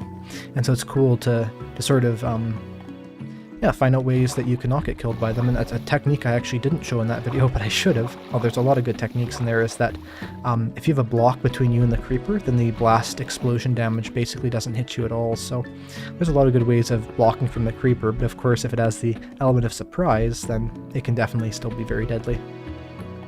So let's go up this mountain. This should be very close, and it's insane to think like there's more mountains here. It's like this is like the infinite mountains. It's not. I remember seeing roughly on the seed that there was like this big group of mountains. It wasn't an infinite amount, but it's so much. It's like I think a 2,000 or 3,000 by 2,000 or 3,000 block kind of circle, where like everything in there is mountains. And of course here I am dying in powder. Well, not dying, but getting stuck in powder snow again. And yeah, we'll go this way. I definitely could see leather boots as being useful in this scenario, but we do not have any, so I'm not going to bother making some. I guess if I did have a bunch of leather that I wasn't using, I could make some of those. Doing some piglin trading, we could probably get some easy leather. Just crazy, like we've only been exploring for a little bit here, and yet there's already so many things that we've seen. I mean, even just this view right here, like we're seeing frozen peaks, we're seeing jagged peaks, we're seeing stony peaks, we're seeing jungle, birch forest. I think there's some normal forest over there. There's dark forest. There's just so much stuff. There's actually another lava lake there if I ever need to get one. I know early in the stream I was failing to find a lava lake for like 20 minutes, but I did find one. In fact, yeah, here's the thing I was referencing too. Earlier I found some surface lush caves, and then here's those surface dripstone caves I found very early on as well. I would be collecting all the iron and the coal, I guess, but I don't really think I need it at this stage. And of course, if I'm living in the mountain, it'll just be like right next to where I am, so not really a big issue or whatever. But yeah, we'll go over here though, and let us do that. Let me see here. I'm trying to think of like what kind of house would be best. I guess a type of house that I kind of have the materials for already. Of course, I need to, you know, chop down some trees and stuff already, but I think that sort of making sure I'm not, you know, like let's make a house out of, I don't know, like acacia wood or something, where it's like there is a savanna kind of nearby, but it's not nearby enough that it would be super easy. So I don't know. And of course, I think a good idea too would be to make a house I can build more onto. I mean, a video I might want to make eventually is how to build a starter base, and I guess I might get into some of the things that could technically be in that video right now. And one of the big things is you want it to be expandable, right? Because if you make like a very small little base as a starter base, but you have a lot of stuff in it, it's kind of annoying to have to get all the stuff out of there, then put it into a larger base. But if it's something that you can sort of just build more onto, like a design that kind of would look good with that, then that can always be a good thing to try. So we need to go north now, I think. And I'm 99% sure that mountain right there is the one that our home is in, or kind of on the side of it. But there's so many mountains here, it's insane. Light would be so amazing with this, and definitely when we get it, that'll be the first thing we try once we have enough fireworks. Someone says, what GUI scale do you play on? I play on GUI or FOV. FOV is 80. The GUI is just, I mean, GUI is different depending on what screen you have. So like I have a 4K screen. The stream should be in 2K, but my videos are in 4K, and so because of that, if I go to like a small scale, they'll try and give me some kind of really ridiculous scaling where it's like you can't see anything. This is an interesting area here, actually. Just looking, see, other than the jungle, you do have everything. The edge of the mountains is there, it looks like, so I don't think there's plains biome in between them. So this would almost look like a good place to have the base, but I feel like this mountain here does kind of provide that, you know, really in the middle of everything. But down here could be an area to build something eventually, because it is wide enough that it's sort of surrounded by the mountains, but it's not just a little ravine. And there's a dog up here. I wish I had some bones, but I don't. It's like the most unimportant MLG. We'll just put that down, and it's probably going to waste all this, ruin all the snow down there, but whatever. It's fine. It's fine, I'll make it easier to go back down here. We'll have to do a bunch of individual MLG jumps. We'll just go all the way down here. Looks like there's another forest fire too. I guess we could try and save the forest fires. I always find forest fires so interesting in Minecraft because I think I might have even mentioned this earlier in the stream, but they're one of the only things in the Minecraft world that it's a disaster that starts naturally and you have to fix it, you know? And so like if, let's say the scenario right here, fire spread is pretty limited, so it's not actually going to break down, you know, the entire forest or anything. But it is bad enough that if we let it go, it'd probably destroy some of the trees, right? Enough of the trees that's not very good. And so in this scenario right here, we're instantly faced with this dilemma. Okay, the forest is on fire. What do we do to save it? You know, and then we can decide not to save it and have a lot of the forest burn, or we can decide to save it. And it's like this sort of time sensitive, like here you are in this scenario, and maybe a little bit like a pillager raid, but of course those are like more intentionally caused, so a little bit different. And of course all this is because of a singular block of lava, or yeah. Someone says there's got to be at least 4 ancient cities here. As far as I know, it's just the way the ancient cities generate. There's probably 10 to 20 to 30, anywhere in there. I don't actually know exactly. But it's a very large number. Because, I mean, in these kinds of biomes, with these kinds of massive, you know, elevations, I mean, more or less the higher the mountain, the more ancient cities. More or less, not always, but usually. It could be a scenario where there's actually multiple ancient cities connected to each other, and we're just seeing, you know, just a massive ancient city where there's like 3 or 4 connected. I've seen that on a seed before, actually. I think it was 3 ancient cities, maybe might have been 4, where they were all kind of connected at the edge, so you could actually see 4 of the central sort of spots there. And it's hard to do this now with the leaf water logging. I have to go like that. But yeah. And I'll definitely do some more ancient city raiding too, and now that I do have the brewing supplies, what we could do is we could make some night vision potions, which would make the ancient city raiding much better and much nicer also for the viewing experience. This is a cool place here. But yeah, that's just the golden apples. I guess we do need the fermented would be to make it invisible. So we do need the golden carrots. But we could do that pretty easy. We just have to go back to that village at spawn, get some carrots. Maybe we'll do that at some point. You can see the very interesting. Now this is, I believe this is the mountain that our kind of pile of stuff is on the side of. So once we go there, then we can kind of start to take it to the frozen mountain that's really near to it. Like it's pretty close, so it shouldn't be that difficult actually. Someone said 596 watching. Yeah, it's amazing how many people are still watching a lot of the stream. Of course, you know, a lot of people left when I did the break, but that's as to be expected. And yeah, I'm really glad people are still enjoying this survival series. And of course, to anyone who can only pop in for a minute, or I'm sure that's most people, this entire stream will be up on a replay exactly as you're seeing it now, although hopefully maybe a little bit, you know, more well encoded, so it probably is a bit easier to watch, depending on your internet speed and all that. But yeah, it should be very easily watchable by anyone, and I'll have that up as soon as the stream is done, and you can watch through the entire, I don't know how many hours it's been, I guess. We're getting on about, what, 4 hours, something like that? So that's pretty cool, and we'll see how long we go for, but you'll have a lot of that to enjoy this survival world so far, and hopefully we can continue on this world, because it seems to be a lot of promise, a lot of things we can do. I mean, literally every single view here is amazing. It's like, oh, that looks cool, but then it's like, no, that looks cool, and that's even better, and then, yeah, but I definitely think this frozen mountain's gonna be where I live, and you can even see that cave area there. Maybe I could live there, and I think right on top of that mountain there, actually, I believe that's where you can see the jungle from. I just want to make sure I have all 3 mountain biomes within render distance, so I can have that, you know, most amount of things to do. Someone says, I never liked those dark oak forests. They're dark and kind of scary for low FPS gamers. Yeah, dark forest is interesting.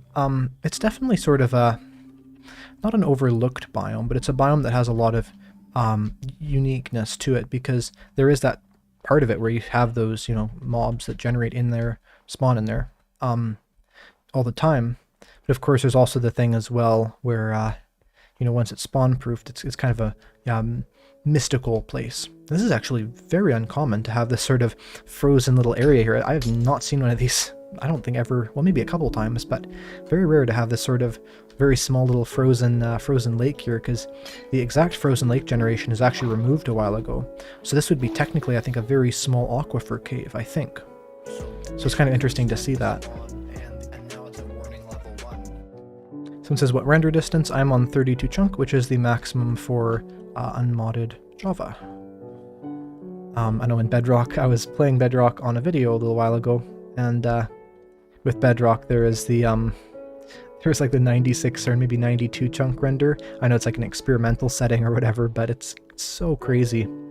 Very, very crazy stuff. So I think I just have to get to the edge of this big mountain, and then that should be more or less where my stuff is. And then I can go on top of that sort of cave-like frozen area and kind of start planning out the base and things. So I think I would actually want to go this way, because that seems to go back to spawn. Someone says, can I go make another portal? I actually did make another portal, and I did go to the nether, and I did get a bunch of cool stuff that is back at the place where I'm going right now. And so, yeah, if I may go into the nether again. I'm not sure if it'll be on this stream, because I just went there for like an hour or something. But yeah, there's a lot of interesting stuff. I was able to get there. I was about 1/2 heart away from dying 3 times, so it's very exciting if you want to check that out after the stream is done. And yes, so we're getting there. We're getting close for sure. This is a massive mountain. It's funny because they sort of have like this edge to them. It's like this sort of, it's like a circle, and then in the center is like the filling. It's kind of filled in or whatever with either like a meadow biome, or this one's like just pure jagged peaks, which is very interesting. So in fact, yes, I remember seeing this earlier, so I'm definitely there. I remember there's the meadow. In fact, I was just mentioning that, is you can have that meadow generate. So there's the jungle, and it's funny enough, I just realized this. Remember I was saying earlier I wanted to live at the frozen peaks that had the cave entrance there. That's right there. It's actually very close to my base. I did not realize that at all, which is interesting. So that is super interesting. And get rid of the shield if I want to do an MLG jump. But yeah, it's kind of interesting there. So we can actually really easily go back, not go back, but we can easily go to the area where I want to build the base. And that's so annoying how the water is ruining the mountain. Oh well. Oh well, there's no powder snow there anymore, which is kind of a good thing, so.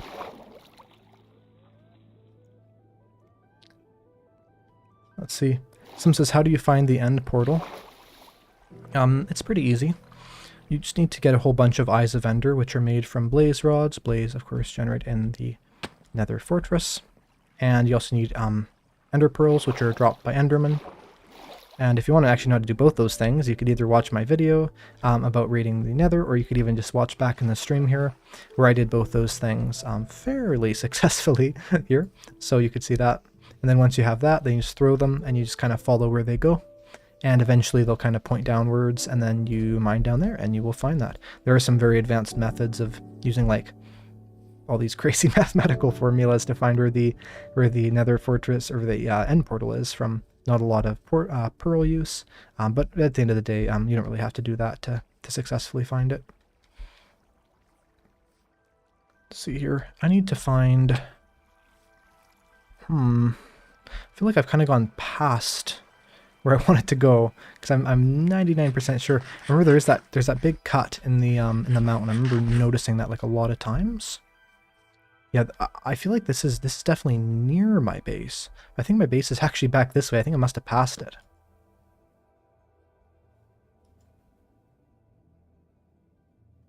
Someone says, make a house, please. Yeah, I'll be making a house here very soon. I just have to... we're just going out there to find the location of it.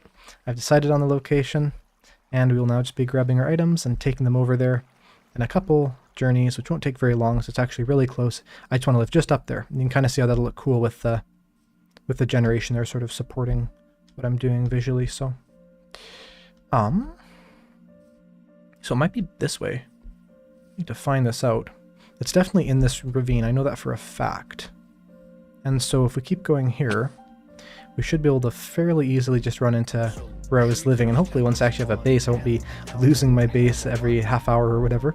Yeah, this is that one entrance, because remember there's the 2 caves. This is the one that does not go into the ancient city. And then that means we're right between where my base was, and we just have to go just up the mountain to put my base there. So it's funny how I traveled a couple thousand blocks away, go all the way in the circle, and ended up finding from far away I wanted to live basically where I already am, so that's kind of cool. But I am... There's that mouth kind of cave-looking thing. So I just have to go this way a little bit.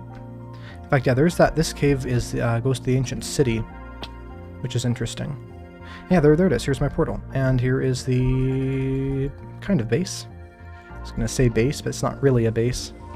And we can, only source of shelter from the rain is hiding underneath like a mushroom or something. This mushroom even has kind of holes in the roof or whatever. So let's put away all the things we have on us. And then we can kind of organize what we want to take first. If we want to take everything and the vital supplies to bring things like saplings and stuff, of course, on top of the mountain.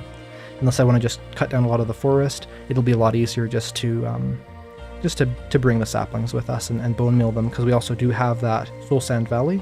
The portal is going to be really near where other portal was when we move that nether portal. So ideally the spawn point should be in the exact same area, which is good.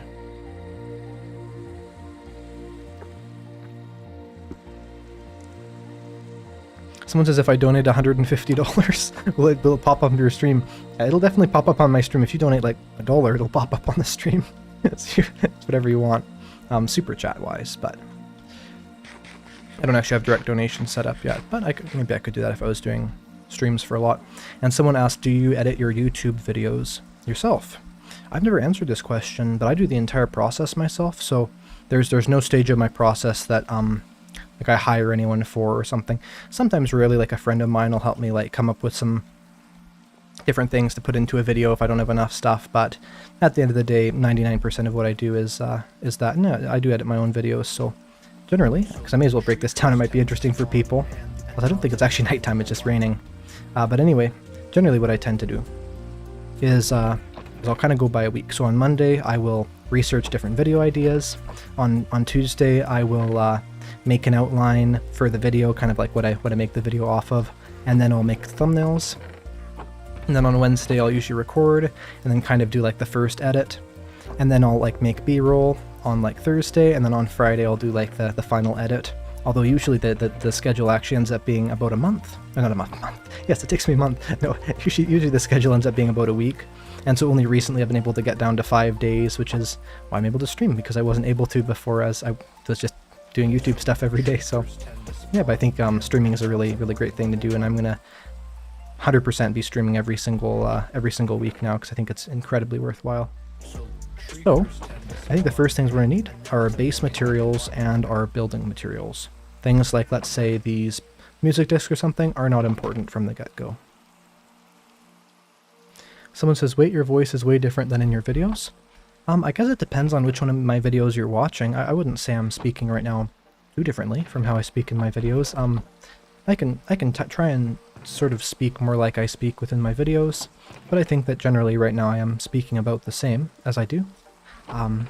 But also I do have a lot of different audio sounds throughout the eras of my videos. Like if you're watching, let's say, my old netherite mining guide, if you're watching some of those, they're going to sound a lot different than, let's say, some of the first videos that I ever made. So that's probably why I sound a bit different.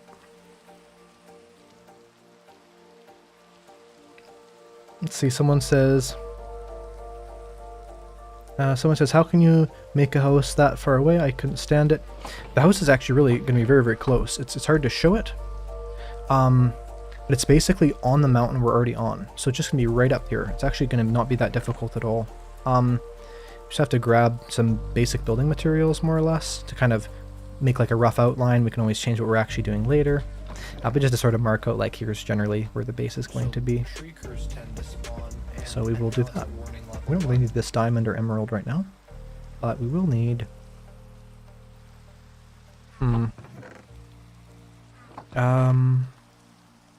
grab that. That's basically a full inventory, so we'll head back up the mountain.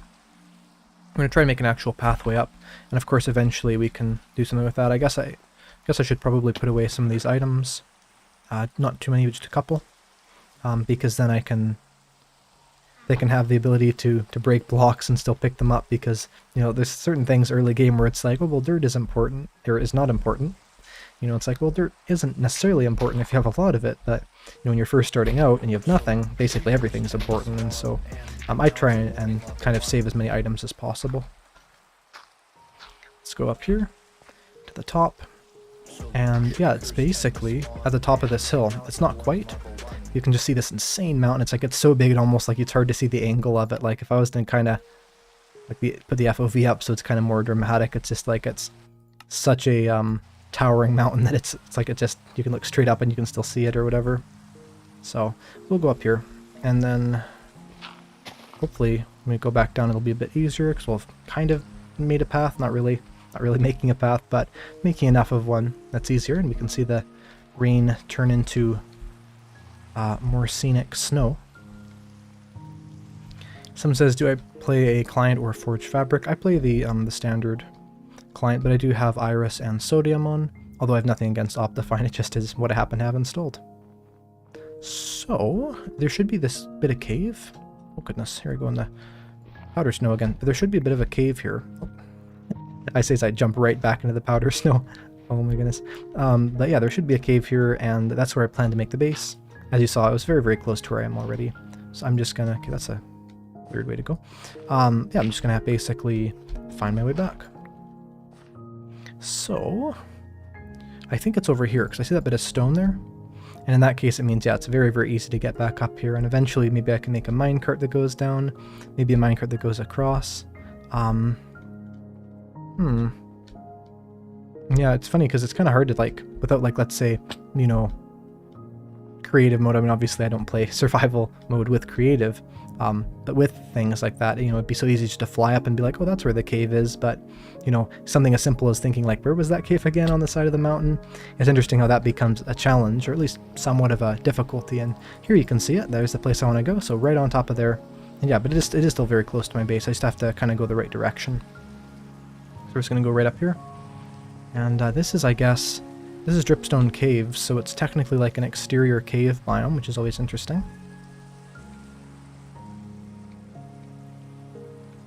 Someone says, can I ask you a question? Yeah, ask any questions you want in the chat. I'll try and respond to any I see.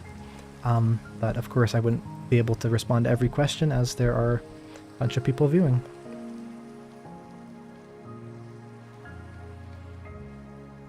Let's see here. Someone says, do you actually get loot while fishing, or is it a myth? Yeah, you totally get loot when you're fishing. I have actually a video on fishing, because I have a video on most things, that fully talks about what you get with that. You can get enchanted books, you can get name tags, you can get saddles, you can get all kinds of amazing stuff like that. This is the perfect place to live, really, because look, we have the jungle down there. It's nice and flat. Like I was saying earlier, I really wanted a sort of I wanted to have that jungle nearby, so we have that, and we even have the Jagged Peaks. This is the perfect place to build our base once I actually get up this mountain. So I guess right around here, it's also fairly flat. Like, just get rid of that, and it's like perfect. Because right beneath us should be that cave. Yeah, it basically is, yeah. So if we can put the first little bit up here. I don't know if we're making a castle or just a house or sort of an interesting alpine thing. We'll have to think about that. But for starters, we definitely have to put down our chests and things. So there's where it actually just kind of dips off right into the cave. This is a very beautiful area up here. It's just amazing to see. It's like every time I look at it, just it's like, wow, this is amazing. But yeah, it's really cool. Someone says, is that an amplified world? No, that's the crazy thing. It's not amplified at all. It's just, if you happen to find an area that goes on the very highest amount of low erosion possible, or the very lowest amount of low erosion possible, then you can get insane generation like this, where even though the world height is now 300 and, well, it's over 300. I know this number. This is so stupid. So it's like 300 and... Why can't I remember this? I don't know, I'm tired. Either way, it's like 316 or something like this. And anyway, the top of the mountains can only go to 255 or 256 because that was the old world height. And even when they had the update, they didn't want them to be able to go literally to the top of the world, because I think the idea is when someone's doing, let's say what I'm doing right here, which is wanting to build on top of the mountains, then you can actually do that without it being like, well, a bunch of the mountains are going so high up that it's literally impossible to get to the top of them. And even if you do, it's like, well, I have, 2 blocks of space to build with until it's the limit. So yeah, but yeah, they're definitely like the tallest possible mountains. You can see that, you can kind of see that very visual cutoff that's sort of fake looking, like not fake looking, but very, you can tell it's not necessarily how it would naturally go, something more like that. Someone says, what's my favorite Minecraft update? Well, I've said this before, but it is the update Aquatic, although I really do love a lot of the new updates that have been added, and really almost every Minecraft update has added a lot of good stuff to it, and Yeah. But yeah, probably the updated aquatic. So that's the first group of items, just for the sake of not getting lost again. I will mark down the coordinates of this like that. I don't think I will get lost.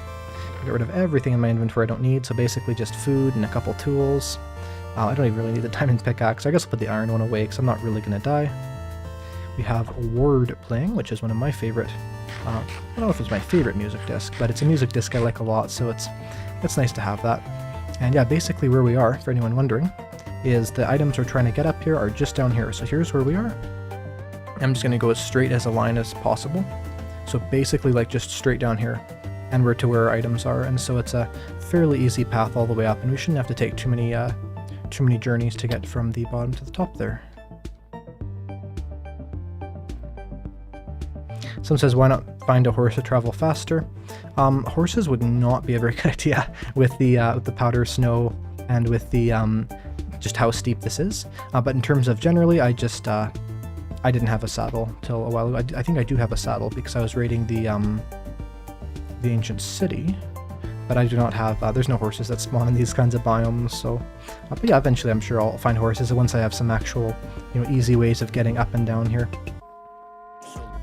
So, I think it's actually over here a little bit, but it's more or less right down here.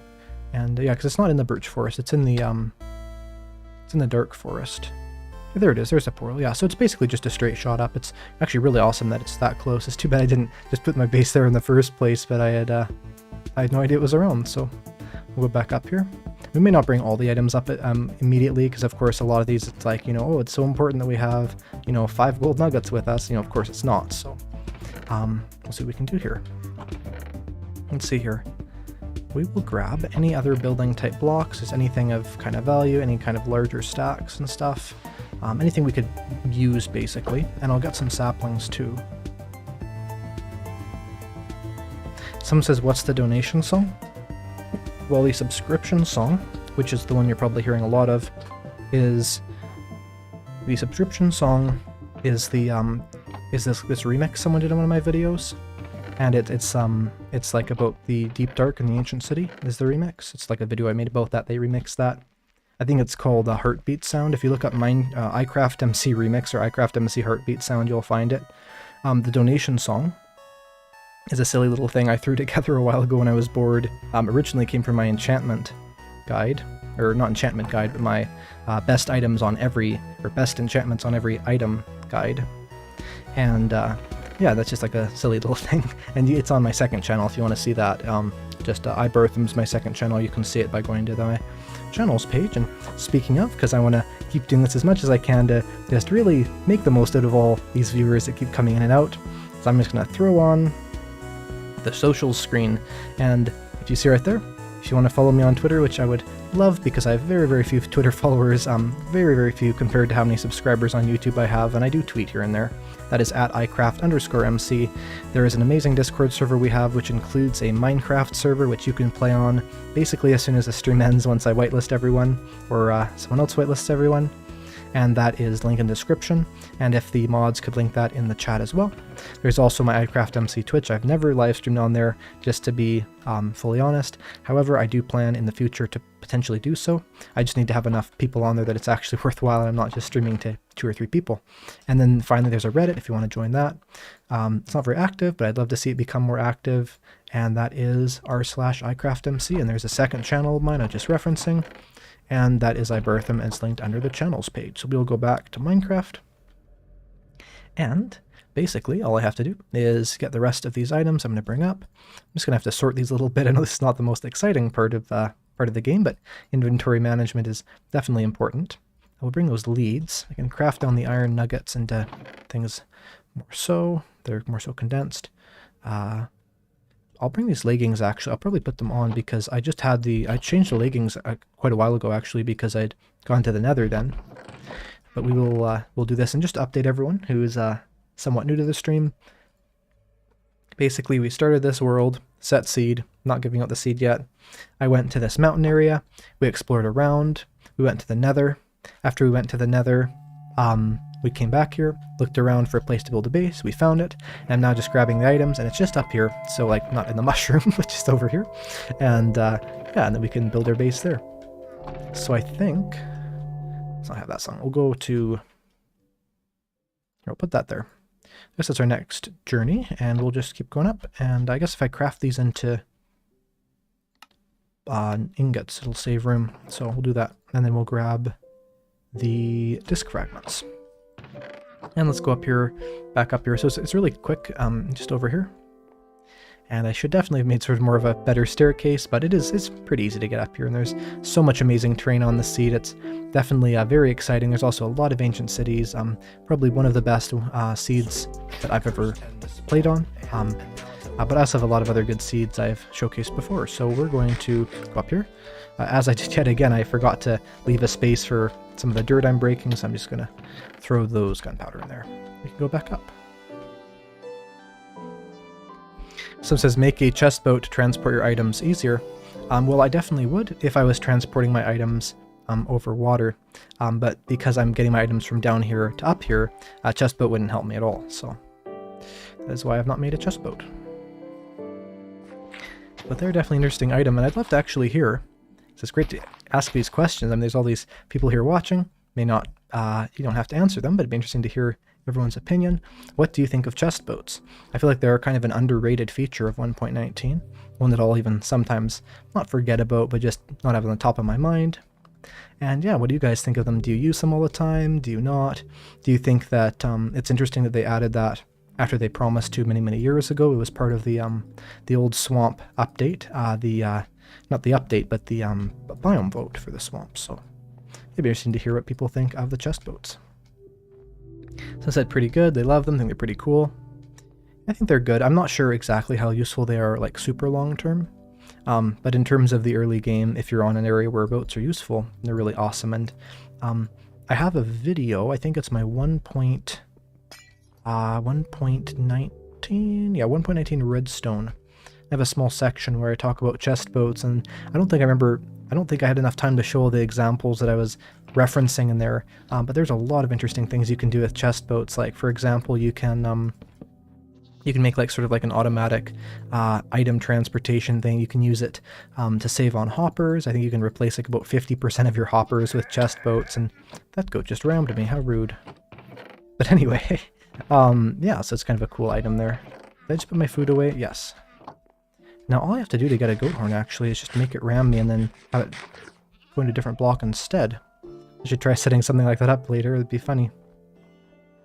Alright, so I'm going to go back down here. I broke that piece of ice for a reason, actually. You might be wondering why I did, and it was for a reason. So I'm going to go back down this horrible waterfall that I've created because, basically, at the very bottom of it is our area, and this will make it a lot easier to go back up and down and save a lot of time. So we're going to go all the way down here, and this should be running right into my current chest, and it is. So look at that. That's insane how one block of water flooded this entire area. This was completely dry when I went back up there, but now all flooded, and in fact my entire kind of base I had before is completely flooded, so that's very interesting. At least I have this little bit of dry land here.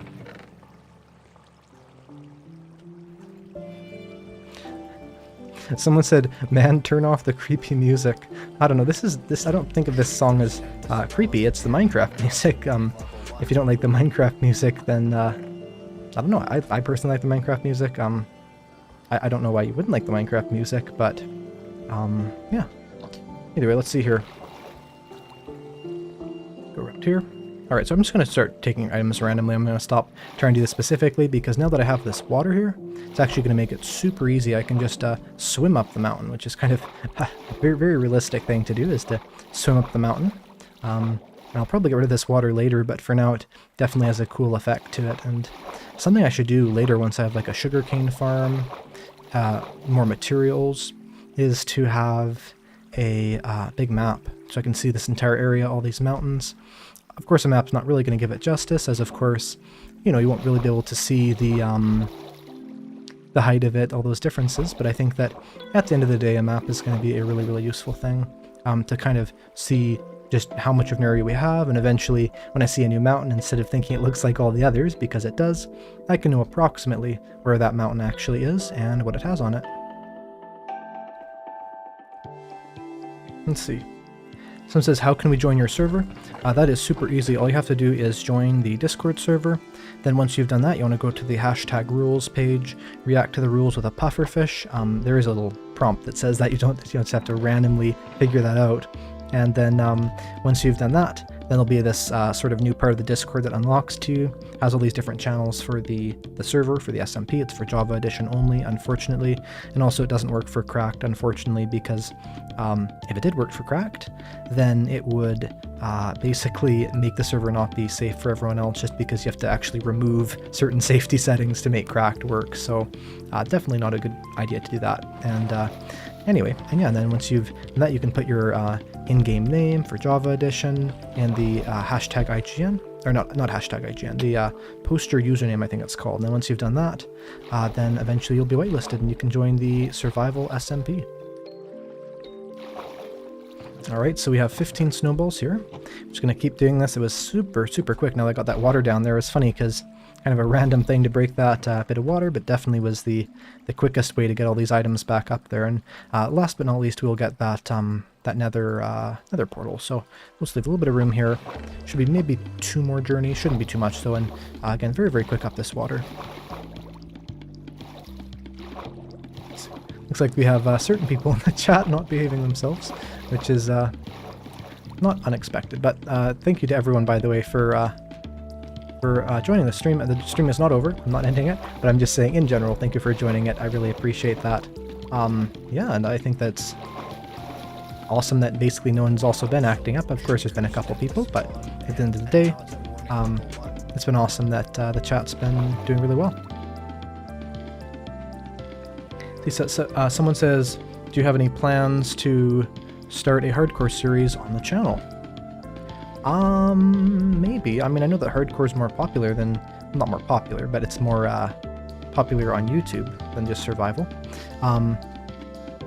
I don't know, it's an interesting thought. I have definitely thought of it before because I know that hardcore is something that really is a great way of showing kind of Minecraft at its most extreme, where you have to be the most careful. So yeah, it's definitely something I've considered. I don't know if you'd actually see that on my channel, but I would not be shocked if it was eventually on there at some point, because that could definitely be a cool series idea, whether it's like 100 days or it's you know, some other way of presenting hardcore, I'm not sure. But yeah, that's definitely an interesting genre that I would not mind eventually making videos in at some point.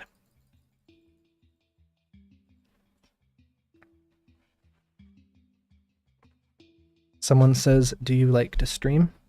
Well, this is the second time I've ever streamed, so you're getting the unrefined stream. I'm not sure. I think it's pretty good. But yeah, if you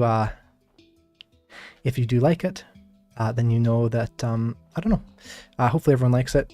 In terms of me liking to stream, I would say that I do generally like to stream. Did I block up the water like an idiot? No. Did I? Maybe I did. I'm on the wrong edge. I'm on the wrong edge, probably. That's weird. Anyway, but yeah, in terms of liking to stream, I really have been enjoying this. Yes, it's really awesome. I think it's a great way of not only connecting with my audience, but also just having a live interactive way of showing people the game. And yeah, I did block up that water. That's weird. I don't remember doing that. Oh well, so we'll go back up here and go all the way down here to the base of the mountain. And the items are there. Oh no, maybe I didn't. I'm not sure. I'll find out if I see the water draining here. This is definitely a very complicated area. Very lot to it. I did not bring my water bucket with me. That wasn't the smartest. But at least I have my food, so I won't die of fall damage jumping down the mountain and breaking my leg 5 times.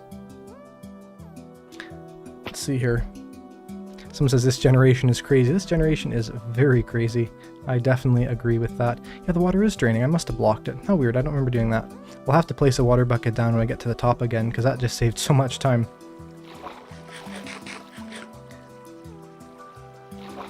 Someone says, do streams more often, please? Well, your wish is probably going to be granted, because my goal, we'll see if this happens, I'm not promising it, my absolute goal is to stream at least once a week, probably every Saturday around this time, just because it works well with my schedule. I know it doesn't necessarily work the best with everyone. Probably, I think technically Monday would work the best for everyone, just based on my average viewer or whatever, but yeah, in terms of most things, I think that I would probably live stream like this. Yeah, but hopefully every week. We'll see. Maybe hopefully next Saturday we'll have another stream. I don't think I'm going to bring these kind of random junk items with me, just because then I can just take one more journey up. I don't have to come back down for, like, you know, the oh so important wooden pickaxe or whatever. So let's get rid of some of these little useless things. Make sure to grab that nether portal. And overall, we'll just keep that there for now. We have this. It's funny how the dirt has already, or the grass has already turned to dirt. It's like you can look up and just see it's all dirt. It's so interesting how quickly that happens and how different it kind of makes that area look. You can kind of see in the corner there as I slowly and painfully break this nether portal. Someone says, what is your favorite music genre? My favorite music genre is probably kind of more on the electronic side of music, you know, yeah, just sort of that kind of thing, you know, maybe like no copyright sounds I like a lot, some of their songs, you know, dubstep, EDM, you know, electro swing, like just kind of that kind of more modern type of music. I also do like some pop music, depends of course on a lot of things, but yeah, that's probably my favorite genre. See, someone says, the water froze, you didn't drain it. Oh, you're right, it did freeze, I didn't think of that. So I guess I'd have to put like something in there to waterlog it. So I could put a like a slab or something that would stop it from draining. That's interesting. Yeah, I mean, of course I didn't think of that. I'm not sure I didn't. I guess just I'm not usually playing actually in the cold biomes. I tend to go with the temperate biomes. So I wasn't thinking of the fact that it would have frozen, but that is quite interesting.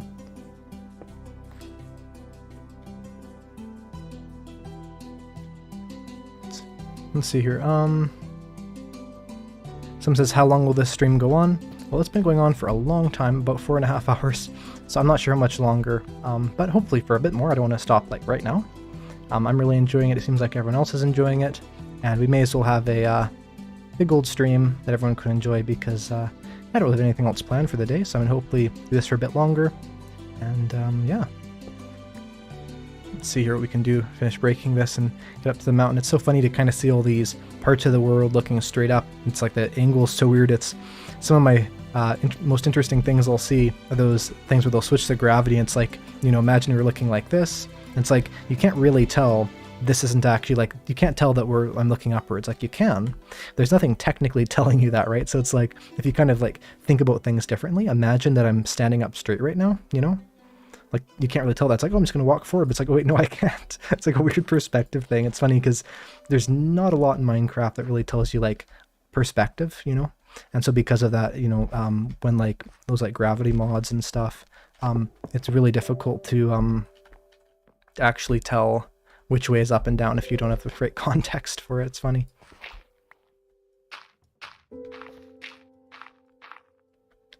Someone says, how often do I stream? This is the second time ever, so not often. However, my plan is to start streaming very regularly, and probably right here on YouTube, potentially also on Twitch. I could do like a restream thing or something, but yeah. And basically, the idea would be once a week, potentially more than that in the future, but at very least. It's interesting because I don't actually know of almost any other sort of Minecraft tutorial YouTubers that do live streaming, so it's kind of an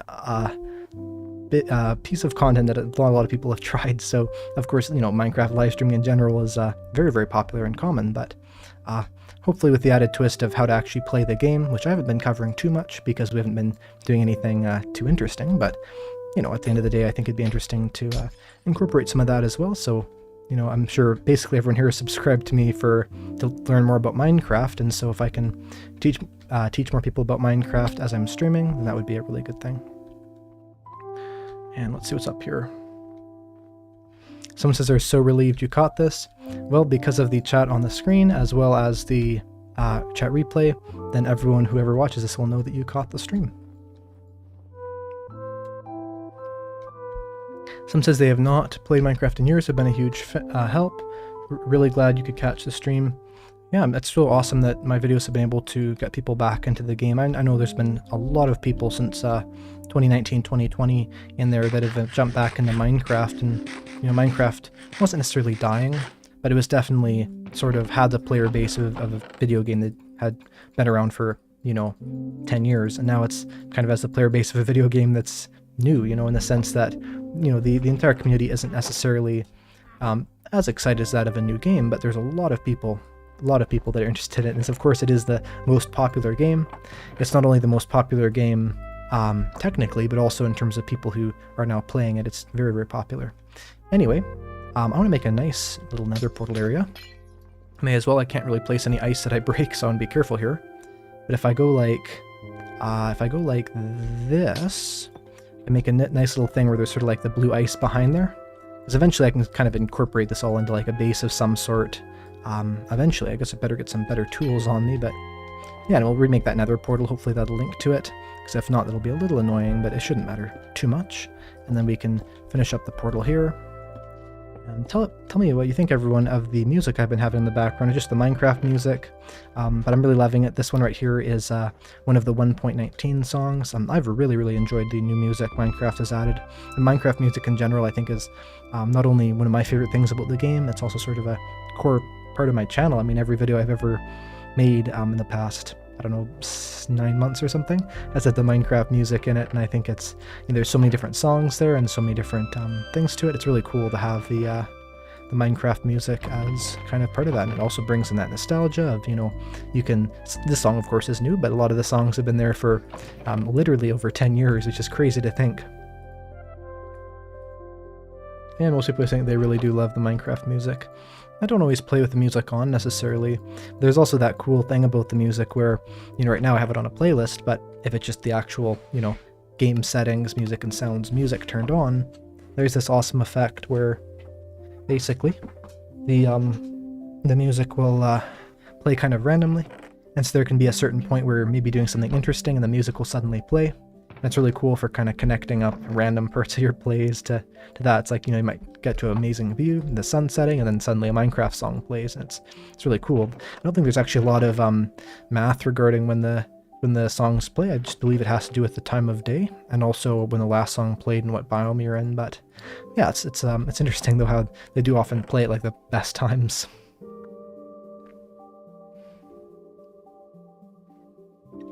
Let's see. Someone was saying they love watching all my videos. Well, I really appreciate that. I try my best to make as many videos as possible that are the best quality as possible. I'm so excited that recently, as I have been making a couple more entertainment-focused videos, like, let's say this video. Well, it's not really a video, but this stream that'll eventually be a video. Technically, funny enough, most people who are watching what I'm doing right now are actually going to be watching it on the replay. So, how many of our live viewers we have? My other live stream got 60,000 views after it was posted. And so it's like maybe 1 in 10 people who are going to see this are seeing it right now. It's interesting. And so anything you do, there'll be like maybe 60,000 people that see your chat messages. It's hard to say. But anyway, so we have our things back up here. And basically, it's time to, I guess, plan the base at least somewhat, enough that we kind of know what's going on. We know where the base is going to be. And so we just need to get like the exact dimensions of it.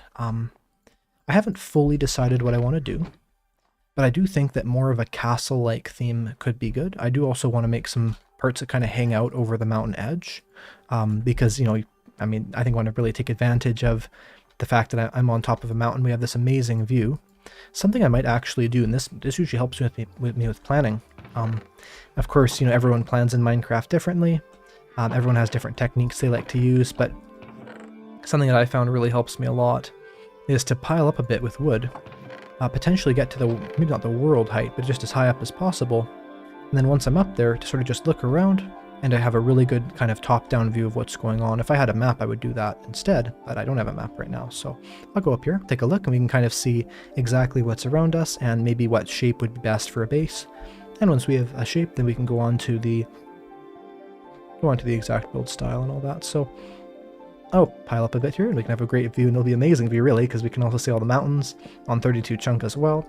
Frames are looking great, and we can have a awesome view of that. Someone said, are you a good builder? I'm not sure, really. I guess that, the thing about building, and this is something I always try and tell people, is that I don't actually believe that there is a specific way of saying a build is good or bad. I think that there is the fact where of course, certain builds take more talent, certain builds have more detail, but I think that at the end of the day, Minecraft's about building what you want to build. Yeah, 319, that was the height limit. But, I'd say that in terms of the traditional thing of, you know, a good builder? I'm not sure. It's hard to say actually, because I haven't really I haven't built a lot on my channel. But look at this amazing view. This is so cool. I'm gonna do like the panoramic screenshots. I love doing this, and I'll look back later and like draw on them on like paint and be like, oh, I could put something here and here, and that's always a great thing to do. But amazing. The music is very complimenting to this as well, actually. You can kind of see we were in like one of the thinnest parts of the mountains when we were down there, so definitely not the best place to be living. Awesome to see this mountain range, and it doesn't look flat. It's actually very flat up here if you kind of look at the height variation between this bit of the frozen peaks. So I would not see it being an impossible or even really difficult task at all to, let's say, transform the top of this mountain into something that's really flat, like kind of from this point around here, kind of like that. Turn all that flat. At least from up here you can see there's a very flat area there, so could be cool. But I think if you look right here, we have a nice access to the jagged peaks, the stony peaks, the frozen peaks, and all the biomes that go along with that. So definitely right here is where we want to build. In terms of the border, it looks like we could kind of go around here. We could break or use these bits of ice. We could also technically do something where we build with those bits of ice there for now, and then eventually we could break them down later to replace with a build. So I'm thinking maybe if we go like across here like this, and maybe like that, and then across to that, and then we can kind of, with just a little bit of wall, make like a base out of those walls, and eventually we can maybe expand into here and make something more interesting. So I think I'll do that, but one last amazing panoramic view we'll do with the the very top here, just because why not? And we will go to cinematic camera, which is this button, and you can see the amazing place we are right now and the awesome seed. And for people who've watched a lot of the stream, more or less the entire, let's say, 2,000 blocks in a radius from where we are right now looks exactly like this kind of terrain. Endless mountains, biomes, there's even an ocean this connects to eventually, villages on the edges of this, very nice area.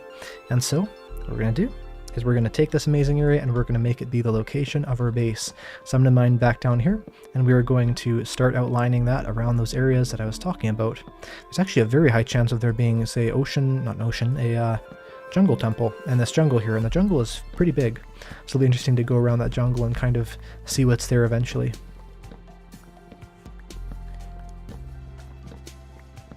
Someone was saying they think that I'm their favorite Minecraft YouTuber.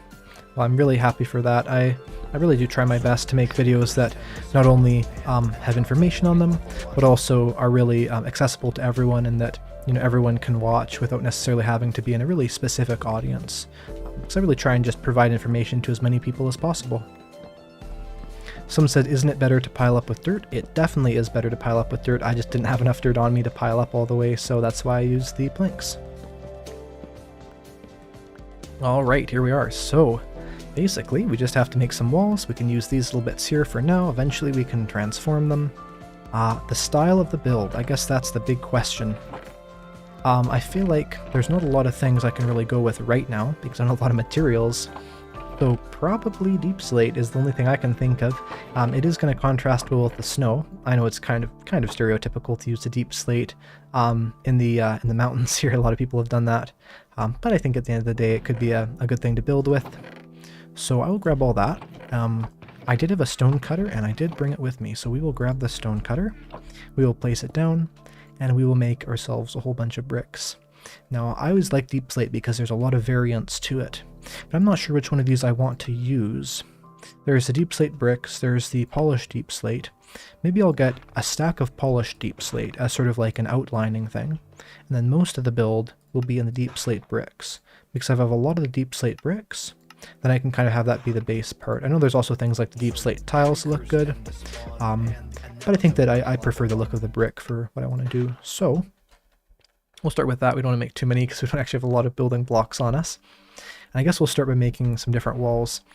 Something that a lot of people say, and it's very true, is that a great way of building is to not just build in squares. You know, I mean, the game is all squares, and so if you build something that's not necessarily in very, preset out square shapes, then it's going to look a lot more unique. And so in that sort of way of building, I'm going to kind of put some diagonal walls in between here. So we're going to start by just laying this out 1 block wide. This isn't necessarily what this is going to look like at all when it's done, just about planning this out. And of course, I'm not going to rush this process at all, as I think it's really important to get something like this right the first time. as in you have to break this and remake it. And it's kind of interesting, this little like thing to fall down here. It's like one block deeper than everything else. So if I go like that, I can go in and out of it, and it's interesting. But anyway, we will go over here, and we can basically go here, and I guess just go across to that. That's probably fine. The space doesn't have to be too big for now, just big enough that we don't really run out of things to do. And I think just actually 3 little walls, and we have a start of a base. And of course we can, you know, add some actual stuff onto it. Maybe a roof and all that would be a useful thing to add. But at the end of the day, we already have some of those fundamentals down. So I'm probably going to actually move the position of this a bit. I guess I could do diagonal again, like I was saying. So if we go out here, maybe 3. We go like this. I found the best thing about building is to kind of experiment around, you know, like place some blocks down, pick them up again, place them down, pick them up again, you know. Don't just build something and be content with it unless you really think it's good, because that's what I found often I'll do is I'll just rush through something, place it down, it's like, oh, it's good enough, and then, you know, a couple days later or weeks later, it's like, that really was not good enough, and now I have this not very good looking build I have to deal with. So we're going to keep experimenting around with those walls, but we have to sleep first. And amazing to see the sunset here out this mountain. Very, very nice. Especially here with just like the colors and stuff. I think the sunsets on Bedrock are a little bit better, and they also have like this interesting thing where the way that you're facing sort of changes the look of the sunset. But yeah, we'll go to sleep here. And it's also cool too, because as long as we can break the blocks on the other side of here, so mobs can't traverse these walls, then we don't actually have to spawn proof too much up here to still make this area be safe. Someone says, hey, Eyecraftmc, do you plan on putting captions in your videos? Yeah, I've had some people talk to me about putting captions in the videos. I want to make my videos accessible to as many people as possible. There is a program YouTube has where you can set captions authors. So if anyone wants to become a captions author on my channel, you can DM me on Discord, or you can even just leave a comment saying that somewhere, and I could 100% look into setting you as a captions author, and then you can put captions on, and then anyone who's listening to that, like let's say the person who just left that comment, can have that be more accessible to them. I have found that the auto kind of captioned ones are usually pretty good. Like, they're not amazing, but they're decent. So of course you can always turn on captions for the automatic ones.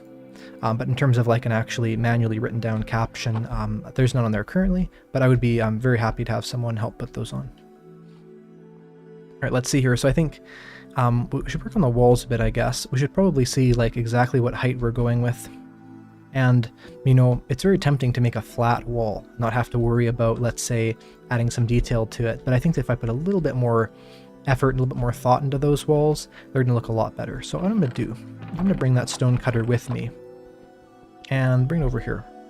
And then I'm going to basically, I'm going to kind of make these walls a little bit more, maybe not 3D, but not just a flat block. We're going to add some detail to that. So I think the first step is some stairs. And I don't know what type of stair, but I would be happy to use the polished deep slate stairs. I think that would look good. So I'm going to use maybe get 10, just in case I don't like it. And if I do like it, you know, we can make more. If not, I haven't wasted too many. So I'll put these down here. Put this here. And we'll put that here and here. All right. We could go every other. We could go like kind of more rare wall supports. So I feel like, I guess what we'll do is we'll start with like kind of a base wall shape, and then we'll go off of that, and I can kind of experiment around with ways to make it look more interesting than that. And then maybe I can modify it from there, I guess. Something that is a really good building tip is to sort of refine what you're doing, you know. So let's say you build something, you refine it down, refine it more, and eventually you can take something like this, which some people would just leave as is, and you definitely can. But I think by the time we're done with this, it's going to look a lot better. At least I hope so. So we're going to start by making some support columns. If we had like a basalt, that'd look, or assault, I think, look very good. But I think this will look decent as well. We can always change it out later, as is a very small build for now. So we'll go like that. And over here we can do something similar, just to sort of make this look more, you know, established, not just a random wall, but something that would be more realistic. You know, some supports. We have the two polished deep slate corresponding there. See, literally just that added so much to this. You know, it's amazing to think that just this doesn't look that good. But if you just add that little bit of support to the edge, just that really does bring it together to a point. Now I think once we've done that, maybe something to sort of establish it a bit more, make it look a bit more like there's some detail to it. I could mix around the block variants in there, kind of make a palette out of that. But I think what I'll probably do is I'll probably make some different blocks on the bottom. As for a lot of different castles in real life, they need sort of some different supports on the bottom to like connect, you know, the actual castle to the ground. So it's going to look a little bit different. So if I put some of these in here, we could try out some of these to kind of experiment with. Let's see. Someone says they're going to go, but they're going to miss the stream. Well, you can always watch the rest of the stream after it's up on a VOD, which is going to be after this is done. So let's try walls. I always tend to forget about using walls. Not necessarily forget, but, you know, just not consider it enough. And I think that walls could be very good here. So we have 1, 2, 3, 4. 1, 2, 3, 4. Okay, so we could kind of go like that. Well, that would be even if we put it there. And then we can kind of try going off of this. Even just those little things down there look okay. But what if we make like a whole bunch more? And I can't make too many actually because I don't have a lot to work with. Or what if we... Here, what if we make some of these? We just have that be the bottom one. You can kind of see it like makes it look a little bit different. We kind of go up here like this. That looks decent. Definitely looks more fortified. I think the problem is it kind of makes these look a little bit less relevant. You kind of blend it into this, so I'm not sure if I want to use that or not. Something I could try is I could try just putting blocks on the bottom. Someone says, how good at bridging and MLG jumping are you? I don't really play Hypixel very much. I was thinking eventually I might do a Hypixel stream just for the hilarity of I have YouTube rank and I'm horrible at what I'm doing. Like, you know, just failing every Bed Wars match or whatever. So yeah, bridging, no, I'm definitely not good at that. I understand that's not just Hypixel. Of course, you can do that in Survival as well, but yeah, I'm not very good at that. I'm decently good at MLG jumping. I don't like to risk it just because I never like putting sort of unwise confidence in my own skills because it usually ends, doesn't usually end badly, but when it does end badly, it's always a waste. But yeah, I can do those things. Okay, so this kind of changes with that. So I'm trying to think here. If we went like, put this here, put that there. No, I'm kind of liking it without these here, but I do feel like there should be something that looks different just because having that sort of plain wall is not going to look the best. And someone says that they're from Turkey. Well, welcome to the stream. We have a lot of people from all around the world here. I believe that the vast majority of my audience is from all around the world, and not just from the countries that you'd think. So let's start actually with adding some texture to the wall itself. And I think I'm honestly going to do that with Chisel Deep Slate. So if I break these blocks here and replace them with the Chisel Deep Slate, although it's not actually going to change the shape of the build, I think what it is going to do is it's going to add that bit of texturing. Yeah, that's really good, I think, actually. I don't necessarily like the fact that the it doesn't look a lot like a foundation, but I do think that it's going to add that amount of detail that's going to really bring this together a bit more. Because once we have our pattern, yeah, that's pretty good. I do think that maybe we should add something to sort of connect this to the rest of the build. Like maybe if we, you know, kind of had a reference here that's like this is part of the build. It's not just a texture change, something like that. And then we could sort of maybe use these walls. That looks like a furnace. So not really. It looks like a lot like a furnace, actually. I'll have to remember that for a different building thing. But maybe, because I can't do Chisel Deep Slate fences, or walls, of course. But just something to kind of bring it together. I could use some of these Deep Slate tiles. They have a similar color, similar texture. So maybe something like that. Yeah, looks okay. I think if I break this and break this, that's going to add that little bit more detail. I think that's pretty good. We have like the major supports, the minor supports. Pretty good for now. What does everyone else here think? Do you have any ideas, or do you think that's a fairly good design we can go with for the rest of the build?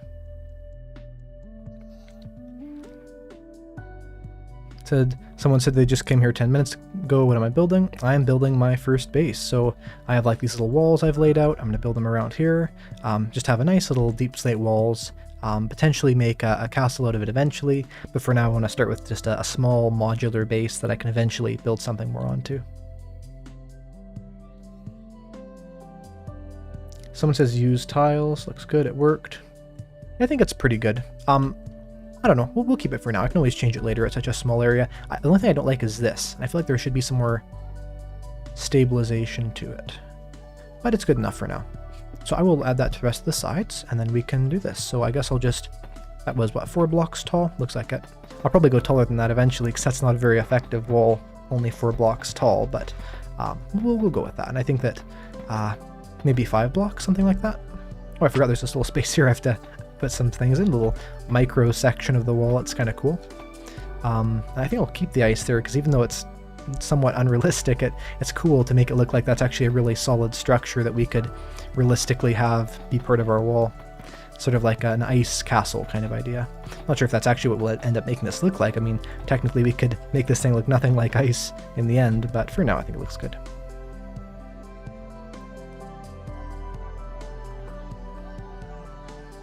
Let's see here. Oh, goodness, I nearly dropped my water. But anyway, someone said, when are you going to the Nether? I just got here. So I've already been to the Nether. I did start this world today. Almost 5 hours ago, which is pretty crazy. But I went to the Nether maybe an hour and a half ago, something like that. We got some Nether goods, some brewing supplies, some wither skeleton skull, very rarely. A lot of very rare occurrences and close calls, actually. Once the stream is done, I would definitely encourage everyone to check out the rest of it when they have time, of course. Maybe not all 5 hours, but there's definitely parts of it that are very, very interesting. So we'll put this here. And let's take a look what else we can add on to this. So we're going to just keep going on with that old pattern. I think that's looking fairly good. And this is going to give us a solid wall to really give us that protection. I know it doesn't really matter what materials you build your base out of at a certain level. But it's also kind of fun to think that, like, technically it's going to be more creeper proof if we use harder materials. And, you know, we can kind of create a good reason why we're using these materials. And did that goat just appear there? Maybe it didn't, but at least climbed out of there. That was really bizarre looking. Very strange. Someone says, have I found any ancient cities? Yes, actually, near the beginning of the stream, maybe for the first hour or 2 hours, I was raiding an ancient city, and that's where I got the echo shards here. And I'll definitely be raiding them more at some point, because there are a lot of them here, and that one was very, very visibly exposed. But as far as I know, there should be many, like maybe 20 to 30 ancient cities in this area, which is awesome. So we will use this, and then we'll go to this. We'll make like 20 maybe. I kind of hate being all like sort of reluctant to make a lot of these materials, but at the end of the day I have so few deep slate right now, unless I want to go into a massive amount of strip mining right on stream, which I could do, but you know, technically it's not the most interesting thing.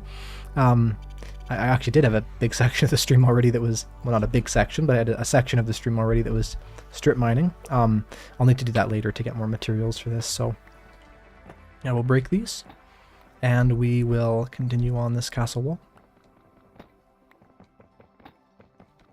Someone says, try using tiles as the bottom block. I can try. I think the color scheme is very, very, very similar to the chiseled deep slates. I don't think it'll actually look that different, but I can try it. I could also like mix and match maybe if it looks good. I can try that. We'll try it here because it's like the flat wall, so it'll look more kind of default or whatever. Be a good example. I'll try both ways. We have pig step on, which is perfect. I do like it looking every other. I don't think I would like it if it was just that. I'm not sure. These kind of add some character to it, so I'm probably going to go with every other, but that was a good suggestion to use them. I'm going to go to the other side so I don't lose that. So we're going to put this here. I like that every other. It looks cool. Kind of like this almost looks like a cracked brick or something, so it sort of, it adds this look, and there's like a knight's helmet, somewhat of a look to that. So people have said they think this is meant to look like the warden, but I'm not sure how it looks like the warden. You have to tell me in the chat there if you think that looks like a warden, and if so, how, because I've never been able to see the warden there. It's there's 2 eyes and a mouth maybe, but I don't really see it like that. It's sort of like a, I'm not sure, some sort of strange piece of armor or something it kind of looks like. Like we're sliding on that ice there. We'll go every other with this. Someone says play C418 Strad next. I can try to do that. Just have to give me a minute to find it after I'm done building this. Something I was doing yesterday was getting all the music ready for this, and it was interesting because all these music songs I'm playing, of course, are more quiet than they would be playing in game, or you couldn't hear my voice over it. But it's funny how much difference there is between some of them, like in terms of volume. Like some of the creative mode songs that play are so loud. I have to turn them down like a massive amount for it not to be overpowering. And yet some songs too, like the music discs, aren't actually that loud, and so I'll have them be a lot less turned down. So it's kind of interesting how there's a lot of variety there, because of course the Minecraft soundtrack wasn't made to be background music. I mean, it kind of is, but not background music in the sense of for a video. So but I should have them all somewhat audio level to sound basically all the same audio level if I did it right, which I hope I did. So we'll put this in here. We'll get these tiles made to 16 or 20 or something, that's fine. And we will kind of go like this, because I like that. Let's see. Someone said their favorite video of mine is the enchantment guide. Well, the enchantment guide is definitely a lot of people's favorites, I think, because it's one of my most popular videos, but I'm really glad you liked that video. I definitely tried my best in that video. I think that's the video where I was recording it in a... hold on, I was asked for a song. Let me just do that real quick. But I believe that was the video where I did it in a woodland mansion, I believe. And so, let's take a look here. Strad is what I was asked for. There we go. Anyway, yeah, I think I was filming that in the woodland mansion, and so it was kind of interesting scenery choice, and of course I showed the anvil things and all that, and yeah, I mean, of course, I'm assuming basically everyone watching this is either a subscriber or at least a returning viewer. But if you're not, if you know nothing about me or my channel, which is probably not a lot of people here, but whoever it is, I am a Minecraft Guides YouTuber, and I have a lot of Minecraft guides basically for every single part of the entire game. And so if you want to learn anything about Minecraft that there is, watch one of my videos. If there's something you want to learn about Minecraft I do not have a video on, absolutely suggest it, because I want to cover every single part of the game. Yeah, this is definitely not tall enough, I can tell that. But I do think that the pattern itself is looking decent. Maybe not the best, but I don't want to, bother perfecting it over hours and hours, but I think it is looking good. And I will go up here like this. I'll make those sort of outer pillars. I think that's a really important part of the build. This basically bridges to the top of these, so as long as I can just break some of the blocks on the side there that would enable the mobs to climb up, we basically already have like a good set of walls, and then I can either make it into a house, or this can be like a courtyard thing, and then I can have like a house more segmented off into here. So either of those would probably look really good. Really cool area though. Let's see. Someone says they've been subscribed for a long time. Well, thank you to all my long-term and short-term subscribers. Alright, so I'm going to get these pillars in here. We're going to put a pillar in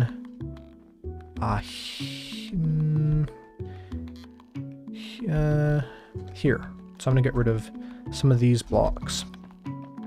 Probably should not be using my diamond pickaxe, but I'm sure I can just mine again and get another one if I break it, although I don't have enough diamonds to make another one right now. Put down those, and we'll put down these stairs. That's decent. Doesn't stand out as much as I'd like, but that's okay. We'll put one over here. This one can stand out more, because I'll make it to stand out more. So I'll put it here. It's kind of interesting to sort of build to what the generation kind of makes you have to build to. Of course, I can always change the blocks that are there, but it's interesting to have to sort of build according to that, so that's interesting. I will put it like that for now, but eventually I might change it. Doesn't matter too much, and I think sort of a, not roughly made, but just like a, molded to the terrain castle wall is going to look the most realistic. So I will put in a pillar here. This should look like a good pillar. And that should be decent. Let's see, someone says, I love how you play your music. It doesn't overpower your voice. I don't like watching videos that have turned down because the music is too loud. I can hear what you're saying. Well, yeah, I always try and get my audio to be very audible. Also, audio is probably one of the things I put the most effort into. Maybe not the most effort, but I always try in my editing to make sure everything is at as best as it can be. So, all right, we need to make some more of this. Let's see. I guess I had pillars, so I guess I'll make some of those. Or actually, I'll try that later. Or I'd run under the stairs, that's what it was. So I'll make some more of those. And I'll bring the stone cutter with me, because there's not much of a point of just leaving it here. We'll see what's around. So, go up here. We can take a good look at this area around here. And the things that we have. Let's see here. So we have the pillar here. This doesn't go up high enough, so we'll make all these go all the way to the top. Actually, putting a block here, instead of making the fence go up, that actually looks really good. I like that. It kind of like caps it off. That's nice. I like that. And we'll do that on the other ones of those when I use them. We need a pillar here. So where are we going to put it? I'm going to put it like right here. I think that'll look the best.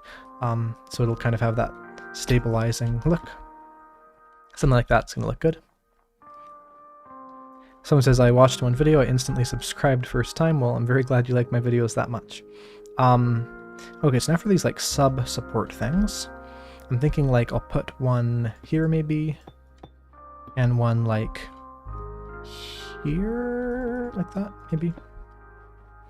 Or maybe yeah, I think I'll put it there, because I can't really have it over the ice, so that's not going to look good.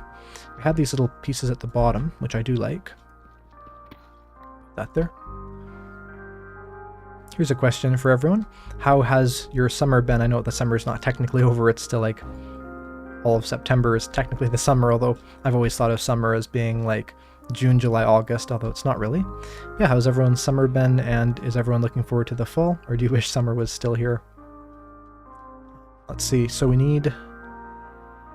What did I go back for? I needed to go to the top here to place some different blocks, I believe.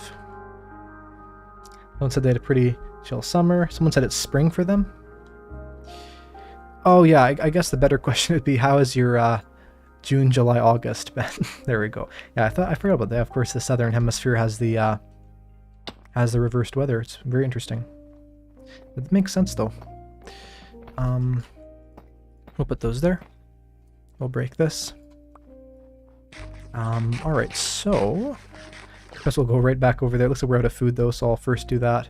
A food farm would be a smart thing to build soon. Of course, once we have like a cover over the water, you don't have to worry. Here's something you may not know. Water cannot freeze if it's not under like the sky.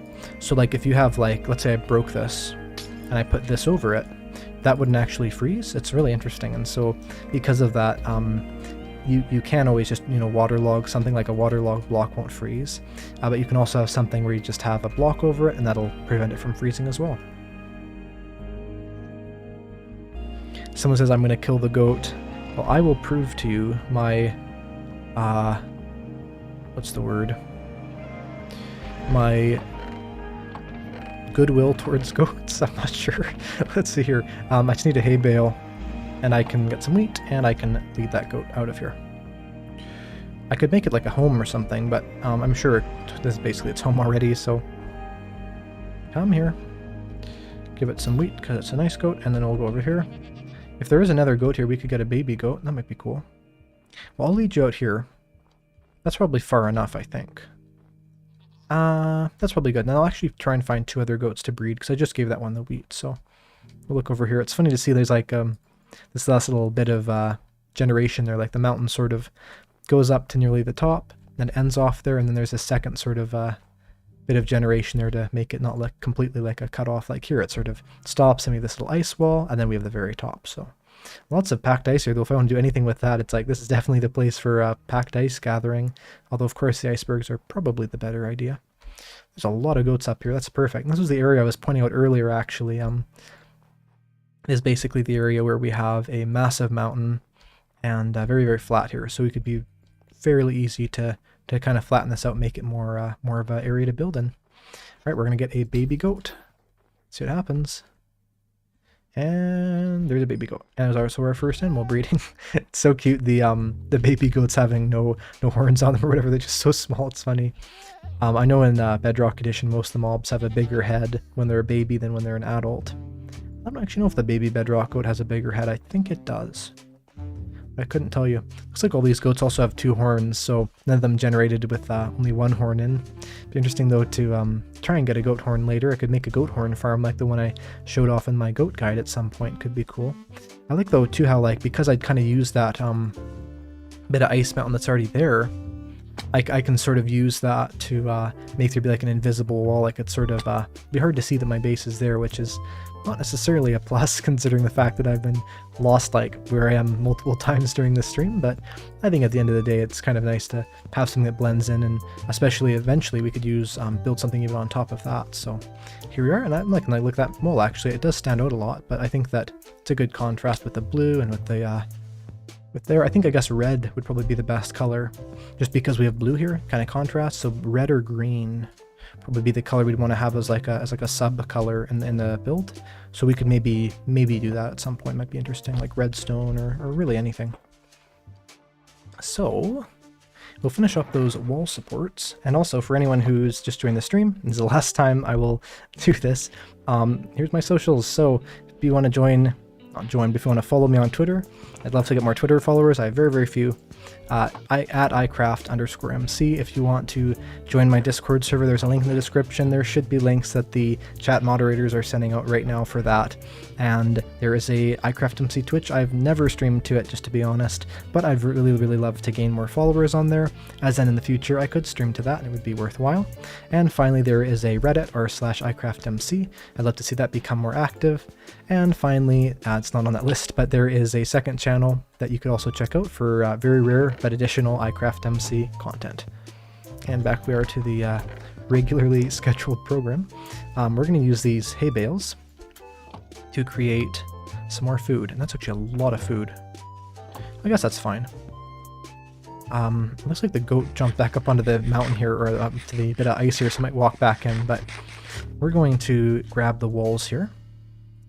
So we just need to craft the walls for these walls here. Craft the walls for the walls. Yes, that's actually is correct. I thought I'd said it wrong, but no, yeah, we have to craft the wall blocks to make the castle walls. So there it is. So we just have to make it something like this, and then have that block on top. So I guess I would break this, and I would put that there. I don't want to waste that because I have a lot of deep slate.